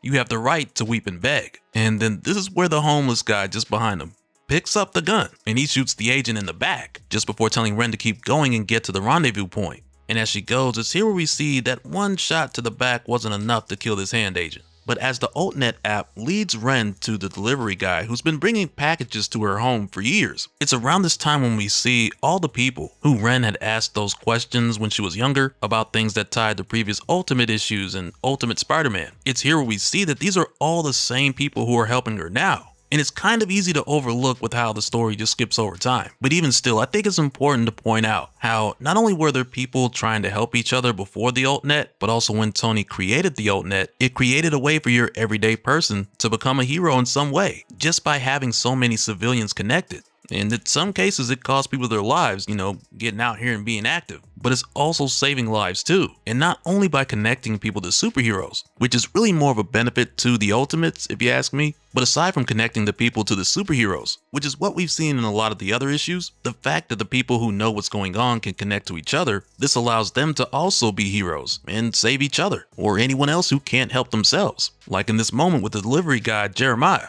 But at this time, with Ren getting in the back and hiding herself under a pile of late packages, the hand agent stops the truck and he asks the driver, Jeremiah, have you seen a young girl running this way? She'd be wounded, missing a hand. And Jeremiah's like, no, I think I'd have noticed that. And the agent just ends up letting him go, which is a nice break that Ren needed just now. But with this truck being the destination she had on her app, she asked Jeremiah where they're going. So he tells her, first, we're going to get that hand fixed up. Then we'll get you far away from here. We've got a safe house ready. They'll get you a new identity, but hand has your name, your face. You'll have to go underground. And now Ren, she doesn't know how any of this is even gonna work. So she starts to ask Jeremiah how, but then he goes on to tell her, there's more to the movement than you can imagine. It's much bigger than you think. Don't worry, Ren. You're safe now.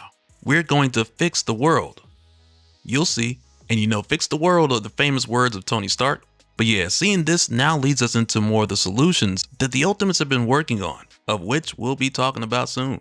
Alright, so going into this, we do quite a bit of jumping around from different moments in time. And for a couple different reasons, with time being a huge factor in this new Ultimates universe, but also in Doom's case, he's kind of all over the place at the moment, with him often looking back at the past and planning for the future. Similar to what we've seen with Tony Stark, though in Tony's case, it's more literal. And we'll talk more about that in a moment. But the first thing we see here is the past kind of merge with the present, with Doom looking at some old footage of his professor asking what is the fourth dimension, just before calling on him as the young Reed. But before we hear the younger version of him answer the question, we jump closer to present day with Doom answering saying a prison, because now the student has become the teacher. So he goes on to tell his students, who we'll see more of in a moment, he tells them time closes in on us like the walls of a cell. If you are to make it past those walls and escape this prison you were born into, you will have to think in 4 dimensions. I am Doom.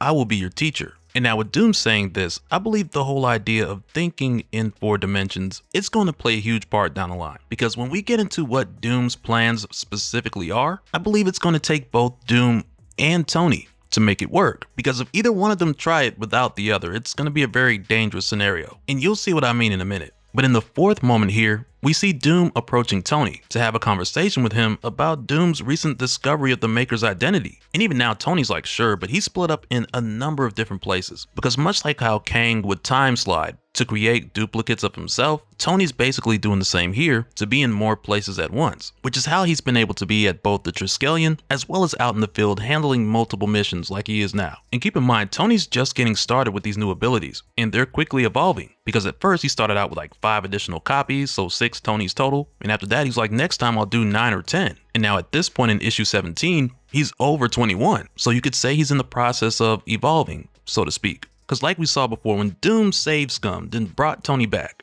by way of using the Immortus engine, Tony's physical recovery has given him an insane connection to time that we've really just scratched the surface of. Because even now, Tony can look through time and see variances. He can see the future up until the Maker's return, but he's still in a place where he's trying to harness this power. But with where things are heading, he's going to need to get really good really quick. But at this time, with us focusing on Doom, we head back into the set of 4 instances where we look into these 4 moments in time, starting with Doom's past, where as a young Reed Richards, he thought he could handle a drink at 14, only to find out that wasn't the case. But even at that time, Ben Grimm was there for him, all the while cracking a joke like, here you go, Dr. Richards. You'll be alright. I got you, Dr. Richards. And in the second slot, we see Doom observing this moment as well. Then following this, in the third, we get a better look at Project 4, with one of Doom's students asking a question saying, Dr. Doom, how is this different from the Avengers program we were already selected for? And right away Doom corrects them saying it's just Doom. Then he tells him here this project predates the Avengers program. Development was slow to start. It's the result of years of research into cosmic energy and a new theory of superhuman organization, as he welcomes all of them to Project 4. And in the 4th slide, we go back to Doom's conversation with Tony, just after Doom told Tony that he wanted to talk. So at first, Tony's like, is this about Project 4? And that's where Doom basically tells him no, Project 4 is on track. But instead, this is about some vital information that he just discovered that he feels like Tony needs to know. And Tony tells him here, forgive me if I seem distracted. Currently fighting a team of Teenage Mutant Assassins in South America. And about 21 other things. 21. But I'm listening. And now just after this introduction, it's here where the 4-moment format starts to open up a bit. Because next we go back to a moment where Reed is telling Sue how the cosmic rays are the leftover energies of the Big Bang, the universal creative impulse made manifest. And he tells her here, if we could harness this power, we could do anything. It's not a stretch to say we could put an end to disease, scarcity, even death, Sue. Just before it jumps forward to the moment where she's dying on the hospital bed after being exposed to the cosmic rays that were just not the right amount. And just after this, we jump forward to Project 4 with Doom telling the students, thanks to Ms. Chavez, each of you will be bombarded with cosmic rays in a short controlled burst. The levels must be exactly right. Too much or too little destroys human cells. Death is creative and painful. My analysis says you are all likely to survive exposure, but not certainly. I am not the Maker. Do you understand? You have a choice. Each of you has a choice. Because if Doom literally was the Maker, he would just make them do it. And after this, going back to Doom's conversation with Tony, is where Doom says, I am Doom. That is all I will ever be. But before I was Doom, my name was Reed Richards. And Tony's like, yeah, one of the teens just spit acid on my face. So it's not looking good for one of the Tonys out there. But a thing to keep in mind, when it comes to Doom mentioning that he was Reed Richards, he knows what him, Sue, Ben, and Johnny could have been. Because the Maker's files also had footage of the Fantastic Four from Earth 616. So Doom was able to see what him and the others had almost become. And that's one of the things that really makes Project 4 very interesting. Because now Doom is using that research to give these students unique powers, which is very similar to a team like the UFOs, who we last talked about during Al Ewing's Immortal Hulk. I think that's the last time we talked about them, but their origin was based on them trying to replicate the incident that created the Fantastic Four, though in their case the outcome was very different. But in this case, with what Doom's doing with Project 4, a lot of these outcomes look very similar to the UFOs, and I'm pretty sure that was intentional. But going forward, Doom tells them, you'll be formed into surgical teams, small, scientifically balanced units of 4. Thanks to the Immortus engine, we'll have relative years to train. And when one of them asks Doom, why 4? We get the answer in a really interesting way. And I mean, part of that he already answered by telling them the teams are scientifically balanced, but the more thorough answer goes back to the Maker's notes. Because next, when we head back to the conversation between Tony and Doom, Doom goes on to give Tony his confession, if that's what you want to call it. Because he says here, in another universe, Reed Richards is Mr. Fantastic, leader of the Fantastic Four, a great hero. And that's where Tony's like, you have to stop dwelling on the past, Doom. We're looking to the future now, and Mr. Fantastic kind of sounds like a piece of work, which then takes Doom back to a moment before the launch when Ben told him he was a piece of work. And at the time when Doom was Reed, he told Ben that's the reason why it has to be them going with them, because they're the only people in the world who can deal with them. But as far as getting to the significance of the number 4 for Doom, when we see him looking at the Maker's notes and the footage of the 616 Fantastic Four, he says here, I've always felt incomplete, that something was missing. When I read the Maker's files, I at last saw the shape of this absence. Because for Doom, after he saw the Fantastic Four of Earth 616, he saw what they were all going to be, what they should have been. And from there, it wasn't just like, oh, something feels like it's missing. He knew exactly what it was. And going forward, we'll also see the shape of this absence by way of it being just a blank silhouette of the other members of the Fantastic Four. And they've been with him like ghosts ever since, to the point where this is what inspired Doom to build the Cosmic Chamber and kick up Project 4, which is basically him replicating or bringing to fruition what him, Sue, and the others could have been. But going back to the conversation between Doom and Tony, Doom says here, listen to me, Reed Richards, in our universe, that man became Doom. In another, Mr. Fantastic. But in the third reality, he became the Maker. It was me. It was me all along. And within this conversation for Doom, this is the part where he feels like he's dropping the bomb on Tony, like, look, I got news for you. Because to Doom, there's so many layers to this. But first, we jump to a brief moment where the students of Project 4 find themselves being overwhelmed, since they're not quite ready. So they're told to abort and retreat. Because again, Doom gave these guys a choice, and to him, they're not expendable. So going back to the conversation between Doom and Tony,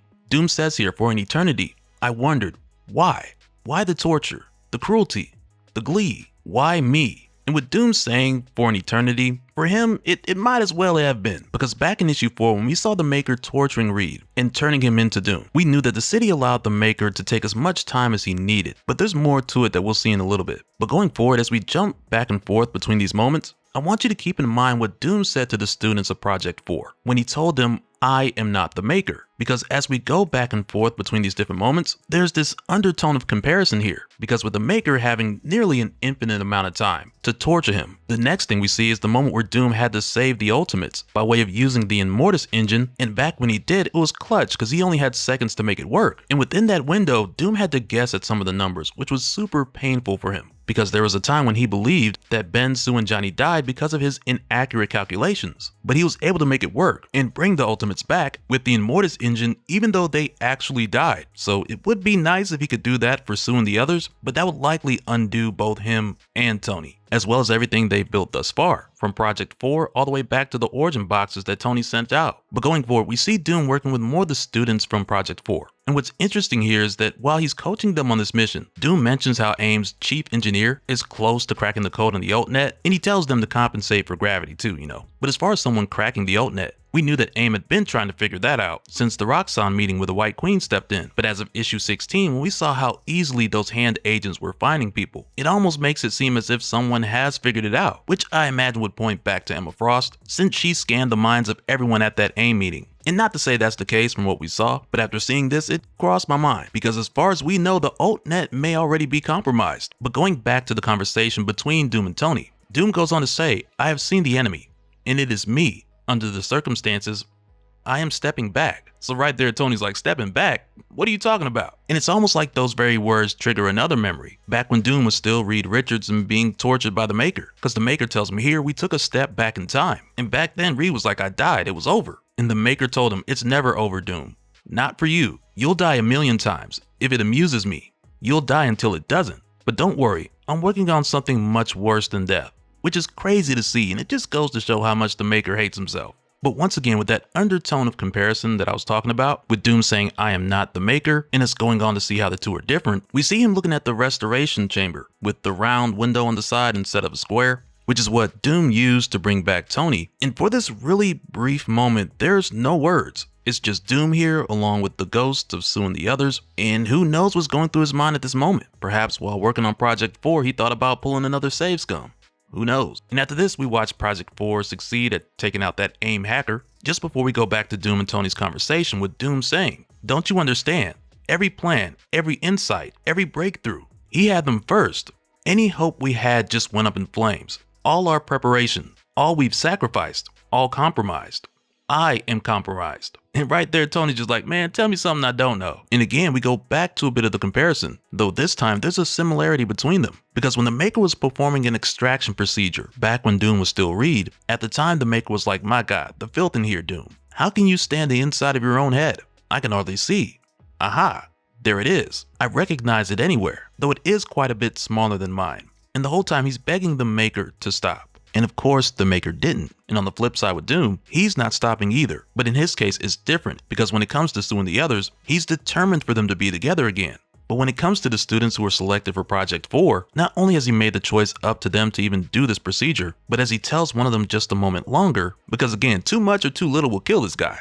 But as Doom tells them just a moment longer, he's saying this as someone who has known long suffering, perhaps even more pain than all of their procedures put together. So his approach with Project 4, it's very different than what the Maker would have done. But when Tony tells Doom that he already knew about Doom and the Maker both being Reed Richards, Doom is just like, you knew? How? And Tony tells him from this conversation, I saw it months ago. Though I forget how it ends. And Doom's just like, and you said nothing? And Tony's just like, didn't I? I guess it didn't seem relevant. I mean, what does it change? And when Tony says that, it's like it triggers yet another memory from back when the Maker said, now there's a change for the better. The extraction was a complete success. This little bit of gray matter was the troublemaker. And back then when Doom was still Reed and he asked the Maker what he took, the Maker told him, you know that feeling you get when you unlock some secret of the universe, formulate a fundamental law, or discover a new dimension? That profound euphoric moment when everything suddenly clicks into place. It's the best feeling in the world, isn't it? You can be honest with me, Doom.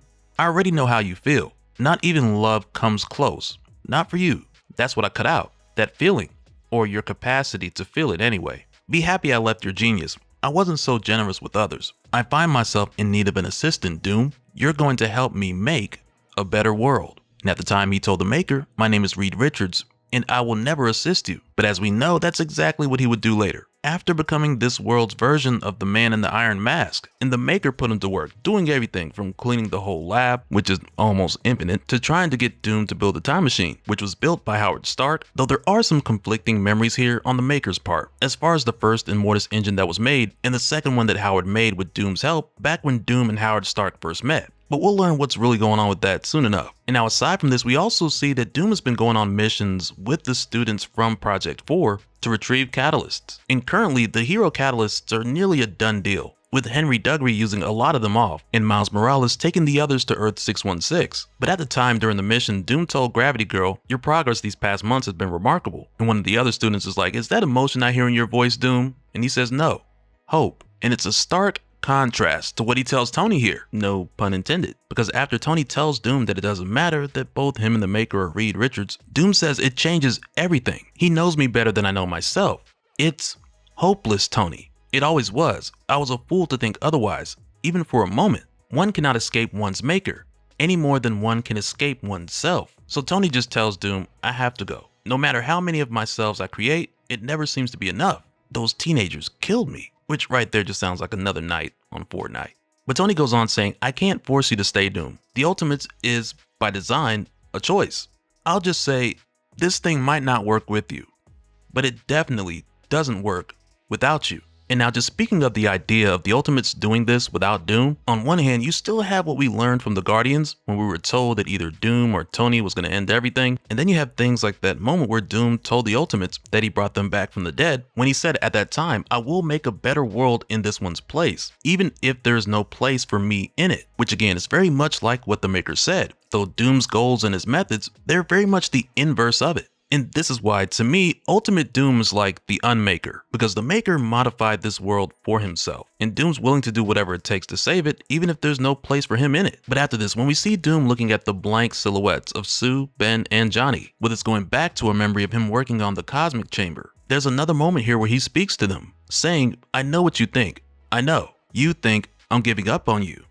On us. Which is why I believe we got that silent moment with no words, because I imagine he's gone through a number of options at this point. And just by looking at Project 4 for what it is, at face value, with Doom building this cosmic chamber and giving these students their powers, he's got them looking like Fantastic Four replacements. And it seems like aside from that, he's just focused on the mission of saving the world, but those are only two of his objectives. And he tells Sue and the others here, I'm trying, I swear it, I would do anything to be with you.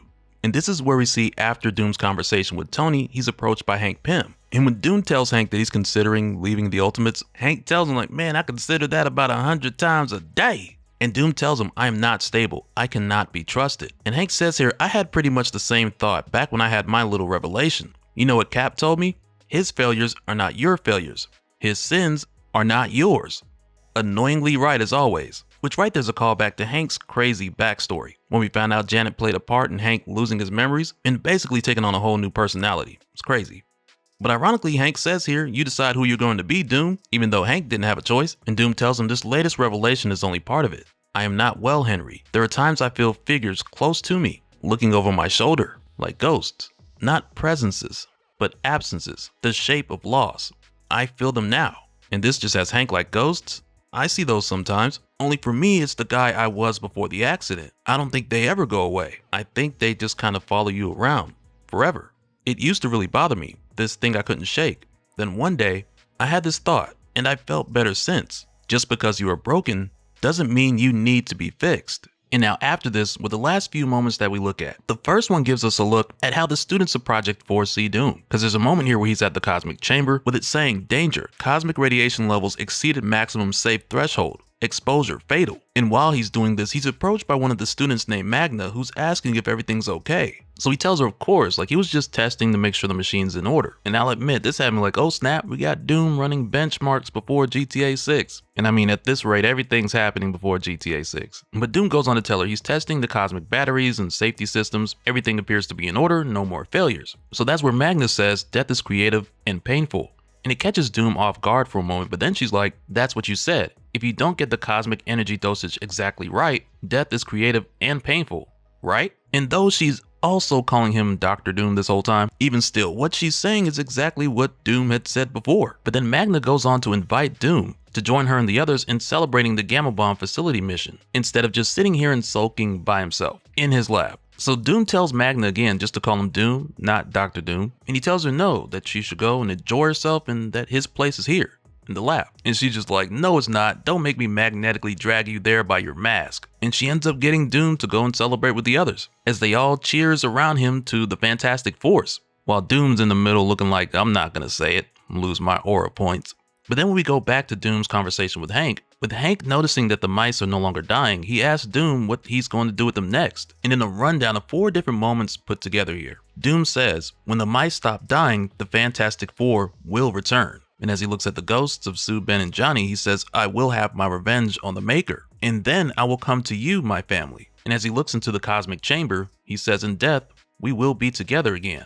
Which explains the murder mode benchmark. And after that, Doom lets the Fantastic Four mice go free. And I gotta say, this kind of sounds like Doom is getting ready to destroy the Ultimate Universe. Or better yet, give it a hard reset. Because with him saying when the mice stop dying, the Fantastic Four will return, as well as him saying that he's going to join Sue and the others in death, this just sent me back to something I was thinking about. Because when Doom saved the Ultimates, who had already died, and he basically saved Scum to bring them all back, which he was only able to do after Tony got crushed. But for a while I was thinking, why doesn't Doom just do this for Sue and the others? But then it had me thinking of how this would undo Doom and everything he did as far as helping Howard to lock the Maker away, as well as bringing the Immortus engine to Tony and helping him to assemble the Ultimates. And it had me thinking like, man, if this is what Doom is going to do, then the Guardians were probably right about Doom and Tony. Like back when Star-Lord said to Doom, the man in the iron mask, the man in the iron lung.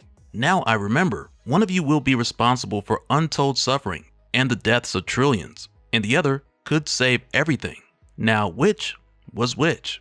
And man, all I'll say is after this issue, it kind of feels like we're getting closer to that answer. Because if Doom were to try and bring back Sue and the others, this reset would delete trillions of lives going forward in this universe for centuries. And the only person who could do anything about it, or as Star-Lord would say, save everything, is Tony Stark. Because also with Star-Lord mentioning that he didn't remember who was saving or who was destroying what between Tony and Doom, one of the first things he told Doom was that you are not the Doom we know, but there's something familiar about you, something dangerous. And I mean, the Doom he knows may have had a 4 on his chest. I mean, who knows? All I can say is whatever this is leading into, when the dust settles, if Doom doesn't have Tony, or the other way around, we might not have an Ultimates universe. So coming back, this picks up at the Triskelion satellite with Tony Stark and America Chavez, and he's staring at the screen with the options yes or no as she asks him, are you ready? And when he tells her, I'm not sure, are you? America tells him almost, but she's got to take care of something first, and we'll see what that thing is in a moment. But before she goes, she tells Tony, hey, you're gonna do great. Remember, this is a rescue mission. And you could tell that helped Tony because he was a little nervous, but now he's ready. And the reason why is because he's getting ready to give a speech, not just to the Altnet, but to the whole world. So he's like, here goes everything. And he says here, hello, my name is Tony Stark. Some of you know me as Iron Lad, founding member of the Ultimates. By now, most of you have heard something about me, one way or another, but most of you have never heard from me. And now this is going out to every kind of device that can receive this message. But he says here, whatever you've heard, I hope you'll listen. This message is being transmitted to every receiver in the world, automatically translated, according to region. This is for you. All of you. Ever since I was a little boy, I felt there was something wrong with the world, that there should be more. I know that many of you have felt it too. Life was supposed to be better than this, wasn't it? Brighter, kinder, more full of hope. We were supposed to be better, but instead we lived small lives and dreamed small dreams and spend all our time trying to escape reality. Why do we want so desperately to escape? Yo, and I gotta say, this dude's room is packed with some alternate reality treasures, because it's looking like Batman, Godzilla, He-Man, Darth Vader, and a Ninja Turtle. And I don't know about that Batman, but he's got a wall full of figures, what looks to be an Infinity Gauntlet. Not sure if that has any connection to Gary, wielder of the Infinity Gauntlet, because it does look a little different in the posters. Return to the future? And what's that say, Alien? Yeah, this dude's living it up. But Tony's saying here, why do we want so desperately to escape? I think it's because reality is millions starving despite unprecedented abundance. Reality is millions more going homeless, sleeping on sidewalks, circling empty luxury high-rises. Reality is sanctioned genocide, irreversible environmental damage, and widespread oppression. The reality is we have no say in the course of our lives. We are not people, but cogs in a vast, unfeeling machine that slowly grinds us down into painful nothing. And we can see Nick Fury, director of Han, just losing it. And he's like, get me Janet Van Dyne now. But Tony goes on here saying, who wouldn't want to escape? So what happened? How did we get here? Who's to blame for all this? You know the man responsible. His name is the Maker. He and all the world leaders, Henry Dugry, Emmanuel DaCosta, Bruce Banner, Ilyana Rasputin, Emperor Sunfire, have conspired to rob you of your freedom, to kill and imprison all who stand against them, and to drain the life from this world. I've seen it for myself. I've seen mass graves filled with superheroes, many of them children. They go on for miles. I've seen prehistoric paradises fouled beyond repair, the innocent inhabitants of idyllic islands turned into radioactive test subjects. I've seen 40,000-year-old cities built by strange and beautiful life forms, a race so genetically diverse, no two remotely resemble each other, empty, except for ghosts. For over half a century, they've killed and imprisoned every potential threat to their power, everyone they could not corrupt or contain. The world as we know it is an experiment in cruelty and control. It was not supposed to be like this. My father, Howard Stark, trapped the Maker in his city to give humanity a chance. His sacrifice bought us 2 years to fix the world. And for the last 2 years, the Ultimates have been trying to do just that. But time is running out. Most of what we've accomplished has been hidden from you. Most of what you've heard about us has been lies and manipulations. We did not destroy Stark Tower. That was the work of the Maker's Council. In an attempt to discredit us, we grieve every one of those lives lost. The power outages in Maryland and Virginia last year were the result of our actions. The Maker had built the grid on the unending suffering of an innocent young woman, one of the most incredible people I've ever met. And we did not think that was right. We would make the same decision again. And throughout this, we jump around to a lot of different locations. Like now with us seeing America make her way to take care of that one thing. while the other members of the Ultimates make their moves around the globe. And Tony goes on to say here, it is true. We have attacked the Council's infrastructure, raided their mines, destroyed or absorbed their weapons factories and stockpiles. We have distributed cures for most major diseases, cures previously reserved for only super rich and heavily connected, as we see Ren from issue 16 helping to hand these cures out. And Tony continues saying, all across the country, a wave of prisoner uprisings, inspired by an Ultimate named Luke Cage, have overthrown their tormentors and turned their dungeons into autonomous self-governing collectives, the so-called Ultimate Archipelago. We have fought living fairy tales and set off a war of the gods, and have fought among the shining ramparts of heaven itself. Many of us have died, but we came back. We came back for the cause. For you. And now when this jumps over to Hank and Janet, we see something pretty crazy here. Because while Hank's watching the speech, Janet gets back and he's like, where you been? And she's like, getting groceries. And Hank's like, again? And I just imagine Janet's like, you know you love to eat, shut up. But as we know, she's been running back and forth working with Nick Fury for quite some time. And getting the groceries has basically been her cover-up. But when she gets back, she asks, how's Tony doing? And Hank's like, I think he's doing fine. But then when Hank's like, should we be up there with them? In the Triskelion? You know, for support? Janet tells him no. I think it's better that we're here, ready for anything. As we see Nick Fury looking at the layout for the Triskelion satellite, the Ultimates headquarters where Tony is now. Because we saw Janet before discussing the Triskelion with Nick Fury, so she knows that's where not to be because it's about to go down. But going back to Tony's speech, we pick up with him saying, we came back for the cause, for you. We have wounded the Council significantly, weakened them appreciably. They can be fought, they can be beaten. We are proof of it, but we are running out of time. The city opens soon, and when the Maker and his children return, we don't know what will happen, but we know things will change fast. We know we'll have to fight. We have been labeled as terrorists, criminals, fundamentalists, cultists, degenerates, dangerous antisocials. We call ourselves freedom fighters, and we are dangerous to them. Freedom is dangerous to them and the system they've built. We are a threat to any system designed to suppress or interfere with human flourishing, but we are not a threat to you, never to you. We're going to need you, all of you. We have been expanding our membership rapidly to deal with what is coming. But if we hope to win, we'll need everyone. That's why I'm asking you to join the Ultimates. Yes, you. And he's even doing the whole Uncle Sam point, because the Ultimates need everyone. And he continues saying powers or weapons are not necessary to become an Ultimate. All it takes to be an Ultimate is to decide to be an Ultimate. Decide to resist. Resistance comes in many forms, as we see Luke Cage and the others getting ready to hit Fort DaCosta, the North American Union military base. But Tony continues saying, yes, taking up arms is one, but we'll need people doing much more than that. Organizing strikes, leading protests, providing intelligence, sabotaging factories, utilities, and munitions. Not going to work can be a heroic act. And I know somebody in this universe is like, man, I've been a hero. But he says, if we have any hope of winning, of changing the course of our lives, we have to do it together. As we see Luke Cage leading the charge on Fort DaCosta, while yelling, Avengers, assemble. And Tony says here, if you are currently the tool of a violent arm of the system, military, police, or administrative, know that defectors are welcome. It's our belief that no one is beyond rehabilitation. And now this switches over to Captain America, who's made his way to talk to Pietro and Wanda to bring them on the team. And right away, Quicksilver's like, why do you keep being nice to us? What do you want? And Cap's like, I try to be nice to most everybody. And the kid's like, you lit me on fire. And Cap's like, you try to kill me. But the thing with the kids here, they've kind of taken on this identity because of the things they've done.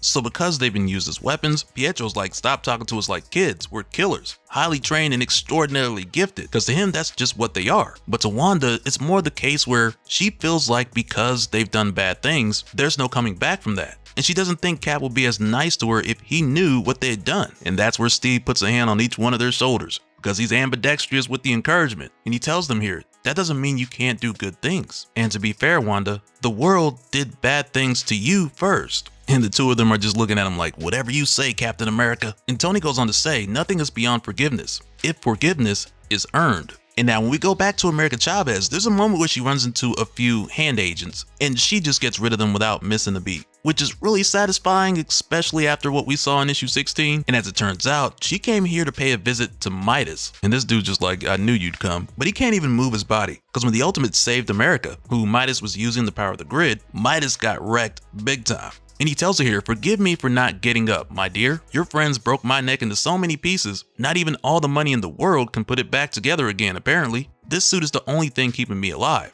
Breathing has become a gruesome chore."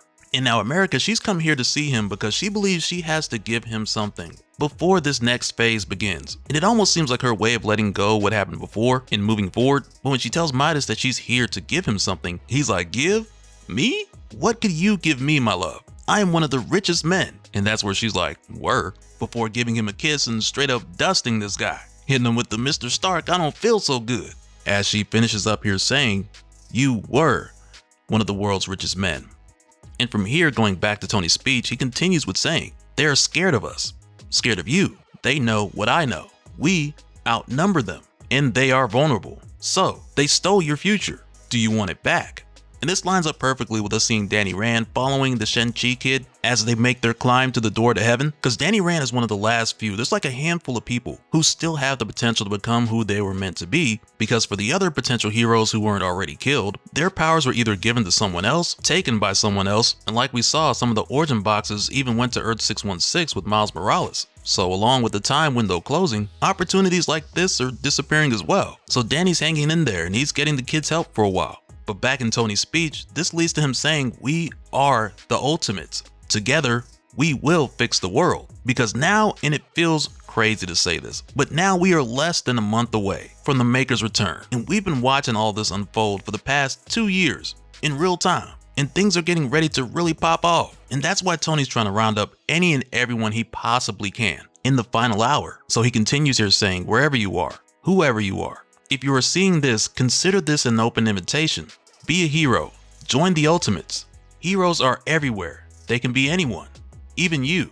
The enemy's power over us is inversely proportional to our connection to each other. They can't stop us all." And a perfect example of that is what Tony said about people not going to work, whether it's military or police, because for every person who's not fighting against them, if they join the cause, that's an additional person fighting on their side. But Tony goes on saying, "They can't stop us all. Now is the time. So I say to every one of you, my brothers and sisters in arms, my Ultimates, rise up." Hold on, wait a minute. Is that the Atlanta Falcons thing? Because if it is, that's not a good sign.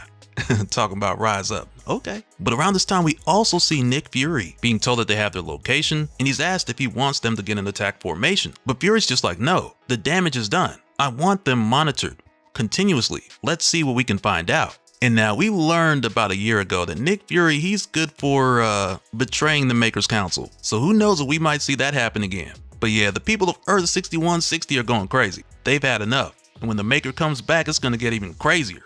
Alright, so the two stories Ultimates issue 19 continues. The first one is Ultimate Endgame issue 1, because now this follows what happened to everyone else after Tony and the others went inside the city, when the Ultimates network went down and Nick Fury took his opportunity to strike the Triskelion satellite and blast it out of orbit, which he was able to do thanks to inside information provided by Janet Van Dyne. And again, instead of following Tony and Doom and what's going on inside the city, this time we follow the events outside. And much of this we see from the perspective of Janet Van Dyne, which is perfect because now we finally get the other half of her and Hank's dark origin story, which we saw back in Ultimate Spider-Man Incursion. And I have that link in the description for anyone who might have missed it. But coming back, this starts out with Janet's narration as soon as the Triskelion satellite was shot down, with her saying, "What would you sacrifice for what you believe? The uprising is happening all over the world, but Captain America, Hawkeye, Hank, and I have taken up the liberation of the East Coast, mobilizing multiple Ultimate cells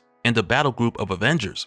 To reinforce his position, Captain Britain has brought in his army Neverending, an occupying force of enslaved English culture heroes, elves, giants, fairies, ogres, goblins, trolls, orcs, etc. It's make-believe run amok.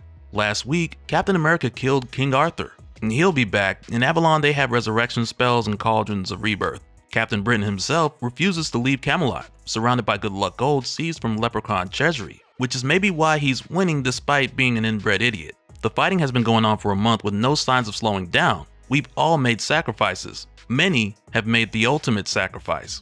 Some of us sacrifice in other, less obvious ways too small to see with the naked eye. And that's where Janet just flies into this giant's ear and grows right out of him, using an attack that she probably should have led with. You know, they're talking about how this fight's been going on for a month now, ever since Tony's speech. And when Hank sees this, he's just like, "Nice one, babe." not horrifying at all. But also, this is the moment where the Triskelion comes crashing down out of orbit, and everyone gets the alert that the Ultimates network is down. And Hawkeye's gear is able to get a really good look at the falling wreckage and identify it as a Triskelion. And now Hank's saying what everyone's thinking. He's like, how? But Captain America's like, it doesn't matter. There were at least a dozen people on board. We need to perform a search and rescue. And for Janet, who doesn't want to go, she's like, with the Triskelion down, there's no teleporter. But Cap doesn't care. He's like, I guess you gotta go on foot. Good thing you two take such big strides, huh? So Hank and Janet go ahead and make their way there. But along the way, Janet gets back in her head, and she starts thinking about how she never wanted to get married, which now takes us into hearing her side about her and Hank's past, which is new now because the story we got before in Ultimate Spider-Man Incursion, that was from Hank's perspective after the accident. But now this goes on with Janet saying, I never wanted to get married. I saw what marriage had done to my mother, and I swore I'd never let it do that to me. Besides, I had dreams, big dreams. I wanted to leave a mark on the world. Marriage would only hold me back. But then I met Hank. It was at one of my father's corporate balls, which were generally just a bunch of old men, titans of industry, or distinguished scientists. And then, one day, Hank. He was just a boy in a room full of old men, but he took up space somehow.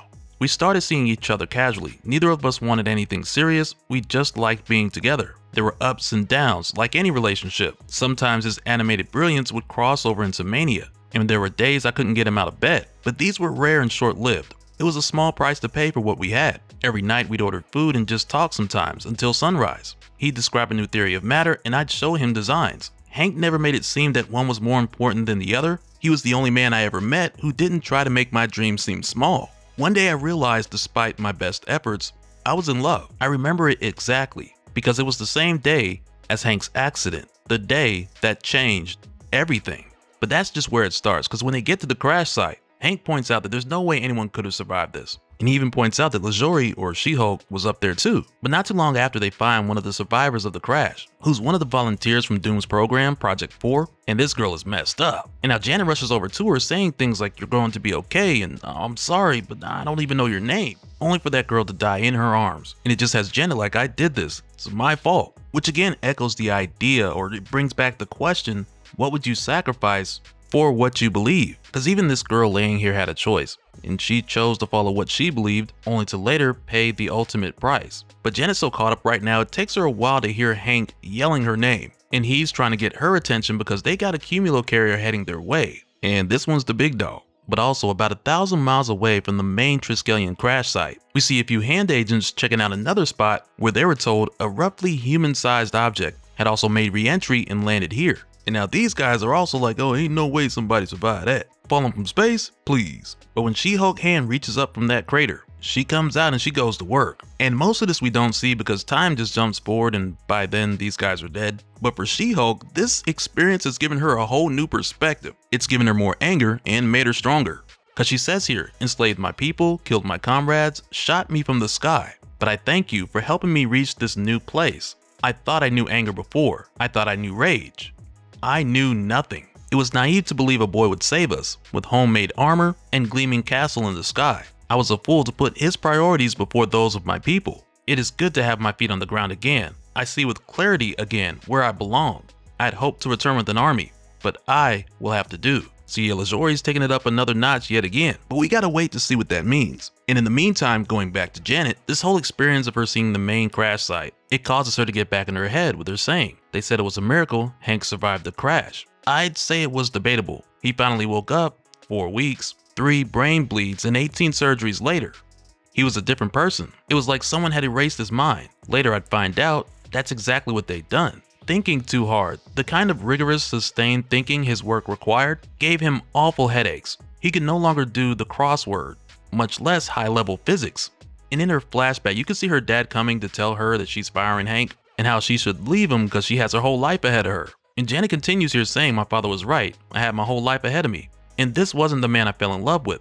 The man I fell in love with could recite French poetry from memory. The man I fell in love with could speak eloquently on quantum entanglement and Greek literature. This man struggled to string simple sentences together. This wasn't the man I fell in love with. I had to walk away. But then, after everything he'd been through, he said something amazing. And that's when she remembers Hank opening his eyes and asking her if she was okay, which just had Janet like, how could I walk away from that? And she goes on saying, we were married a few weeks later at the courthouse. When my parents refused to attend, A few friends and old colleagues agreed to be our witnesses. Without the financial support of my parents, I had to worry about money.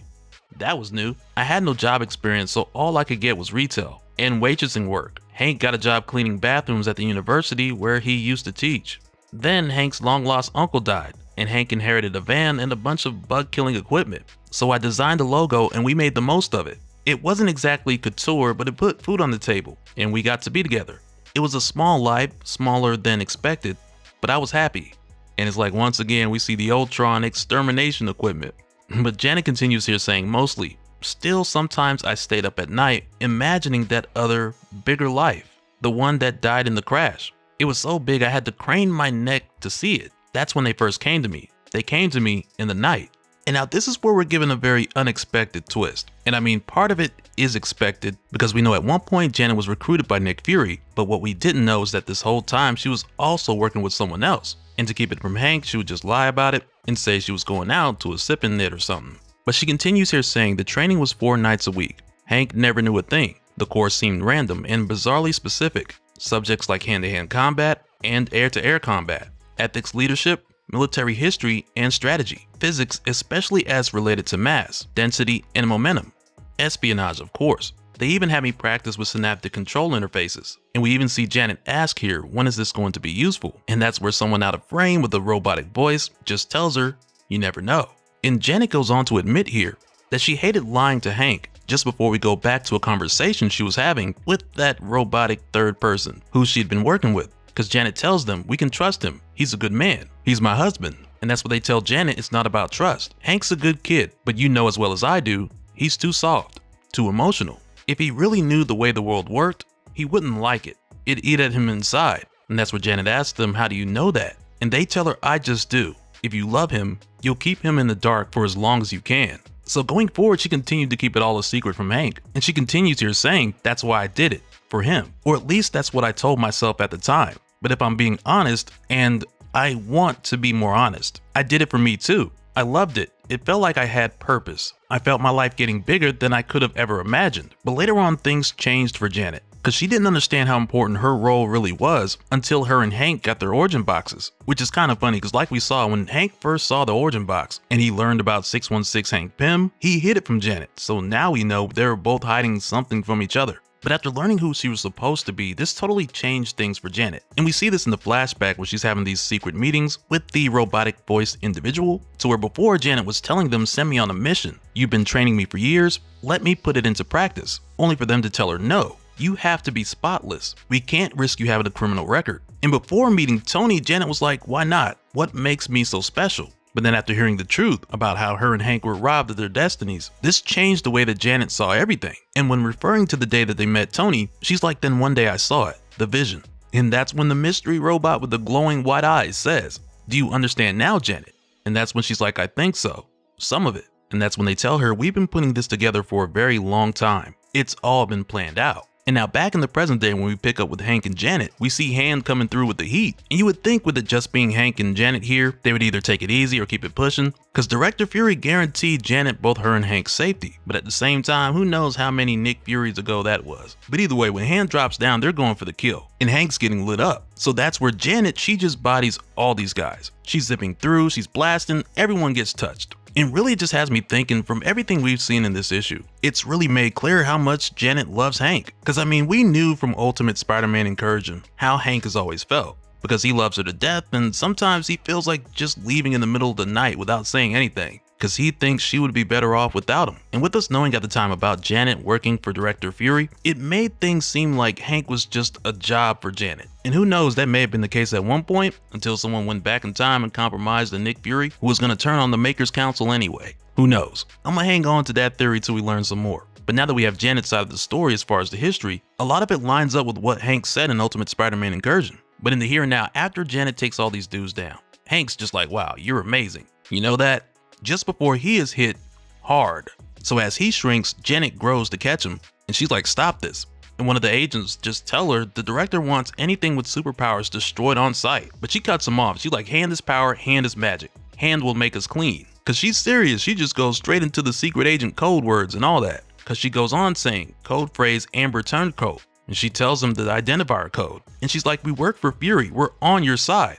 But of course for Hank, this is all new to him, so he's like, wait, what? And when Fury gets there, he's like, that's all right, boys, I'll talk to them. Then he's like, come to see your handiwork up close, eh? Seriously, great work, Van Dyne. Couldn't have done it without you. And as Hank is hearing this, he's asking Janet, what does this mean? And now Janet's just trying to tell him that she'll explain, but Fury just keeps going because he's being a jerk about the whole situation, because he tells Hank she did it for you, you know, to protect you, while Janet's telling him to shut up. Then Fury leans in and he's like, nasty scar there, by the way. Must have been some accident. And it's pretty obvious what Fury's doing here by dropping these conspicuous hints to intentionally bait Hank towards figuring this out, because we know the harder Hank thinks, it just triggers his crazy headaches. So even when he tries to tell Janet that he doesn't understand what's happening, she tries to explain, but it's all too much for Hank right now. And that's where Fury's like, oh, I don't think he's taking it too well, Van Dyne. He seems unstable. So she's just like, it's from his old head injury, he'll be fine. But then Fury's like, this is not the picture of a man who's gonna keep a secret. But Janet's like, he's fine, it'll pass. And that's where Fury's like, hell, it's not the picture of a man, which is crazy to say. But when Janet says here, none of this is what it looks like, I almost feel like she's reassuring herself in this moment, but Fury responds to it saying it looks like a liability for all of us. And right there, Janet's just like, I can't do this anymore. Do you hear me? And Fury tells her, well, too bad. We're not done with you yet. We'll keep your Hank as our guest. We've got plenty of room in the holding cells. Then when Hank asks her why would she do it, she says, I had a vision, Hank. And Hank's like, I know, I was there. And she's like, no, not Tony. And Hank's like, oh, you work for him now? And Fury's like, you're damn right. She does. And a hand just phases right through his head, killing this fake Fury number. I'm not even going to pretend to know what number Fury we're on now, because they've been life model decoys for a good minute. And just after we see this was done by the Vision, who goes on to say, she works with me. Alright, so coming back, this picks up not too long after Ultimate Vision revealed himself to the world in issue 19 when he killed Nick Fury, or the life model decoy of Nick Fury, where at this time with the Ultimates network having been down for 8 days, 14 hours, and 39 minutes, we jump right in with him initiating the UltNet replace, repair, and reboot, with him saying here, network, a chain, group, or system of interconnected nodes sharing information and resources. Node, a point where pathways intersect, a point of connection. These are the nodes. And throughout this, we see Vision reconnecting the different members of the Ultimates and getting their communications back online. But even with doing this, he's referring to each member of the Ultimates network as an individual node. Because like Tony mentioned before, the people who joined the Ultimates, they are the Ultimates network. So when he goes to Captain America, who's node 3, given Cap's current situation, Vision's like he has a 17% chance of survival, and trying to coordinate the others is proving to be tricky, since traditional communications are not secure, and 4 of their telepaths who tried it got ripped to shreds by psychic hounds from Avalon. But even still, Vision continues to get communications back up, because the more intel they can share with each other, the stronger they are. Like for example with Node 4371, Wingspan, who's currently lacking up-to-date intelligence, right now they're over in Kentucky with Luke Cage's Ultimate Avengers, facing counter-revolutionary forces, who are planning to have their backup squeeze Luke Cage and the others by attacking them from 2 different sides, which gives Wingspan a 10% chance of survival. And after that we see Ren Montgomery, who's the girl we were introduced to back in issue 16, who doesn't have any powers, so she's just trying to lay low with some of the others. And her chance of survival is 0.01, it's terrible. But when she hears she's reconnected to the Ultimates network, that gives her hope. And right now when we see where Vision's at, which is a place called the Motor, that we'll learn more about in a moment, we see that he's connected just over 2.3 million nodes. Just over 2.3 million Ultimates are back online. So he tells them, forgive the service interruption everyone, the Ultimates network is back online. So immediately Cap is like, who's this and how did you get access to this line? Because anyone can join the Ultimates, but to make an announcement to everybody, that's some Iron Lad level access. So he tells Cap, I am the Vision, I am one of you, and I have been waiting for a very long time. And this is where we see how all this came together, starting with that conversation between Tony and Jim Hammond in Ultimates issue 13. But this time we're given more context, because when Tony asked Jim to do this, we see him say here, the Maker's protective bubble extends from 1963 to 2024. The Immortus engine has its limitations, but with effort we can transport an individual to the point before the Maker put up his walls. It's asking a lot, more than I have any right to. And right there Jim was just like, okay, let's go. And as it turns out, when we saw this, Tony sent Jim back to the year 1947 so he could get started before the Maker's arrival and lay the groundwork for the revolution that would come nearly 80 years later. And Jim even came across the version of himself from that time, which is a big no-no in Time Cop, but the past version of Jim understood what needed to be done. But even still, future Jim had to erase that memory because, can't take no chances. But going forward, it says here, mission, lay groundwork for revolution without creating ripple effect that destroys future, self included. Change everything without changing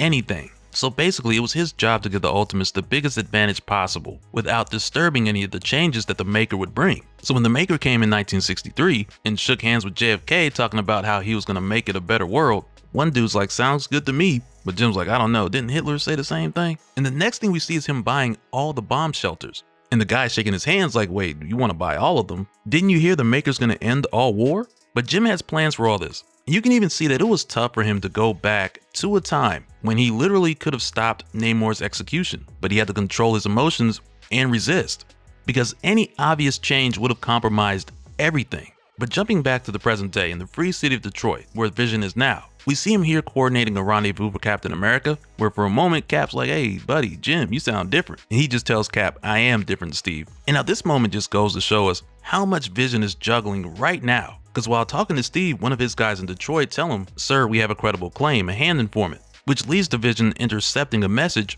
from the Incredible Hulk to Nick Fury.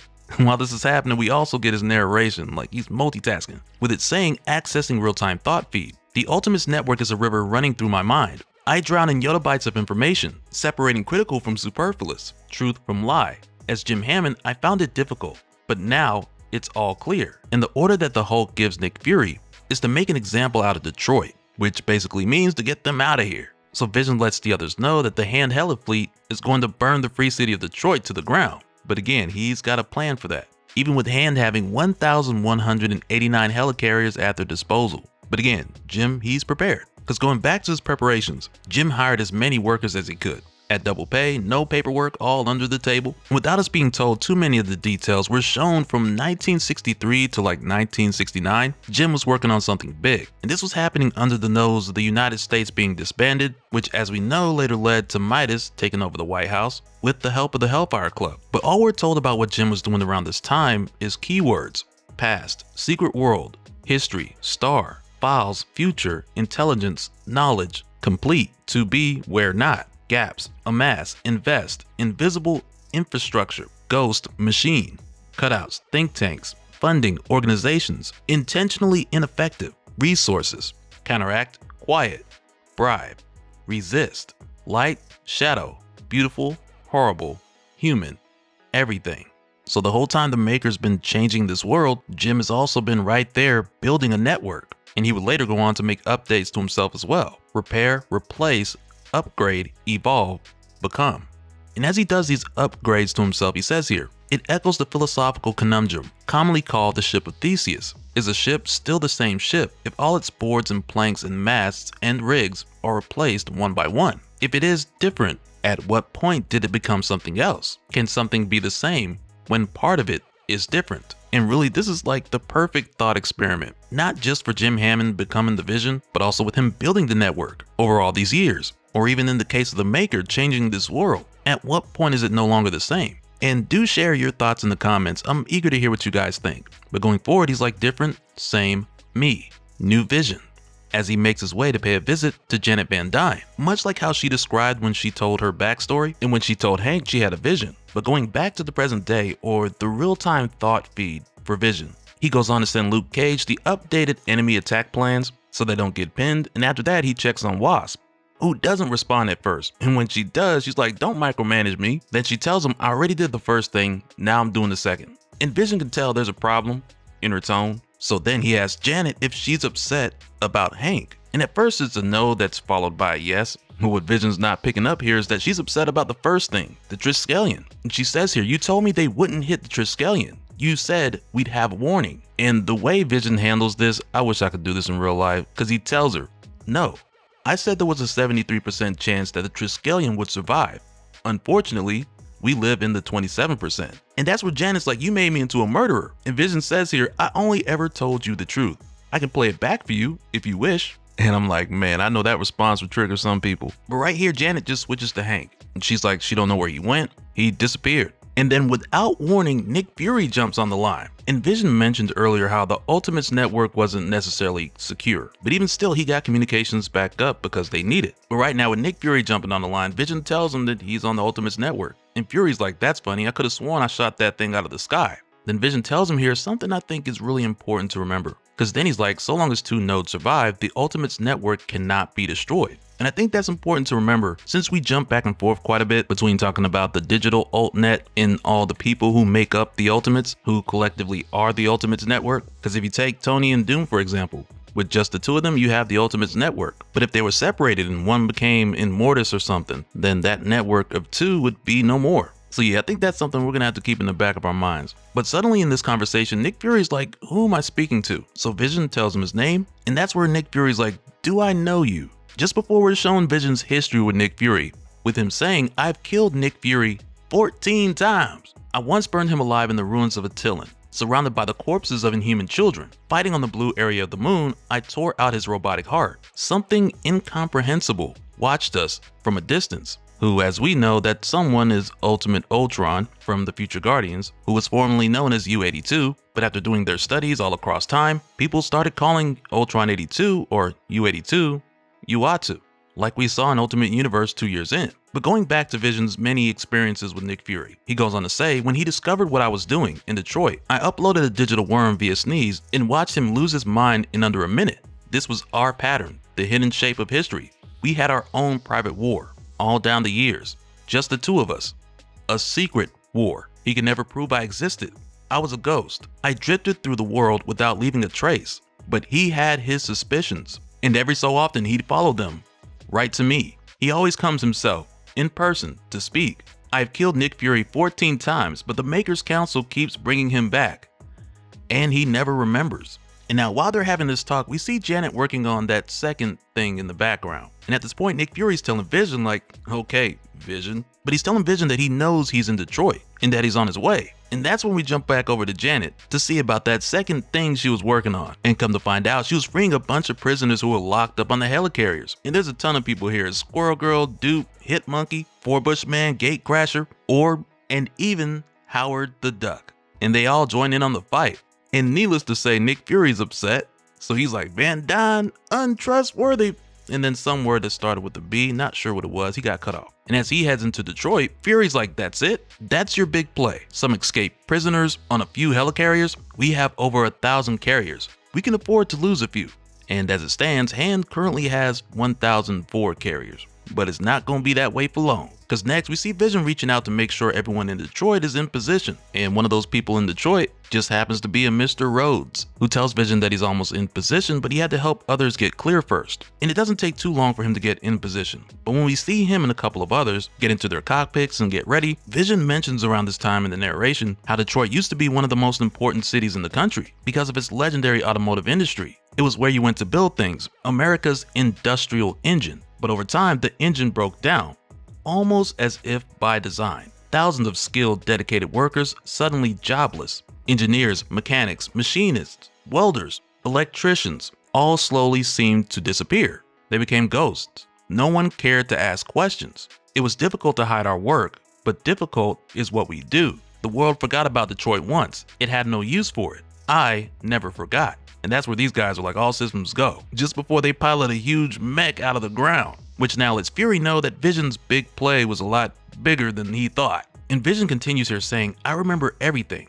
I remember every second. Decades of heat and hammering underground, of sweat and steel and secret construction, collaboration on a scale not seen since the moon landing, and all in secret. A network of ghosts. Then he tells Fury, you poor trapped blank. And I assume that's just one of the words he got from Fury. Maker's little war machine. Well, war machine meets anti-war machine. And from here, the number of active helicarriers starts dropping drastically, with Hand quickly going from 1,004 to 935. So quickly, Fury calls for evasive maneuvers, and he tells his men to track down the source of that signal. Then he tells Vision, I'm going to burn you and your network to ash. Just for Vision to tell him, if you only understood how stupid you sound. Me? Burn? Can you imagine? And as Nick Fury's brought to his knees, Vision tells him here, you and I are 2 peas in a pod, Nick. Machines pretending to be people, denying who we are, missing memories. Well, Tony Stark fixed my memory. I thought I'd pay it forward. Well, Janet helped actually. None of this would be possible without her. It's a terrible thing to be without your memories. Like missing a piece of yourself. I know. Luckily, the council saves everything. So here it is. Everything you've ever done. Everything you've been. And that's where the life model decoy Fury deactivates himself. And Vision's like, I thought you'd feel that way. But it doesn't stop there, because next we see multiple LMD Furies who have been activated and updated with all the memories. So they're all just going crazy right now, like something you'd see in an episode of Black Mirror. And this chaos is what finally takes down the Hand's lead helicarrier, the Beast, dropping the helicarrier number from 653 to 652. But as Anti-War Machine keeps going, that number gets lower and lower. And you know, with how this is framed, it's very much like the Maker's War Machine, being Nick Fury, going up against the Ultimate's Anti-War Machine. But to me, for some reason, this story feels more like a case where the Human Torch became Vision, only to turn out to be a better Nick Fury than Nick Fury. Alright, so going into Ultimates issue 21, this takes us back to Luke Cage and his Avengers, who are now in Atlanta, home of the DopeSpills, where in their case, this is them taking back another city in the North American Union, because in order to set things right, they've got to tear some things down. And we're told that it's like a fire spreading from person to person, city to city, shore to shore. It's a fire that does not destroy, but transforms. It's a fire called freedom. And with how this is done, we finally get some more information on some of these faces that we've been seeing throughout the series. So like, of course, with Luke Cage, we had a dedicated issue for his origin. In Wingspan, Vision talked about her briefly when he got the Ultimates network back up and running. But in her case, we're told that she spent most of her life in the 4x4 box, and she ain't about to do that again. And after her, we got Singularity, who's like your ultimate cloak, so they've got access to the Dark Force dimension with Dark Force manipulation and all that. And then we got Nameless, who we saw before, like in issue 18, though we didn't really know too much about him. And this guy's basically like your ultimate Deadpool, though his color scheme's kind of flipped around with the black and red, and much of his character too, because we're told here that he's mute, mysterious, and deadly serious. He's a master of combat. He often thinks of self-deletion, though he cannot die. So yeah, it's a bit of a mashup that I would love to see a lot more of. And after him, the next guy we go to is Penance, and we're told sold his soul to the devil for the cause, and got Hell's worst boy in the bargain, which is referring to his mount. But you know, anytime we get these new Ghost Riders, and there's either another Mephisto bargain, or someone shaking hands with Satan, it often makes me think of Jason Aaron's origin of the Spirits of Vengeance, where after God flooded the earth in Noah's Ark, the Spirits of Vengeance were made to be God's protectors of humanity, the CIA of the afterlife, Heaven's Black Ops team, which is why they're so powerful and their abilities are literally God's wrath and judgment. And it just has me thinking of how, in most cases in the current day, the modern Ghost Riders are vastly different from the original ones. And it gives them a bad rap. And we're gonna see some of that in a little bit here too. And I kinda wanna go on a rant about it, but I'll just leave a link to the video when I did, back when we were covering Avengers 1 million BC, because that rant took up like a third of that video. But in the here and now, Penance is like, we're gonna fill up hell or die trying, which kinda sounds like an album title, but it makes sense in this scenario with them fighting all of these brainless taskmasters. And they end up taking Atlanta in just 3 hours, which is a long time for a fight, but hey, a win is a win. But even still, this Penance guy's going in, because he's like, Cerberus and I will pursue. Rent-a-racists, mutant assassins, sunscreen-slathered conscripts from DaCosta's vassal vampire nation. None will escape their penance. So once again, he's not playing. And after all the fighting's done, this is where the real work for the Ultimates starts. Because remember, the Ultimates network, it reaches beyond the superheroes and their different teams, because it also includes the regular people around the way. And Luke Cage is leading that restructuring. So he tells the others to give these bodies a proper burial and to get IDs if they can, to notify next of kin. But while he's saying this and moving some of the debris, one of the taskmasters try to shoot Luke Cage, only for the bullet to bounce off of Luke's chest and return to sender. I mean, it's like, man, that's a pectoral parry, if I ever seen one. And now from here, the Ultimates go to work, with it saying once territory is firmly under Ultimates control, old ideas must be torn down and new ones raised up. Society itself must be transformed at every level. Establish worker committees to take over administration of public services, and maker-aligned megacorporations. All Roxxon, Alchemax, Hammer, AIM, etc. facilities must be put into service either for the people or the war effort. And as they do, they find all kind of breakthroughs that these megacorporations been hiding. But it goes on to say, with the power in the hands of the people, we predict productivity will increase dramatically. Monetization will no longer be feared but welcomed, because its benefits will be felt by all, not just an elite few. people will work less, produce more, and live better. War crimes must be documented and prosecuted, and revolutionary councils rooted in truth and reconciliation must be established to resolve disputes and repair harm where possible. Defectors will be accepted after they have submitted to a voluntary telepathic scan to confirm that their motives are genuine. And that'd just be like, hey, before you look through my daydream history, hey, hear me out. But it goes on to say, if we're going to destroy what came before, we have to build what comes after now. And from here, when we head over to Emmanuel DaCosta, who just got finished siphoning power from his son Roberto, because that's apparently what elite twisted leaders do, because like we know, he's not only taking power from his own son, but from other people's kids too. But right now, as he's having this conversation with Emma Frost, and both are members of the Hellfire Club, who at one point in time helped Midas take the White House. Man, all this sounds a little too familiar. I think Dennis Kemp speaking in code. But they're both members of the Hellfire Club, with him being the Black King and Emma, of course, being the White Queen. But in this very moment, he's telling her that he's not happy with the success that the Ultimates have been having in this war, with it causing the collective consciousness to be on fire with their message of revolution. So he tells Emma here, we have a morale and message problem, but revolution is a product like any other, and there's no product I can't sell. It's all in the packaging. And while he's saying this, he's suiting up and getting ready for his sales pitch to the public. So he asks Emma here, how does he look? And she tells him, like a light in the dark, King. But the look on her face is saying, brother, you built like a sack of laundry. And now this is what ends up taking us to Emmanuel's sales pitch. And he's got a whole press meeting set up and all that, because now he's announcing to the whole world his new super team, the Defenders. And the members of this team, from top to bottom, left to right, are Proctor, who's like your Black Knight, Marvel Boy, Ballistic, who's Cannonball, Emmanuel, Thora, and the gamma-powered Decay's beautiful daughter. And Decay we've seen before with the Hulk's Children of the Eternal Light. But what Emmanuel's aiming for here is to spin the narrative and make it seem like they're the heroes and the Ultimates are the bad guys. And while the press are taking pictures, he's whispering under his breath, talking about people don't want lectures and ideologies forced down their throat. They want straightforward, superpowered violence and color-coordinated costumes. The Ultimates may have done it first, but the Defenders will do it best. Now, smile for the cameras. But for a moment here, when we jump back over to Luke Cage and Wingspan, where they've currently detained just under 4,000 new prisoners. And really, these are just the people who are left over who didn't become defectors or didn't die. So you have a mixture of Red Skulls, Makerites, mercenaries, council loyalists, and one of these dudes is just going off, calling them terrorists and saying how the Maker already fixed the world, you guys are breaking it. And that's where Wingspan, she's talking to Luke right now. And she's telling him how they'll have to keep them in the prisons for the time being, because it's the only place secure enough. And when the dude hears it, he's like, oh, and you call yourself freedom fighters. What a joke. So Luke tells him here, you are a danger to others, to your fellow man. When you cease to be a danger, a path to freedom will be presented. Till then, you'll be fed and sheltered and treated with respect. You have my word on that. Once the local committees are established, you will be given due process for any crimes. And dude just cuts off Luke right there. He's like, I'm sure you'll be real impartial. Then Luke continues saying, for any crimes you may be accused of. Because he's like, that's more than what he got. Because like we saw, Luke been in prison most of his life just because he was destined to be great. Then the dude goes on to tell him, due process? You're lying to yourself. I mean, you call yourself Avengers. That's what it's really about.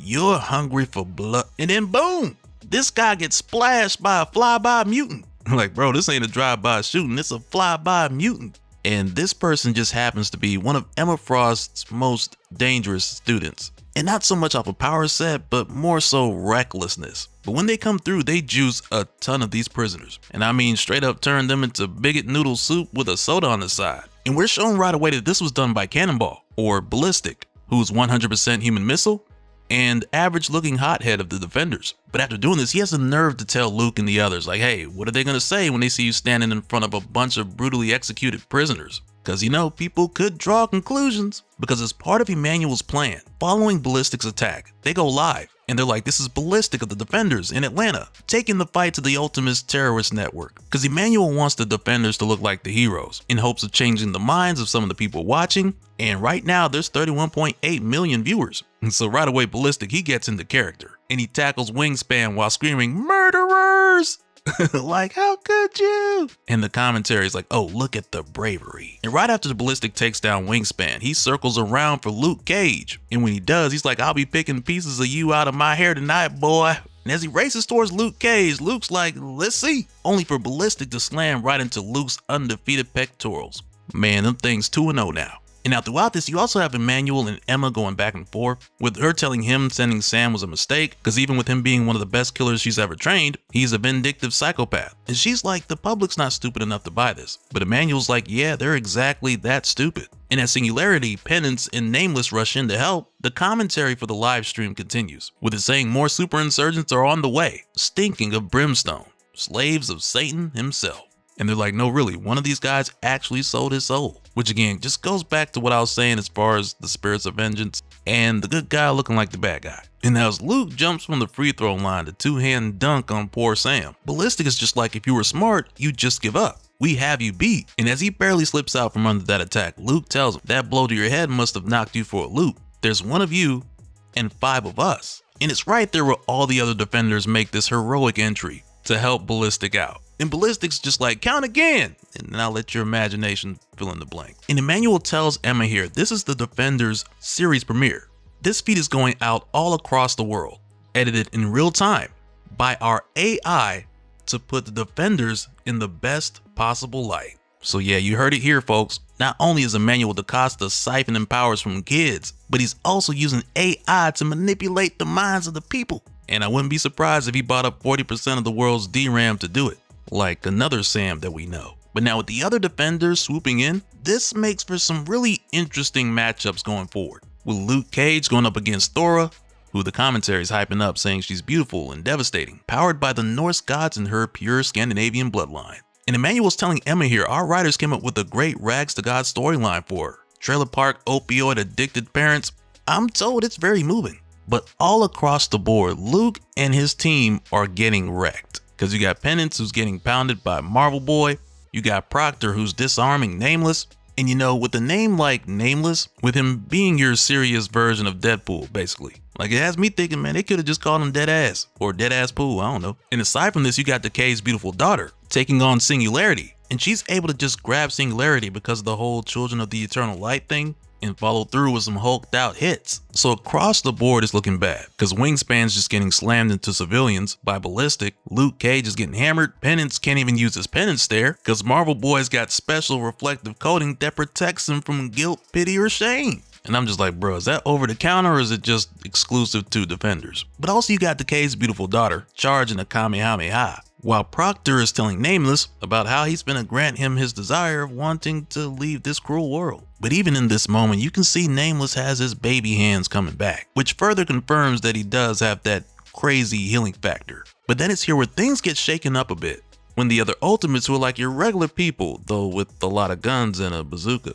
this is where they step in to help out. And some of them even come through with gamma dampeners, like we saw Tony use before. And now their help is not enough to stop these guys, but it's enough to help Luke and the others do what needs to be done. Because when Proctor starts taking down some of the regular people, Nameless, whose hands are grown back now, he turns around and makes Proctor headless. And then with Ballistic, who's fighting Wingspan and still finding time to run through other dudes, it's diabolical. When Wingspan catches up to him, he tells her nothing gets through my blast field. But since she knows that he can hear what she's saying, that's where she hits him with the point blank scream. And with Decay's beautiful daughter, who's had a significant amount of gamma drained from her, Singularity takes this opportunity to send that girl to the Dark Force dimension. And now with Luke and Thora, with her being held up, Luke just picks up her hammer. Cause just based on the type of person that she is, Luke is just like, man, ain't no way you gotta be worthy to pick this up. So he just picks it up and then he puts it down. And all the while you got Cerberus just chomping down on Marvel Boy, which now makes this a huge win for Luke and his team. And this victory is televised for the world to see. So you can just imagine with Luke and the others chanting all power to the people, which has been his thing since we first saw him. Like, you gotta imagine just seeing this has all the viewers pumped. Like, it's doing the exact opposite of what Emmanuel DaCosta wanted it to do. So now while he's talking to Emma, he's like, okay, well, we're gonna find a way to spin this. Like, we're gonna make the Ultimates look like butchers. And then he asks Emma to bring in the Defenders understudies, which would be more the students of her school. And right there, Emma's like, I think not. And that's where this turns into one of the most satisfying moments from the start of this universe. Because she tells him here, yet another costly failure in a string of costly failures. The council contacted me personally after your betrayal allowed many of the Maker's most powerful assets to be lost. which is referring to what we saw in Ultimate Spider-Man Incursion. And if you missed that one, I got a link to the full story down in the description. And she goes on saying, this premiere was also your finale. I'm currently suppressing the part of your brain that controls your stolen mutant powers, your power of motion, and your bowels. Speaking personally, Emmanuel, I have always found you disgusting. The things you did to the children under my care, your own son, it's unconscionable. And as she leaves, she tells Roberto da Costa, I'm going to leave you two alone now to work things out yourselves. And you guys already know from our introduction to the Makers Council to Emmanuel da Costa, he's always been using his son as like a portable battery pack. So when she leaves, she's like, do what you think is right, Roberto. And it's like, man, with us seeing Sunspot in all his glory, as he should be, it turns into this moment where it's just like, man, let him cook. And boy, does he. And now with the Black King officially dead, this now makes Emma Frost the leader of the Hellfire Club. And as Emma leaves with Oubliette, she tells her, I'm withdrawing our forces from the North American Union and consolidating our hold on South America. Let Banner and Duggery fight the Ultimates for North America. We have a continent of our own to worry about. Alright, so going into Ultimates issue 22, we're shown a number of flashbacks alongside of what's happening now as a way to put a bit of emphasis on what time has done to two brothers from a different mother. Starting with July 4th of 1923, when Stephen Grant Rogers and James Buchanan Barnes were both born in the same hospital on the same day. Then from here we jump to 1926 after Steve lost his father, but fortunately with Bucky's family living next door, they were able to help out, especially with all of Steve's health problems. And it worked out almost as if it was fate or destiny. And then we jump over to 1930 where the two were like 7 years old and Bucky's giving Steve a noogie. And there was always this concern that Bucky was gonna hurt Steve because the kid was fragile. And the two would have this common dynamic where Steve would laugh and tell Bucky to let go and Bucky would always say, make me. And even back then, Steve would try to make sure to tell the teacher like, I'm okay, so Bucky wouldn't get in trouble. But fast forward to now, when Steve puts somebody in the headlock, they are definitely not okay. But jumping forward to this point, March 18th of 2026, after the Ultimates took down Hand, the next on their list is the Grand Skull, which is what brings us back to Fatherlandville with Captain America and its civilian troops, who have been getting wrecked pretty bad. But the idea now is, with Hand out of the way, this is the Ultimates' best opportunity to take down the Grand Skull. And there's a moment here where Cap asks, how many did we lose? And Wanda tells him they don't know, because her brother Pietro's bringing in the wounded faster than they can count. Meanwhile, Vision has the raw numbers, and he's like, hey, it's not looking good, with 119 confirmed dead and 326 wounded, and that's only expected to get worse. And now this leads into a moment where one of the wounded, he tries to talk to Cap, but this guy's hurt pretty bad. So the Cap more or less tells him to take it easy, you know, like, don't try to talk. And he lets the guy know, like, you're okay, soldier, you're gonna be just fine. But then this leads to the Cap then telling Wanda that this really isn't a place for a child. But in her case, after leaving Emma's school, where many of the other mutant children were trained to do bad things with their powers, she's glad that she's finally in a place and a position where she can help. So she tells Cap, like, please don't tell me to leave. So he lets her stay and he tells her that he's proud of her. But going back to Cap's conversation with Vision, at this point, Steve's convinced that they almost made their way in. He thinks that he saw a path, and with a little help from Luke Cage and his Avengers, they could probably make it happen. But on the other hand, Vision, he presses X for doubt, because he's observed that the opposing troops, the Red Skulls, have highly advanced hand weapon systems. And even with Hand taken down, they've stockpiled enough rations and ammunition to be able to hold out for months. So the way Vision sees it, it would be more efficient for Steve to take his troops elsewhere. But Cap does not want to leave because he knows the Grand Skull's in there with no other place to go. And there's a moment here where Vision's like, this is bigger than our past, Steve. We're fighting for the future. And it's right there where Steve is like, you have changed. The old you wouldn't have seen the distinction. And that in itself just kind of goes back to when the Vision was just Jim Hammond, the android Human Torch, and how not long after Cap was thawed out and Cap rescued him from that damage control facility. After that, for a while, Jim was like that only person who knew Steve before the modern day. So Steve could talk to him about things like when Tony died, because Jim knew Steve and he knew what he was fighting for during the war. And Steve still sees that fight for good the same way to this day. So now that Jim Hammond has become Vision, and he's talking about switching their tactics and fighting for the future, that immediately has Steve like, man, you changed, because good old Jim wouldn't have seen a distinction. And that's not even a bad thing on Vision's part, but really it's just another example of how time can change people. And we'll see more of that as this continues. But again, the reason why Steve is so determined to push forward here is because he knows the Grand Skull is closed. Because without the support from Hand and access to their teleportation system, Steve knows that the Grand Skull is trapped inside. And he's like, I can feel it. But another thing that makes it complicated as far as them getting in is the fact that inside the Grand Skull is being guarded by 10,000 heavily armed men, these Red Skulls who are wearing babies as flak jackets, because these dudes are about as hardcore as wet toilet paper. But then it's here where things kind of randomly go in their favor, because when Ren Montgomery, the girl we met in issue 16, calls for Cap, she lets him know that he's got a call from an old friend. So Steve's like, who is it? And she tells him, he says he's the Red Skull.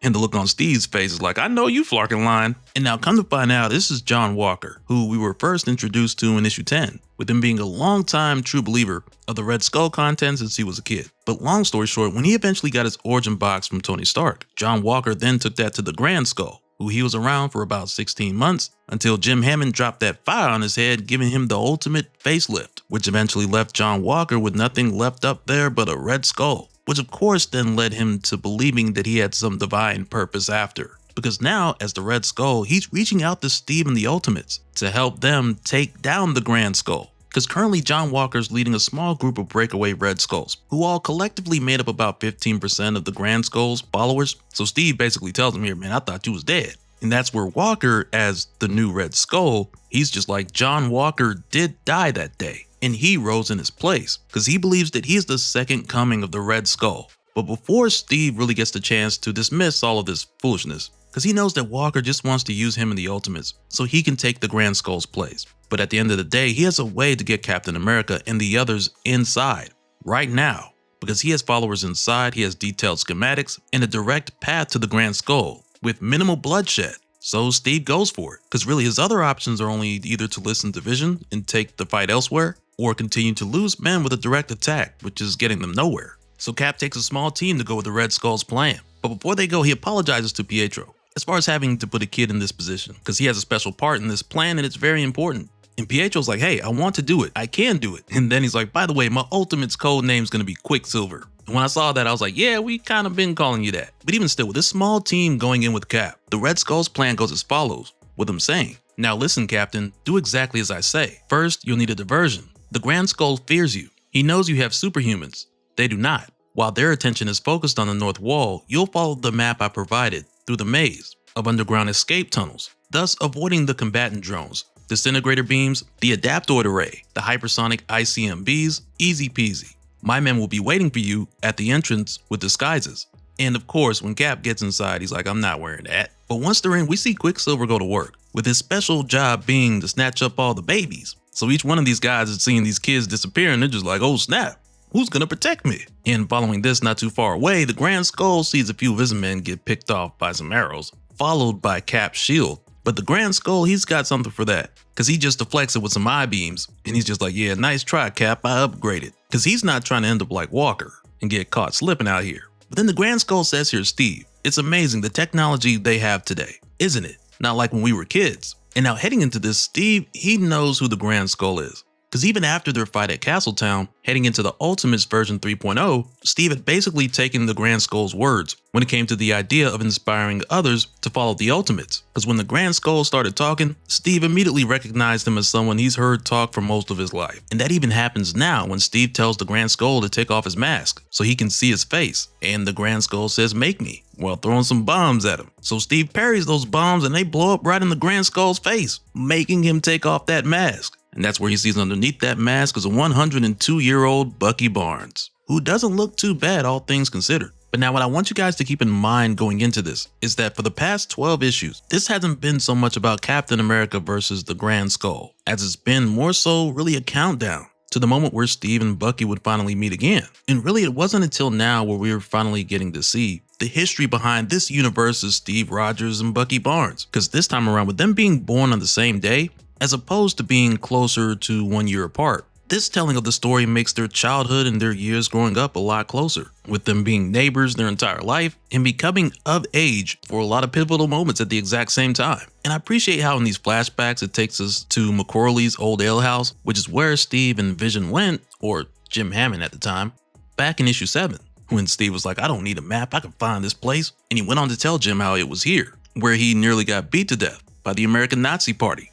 And he was like, man, I was 16 and stone sober when I threw the first punch. So it's cool that that memory is included in the montage that shows us what Bucky and Steve have been through over the years, especially at a time when they had more common ideals. And following this, we jump to the tragic moment when Steve's mom passed, just before we get into their time at war. Starting with Bucky heading into battle first, and Steve joining him in the field later on as Captain America. Though I imagine with the two of them being the same age, it's possible that Steve might have been Captain America for a little bit longer, but in this case, we'd be talking about less than a year, like months. And for these two, another difference that we see is a telling of a story where Captain America was believed to have been dead, instead of Bucky. Because on Earth 616, Steve Rogers is haunted with the memory of watching his best friend die. But in the Ultimate Universe, this basically played out the other way around, because when Steve was believed to have been dead, and the war ended, Bucky came home. But as the years passed, going through the 50s on to the early 60s, this of course led to the arrival of the Maker and the changes that came thereafter. But in the here and now, with Cap actually being able to see Bucky's face and look him in the eye, even with Cap doing the whole "Bucky, is that you?" he knew the truth in his gut from the moment he met the Grand Skull. But this continues to play out with Bucky saying, "Surprised you recognize me. The years haven't been as kind to me as they have to you, but then I actually lived them." But then that's where Cap asks Bucky, "Why?" And that question pisses Bucky off, because then he pulls out the whole mech suit and he tells Cap, "You don't get to ask me why." And Cap tells him, like, "You betrayed the people, everything we fought for." And Bucky's just like, "I betrayed them? Me? They took apart everything we fought for. You weren't even there. I was there. No one cared. They were happy, celebrating in the streets." And that's where Steve is like, "So you gave up?" And Bucky says, "Gave up? I ran for Congress a dozen times, while there still was one. I tried to make a difference, but government was already going out of fashion. The new thinking went there was nothing between people but self-interest. Checks and balances, church and state, constitutions, they were all discredited. One by one, the whole democratic system was declared a failure. They were, quote, unequal to meet the needs of the modern man," end quote. The Maker was building a new world, and there was no stopping it. And that's where Steve's like, "Then die trying." And now it's that kind of talk that just has Bucky like, "Oh, same old line, huh?"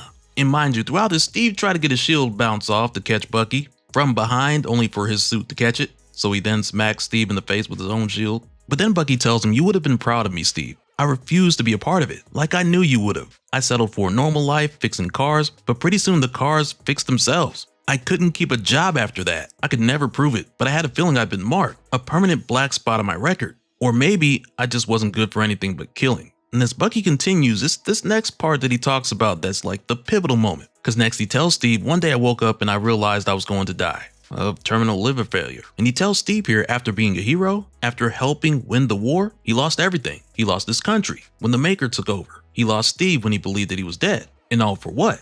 And this had Bucky like, "I could take dying for something, but I couldn't take dying for nothing." And that's why when Nick Fury offered him a dose of the Infinity Formula in exchange for his services, it's right there where Bucky's like, "They had me." Because Bucky was told that they needed him to go undercover, long term, and take his position, presumably to wheel in the Red Skulls. So at this point, we're likely talking about the 80s, since that organization took their inspiration from the Frank Castle of this universe in the 70s. But Bucky goes on to say here how at first it didn't seem like anything changed, except they didn't vote because the hard decisions were made by the higher ups, and it seemed like that was what the people wanted. But then Bucky says here, it doesn't seem very different until one day you realize how different your life is, how much of yourself you lost, given away, but by then it's too late. And it's kind of ironic how in this moment, Cap is turning this shield return into another attack, and by the time Bucky realizes it, it's a little too late. And now it's here where Cap drags his twin out the mech, where Bucky tells him, "You can't kill me, Steve." So Steve's like, "No, why not?" And Bucky says, "The same reason I can't kill you, because we're brothers,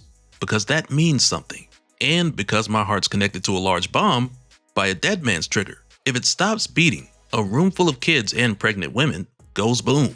But Steve tells him, "Nah, we were warned about that, so the women and children are safe." And even though Cap doesn't go into the details here, we know this is all thanks to his trusty sidekick, the Red Skull. But at this point, Bucky, he has nothing left, so he's just like, "Okay, Steve, okay, you got me."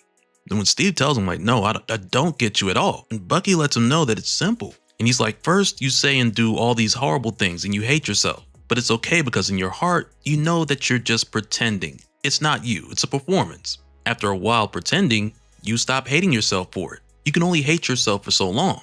Survival mechanism, I guess. A while longer and the things you say start to make sense. After all, it is your voice. And you begin to see your own point. And then it's not a performance anymore. Then you believe it. Down to your bones." And that just has Steve like, "Buck." And Bucky pours his heart out. Because now he's like, "I don't want to die. Please, Steve. Please. You weren't there. You don't know. I was afraid. And alone. I was so alone." And Steve tells him, okay, Buck, it's okay. You're not alone. I'm here. You're my brother. I will always take care of you. And Bucky just goes on like, thank you, Steve. Thank you. I'm sorry. So sorry. And Steve tells him, me too, Buck. Me too. Just before cracking his neck. So yeah, it's really a tragic story. The story of Bucky Barnes and Steve Rogers of Earth 6160. And it just has me thinking, man, like had Bucky been okay with dying for nothing, then he could have been a part of this. Because when Jim Hammond went back in time to set up things for the future as part of the Ultimates 3.0, Bucky Barnes could have been a part of that. But because he made the choice to become the Grand Skull, this made him a significant part of history that Vision wasn't allowed to change. So fast forward to now with Cap taking him out, in a way it's almost like mercy, because otherwise capital punishment was waiting on this man. But at least this way there's a chance that he'll just be remembered as a hero. Let me know what you guys think.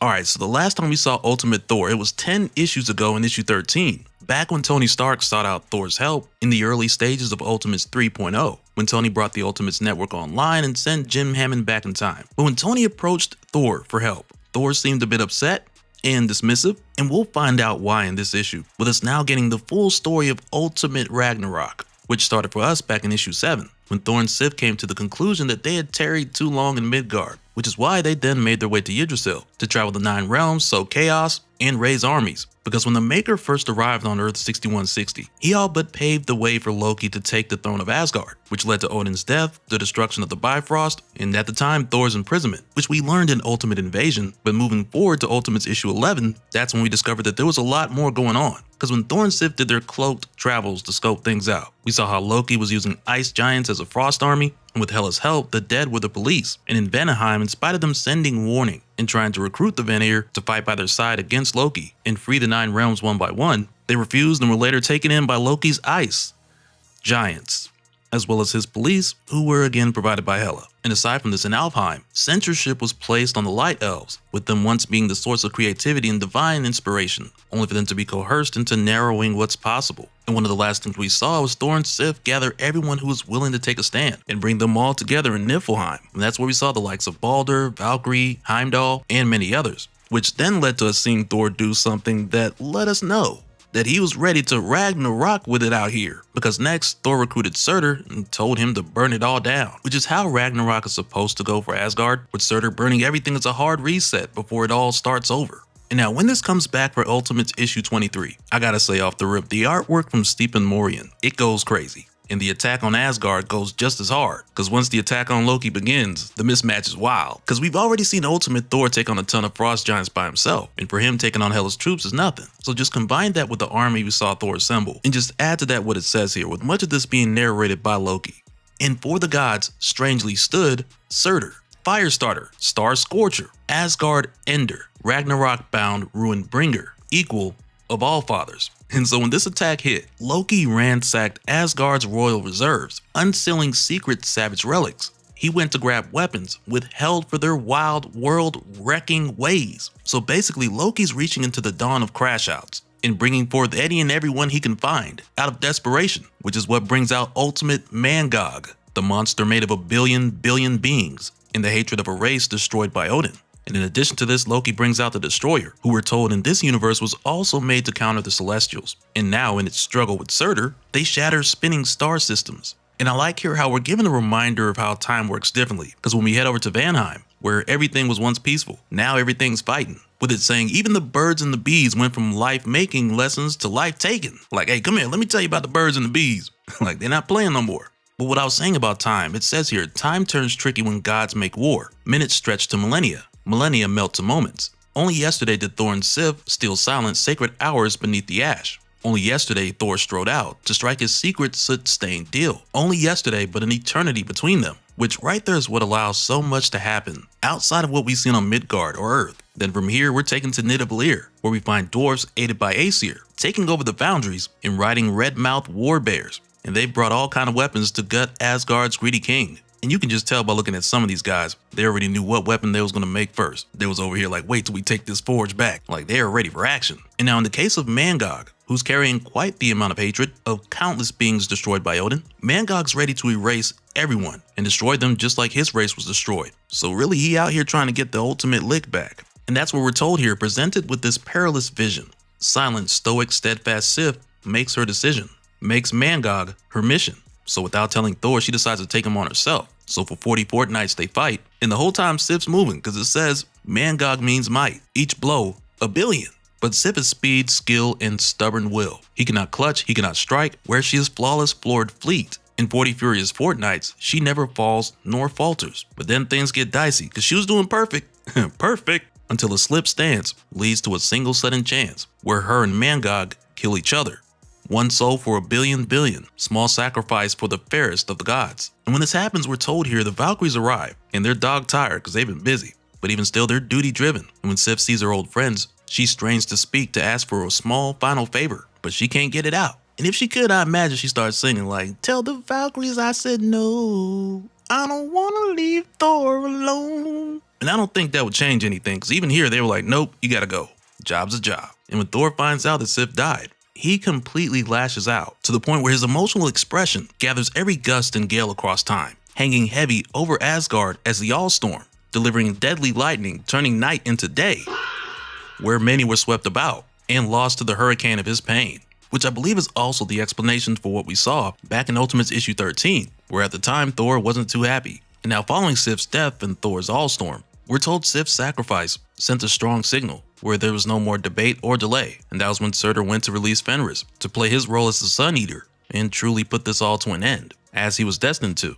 Then from here, when we head to Alfheim, we find the Light Elves telling a different story by writing their own endings and footnoting their captors to death. Then from here, when we go to Hela, Queen of the Dead, who's very much unbothered by all this, because we're told here she's familiar with mortality and mindful of endings. So what she ends up doing is signaling Loki and setting the time and place for everyone to gather for the final fated fight, a battle to break and bury all battles. And this is how Loki's able to bring forth an endless army of the dead, because in this twisted version of Ragnarok, Loki has next to nothing left to throw into this fight. So out of deeper desperation, he goes for all the darkness that's left, which then leads to Heimdall being the first to fall, before even sounding the horn that was supposed to bring Ragnarok. Surtur's soldiers fall on corpses, creating huge pyres, spreading smog across the battlefield. The Twilight Sword is shattered by the Destroyer, who then gets melted by Surtur, who then reforges him before setting the World Tree on fire. And man, I would have liked to have seen that.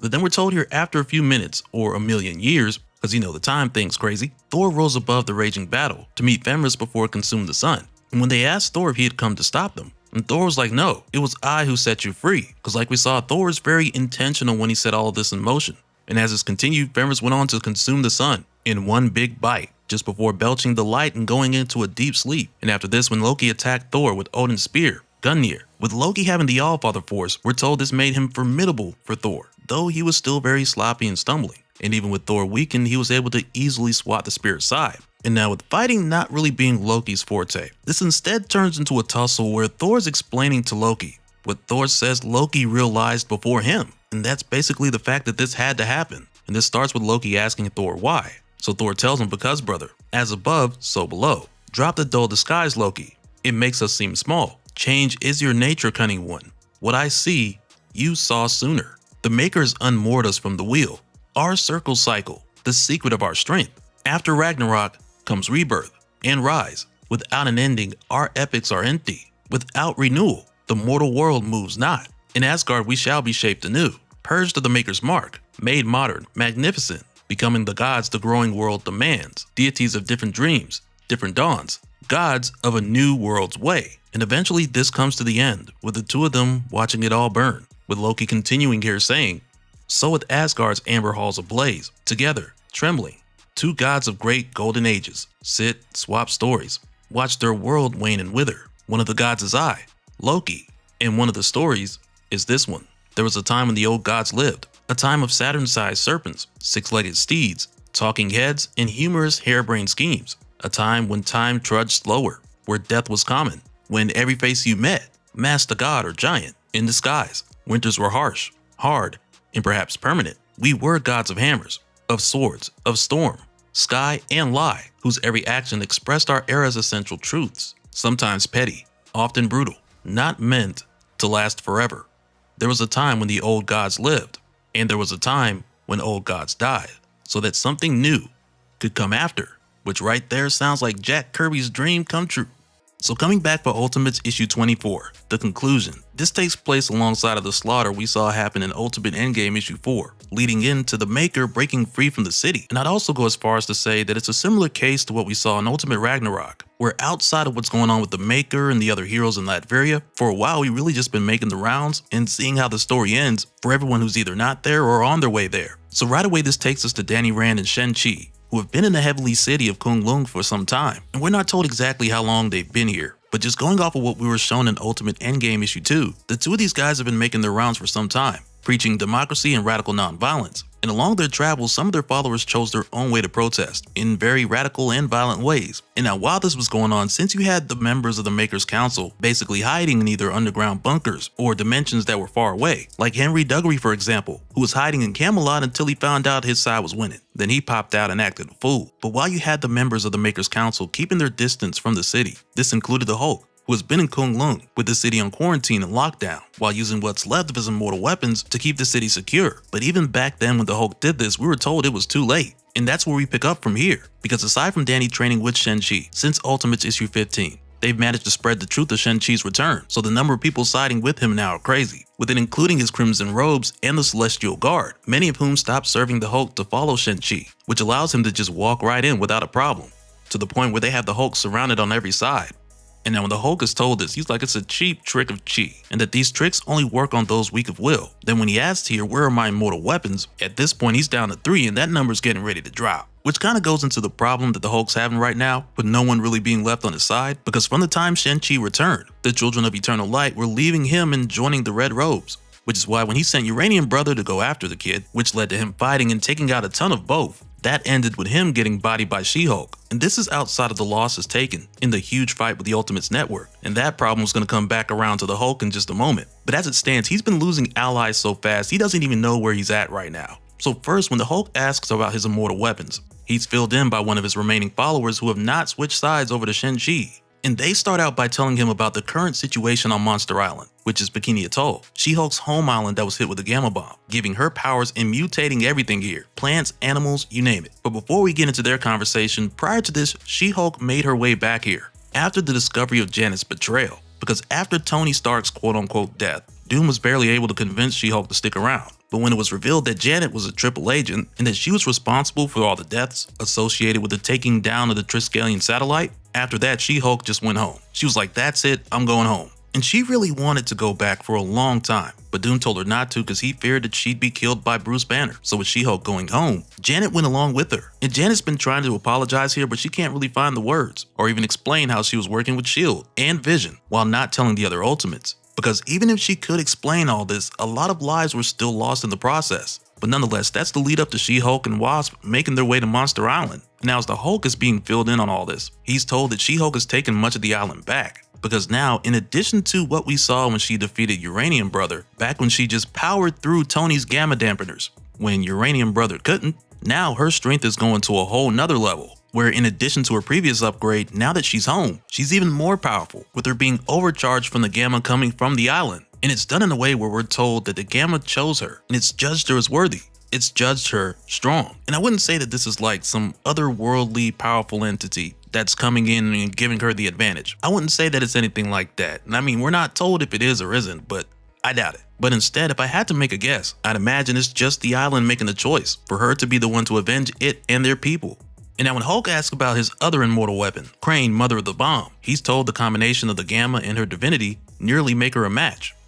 Nearly. And that's where Hulk's like, okay, well what about the armies and the gamma enhanced hounds or the strength sapping weapons? And he's basically told like, yes master, they would matter if she were indeed alone. Cause alongside of her she's got what? Fire breathing Godzuki and countless crabs the size of tanks. As if she's orchestrating the island itself against them. So again, it's like this crazy gamma connection between her and the land that also has all of the creatures and even the plants fighting alongside with her. And some of this is also She-Hulk laying out bait and stuff like that too. But while She-Hulk is fighting Mother of the Bomb here, there's this moment where she does a crazy move where she uppercuts her, catches her in the air, and just breaks her back. Like her ultimate ability is always ready. Then from here, she charges into the prison that's been holding the people from her island, and she's able to finally set them free. And it's nice to see because she's been thinking about home the whole time she's been away. But after getting caught up to this point, Hulk is like, yeah, whatever, move on. And that's where his guy just goes down the list. Cause on the West Coast, you got the Prince of Meltdowns, fighting against Doom's new heroes, the Fantastic Force, and he's taken out like 7 of them.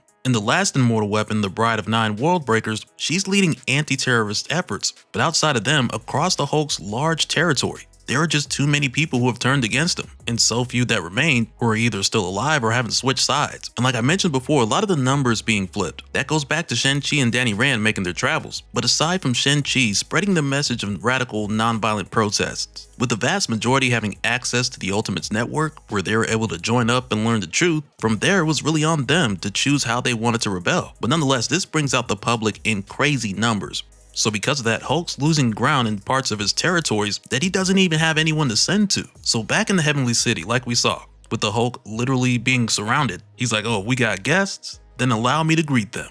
And now when this dude jumps out from the top of this building, bruh, the look on the faces of the people below, you could tell there's fear, confusion, regret. They looking like, I know he ain't trying to crowd surf. And then boom, when the Hulk comes down with those iron fists, you have people here who are just disintegrated. And now when Shang-Chi approaches him, he says here, Bruce Banner, you have murdered or imprisoned millions in heaven and on earth without recourse to justice to serve your own brutal agenda. You have twisted the ancient teachings and so led mankind further away from enlightenment. You have perverted the path to peace. The people of Kunlun speak with one harmonious voice. I am merely their messenger. Your brief reign in heaven is ended. Go, immediately. And now the Hulk just calls this cheap chi hypnosis, much like what Uranium Brothers said when he was like, oh, you have fallen for the child's hypnotic aura. But when the Hulk asked Shang-Chi here if he thought it would work on him, the child's like, no, but I thought that I must try. Then when Hulk comes after Shang-Chi with all of his attacks, he's hitting nothing but air, as the kid counters with the Scorpion's heart-stopping sting, the Cobra's paralyzing tap, and moves like the paralyzing pointer touch. In Hulk, he's going on like, they send children against me? I who slayed Shao Lao the Undying, who plunged my hands into the dragon's chest and tore out his celestial heart. Then when Hulk comes in with the two-handed Holocaust attack, third execution, Shang-Chi stops him here, and he tells him, I remember all my past lives, collectively, thousands of years of training, of study, of meditation. I have mastered every technique, invented some of the styles you now employ, which goes back to what we saw in Ultimates issue 15, when Tony Stark was explaining Shang-Chi's story. And the Hulk might not even know some of this, because much of this had been kept a secret for over 10,000 years, when the old gods just try to erase this man out of history. But at that time we were told, from what Tony could gather, we learned things like how Shang-Chi proved himself to be the most deadly of the immortal weapons, how he led the forces of heaven to victory against the endless demon legions of the 8th city. Then in disgust of all the blood and destruction, he retreated to the forest of Kunlun to meditate for 40 years, only to wake up surrounded by his new followers, which then led to him spreading his teachings, that even at this point spread across his previous lives. In the story, Tony knew only talked about one,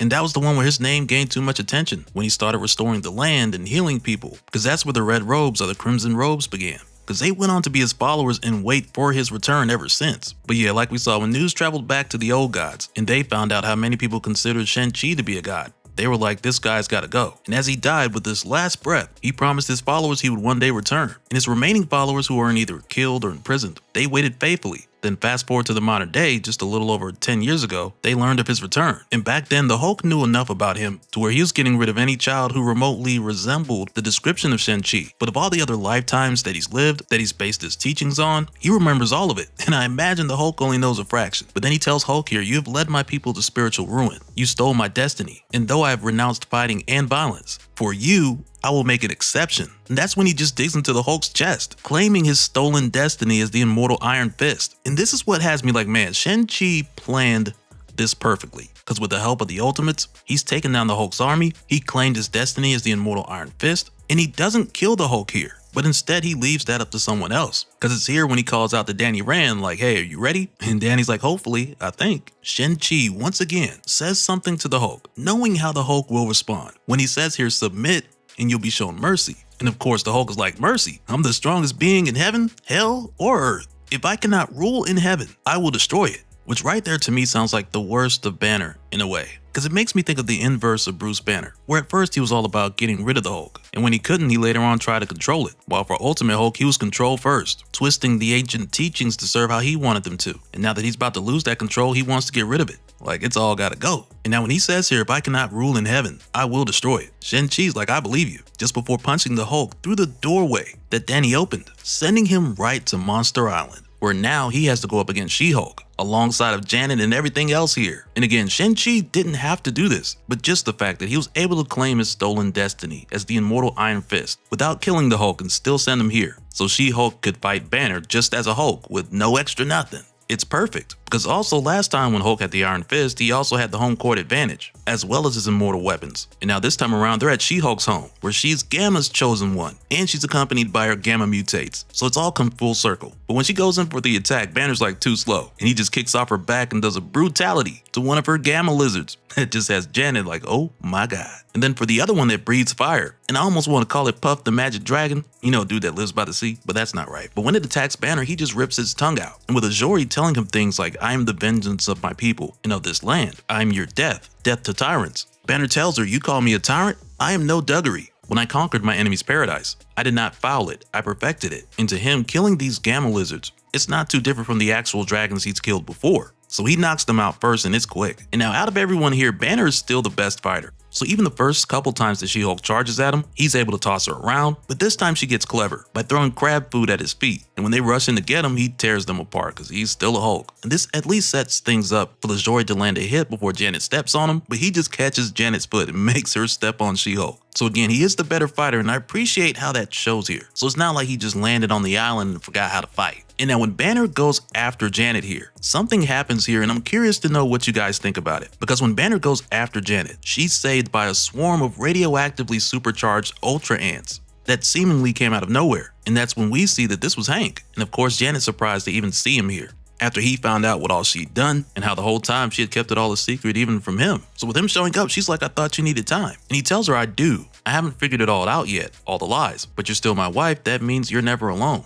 Because again, it was crazy to learn both of their backstories, with us getting Hank's history in Ultimate Spider-Man Incursion, which almost made it seem like Janet was just evil. But then in Ultimates issue 19, when we learn her side, leading into the reveal of Vision, which then led to us getting the full picture of how Vision had set things up over time, which included him recruiting Janet. On one hand, I could understand if he couldn't get over it, but on the other hand, I'm glad that he did, because for once, I just want Hank and Janet to have a happy ending. But let me know what you guys think. But in Banner's case, he's able to destroy these supercharged Ultra Ants. And it's crazy because Hank's over here like, man, these supercharged ants could strip down Manhattan in under a day. But after this, it's just She-Hulk versus Banner. And she's still charged up even here. But I like how even though we know this is a high stakes fight for Azori, after what Banner did with the Gamma explosion to her island and her people, but even with that being the case, we're still shown time and time again throughout this that Banner's a better fighter, because I feel like that's needed in a way to not only show She-Hulk's grit and determination, but also to let us know like, hey, Shang-Chi flawlessly defeated this dude while Banner was the Iron Fist. So it helps the overall story that he's not showing up here and just getting destroyed. But even now, as Banner's going in on She-Hulk, he's telling her that she should have been grateful because he made her what she is. And what's crazy is the Hulk gets a bit of deja vu here, and it's probably one of my favorite things out of this issue. Because when he tells She-Hulk, we've been here before, haven't we?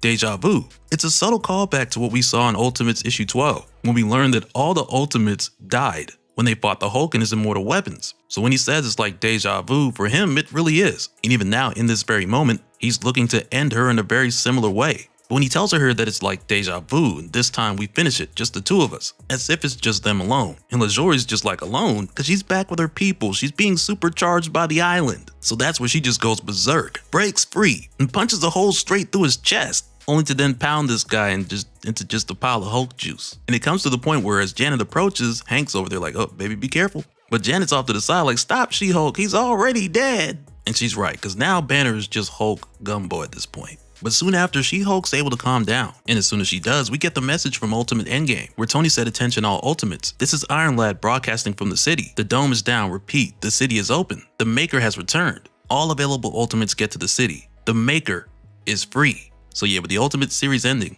after this we go to the conclusion of Ultimate Endgame, while the remains of Banner get eaten by radioactively supercharged Ultra Ants. So yeah, if you enjoyed the video, be sure to drop a like, and let me know what you wish we could have got more of from the Ultimate Universe. And so now real quick, I want to give a special shout out to all the patrons. Thank you guys for all of your support. And for anyone who's new here, who wants more information on how to support the channel, I got a link below where you can go to patreon.com/DopeSpill.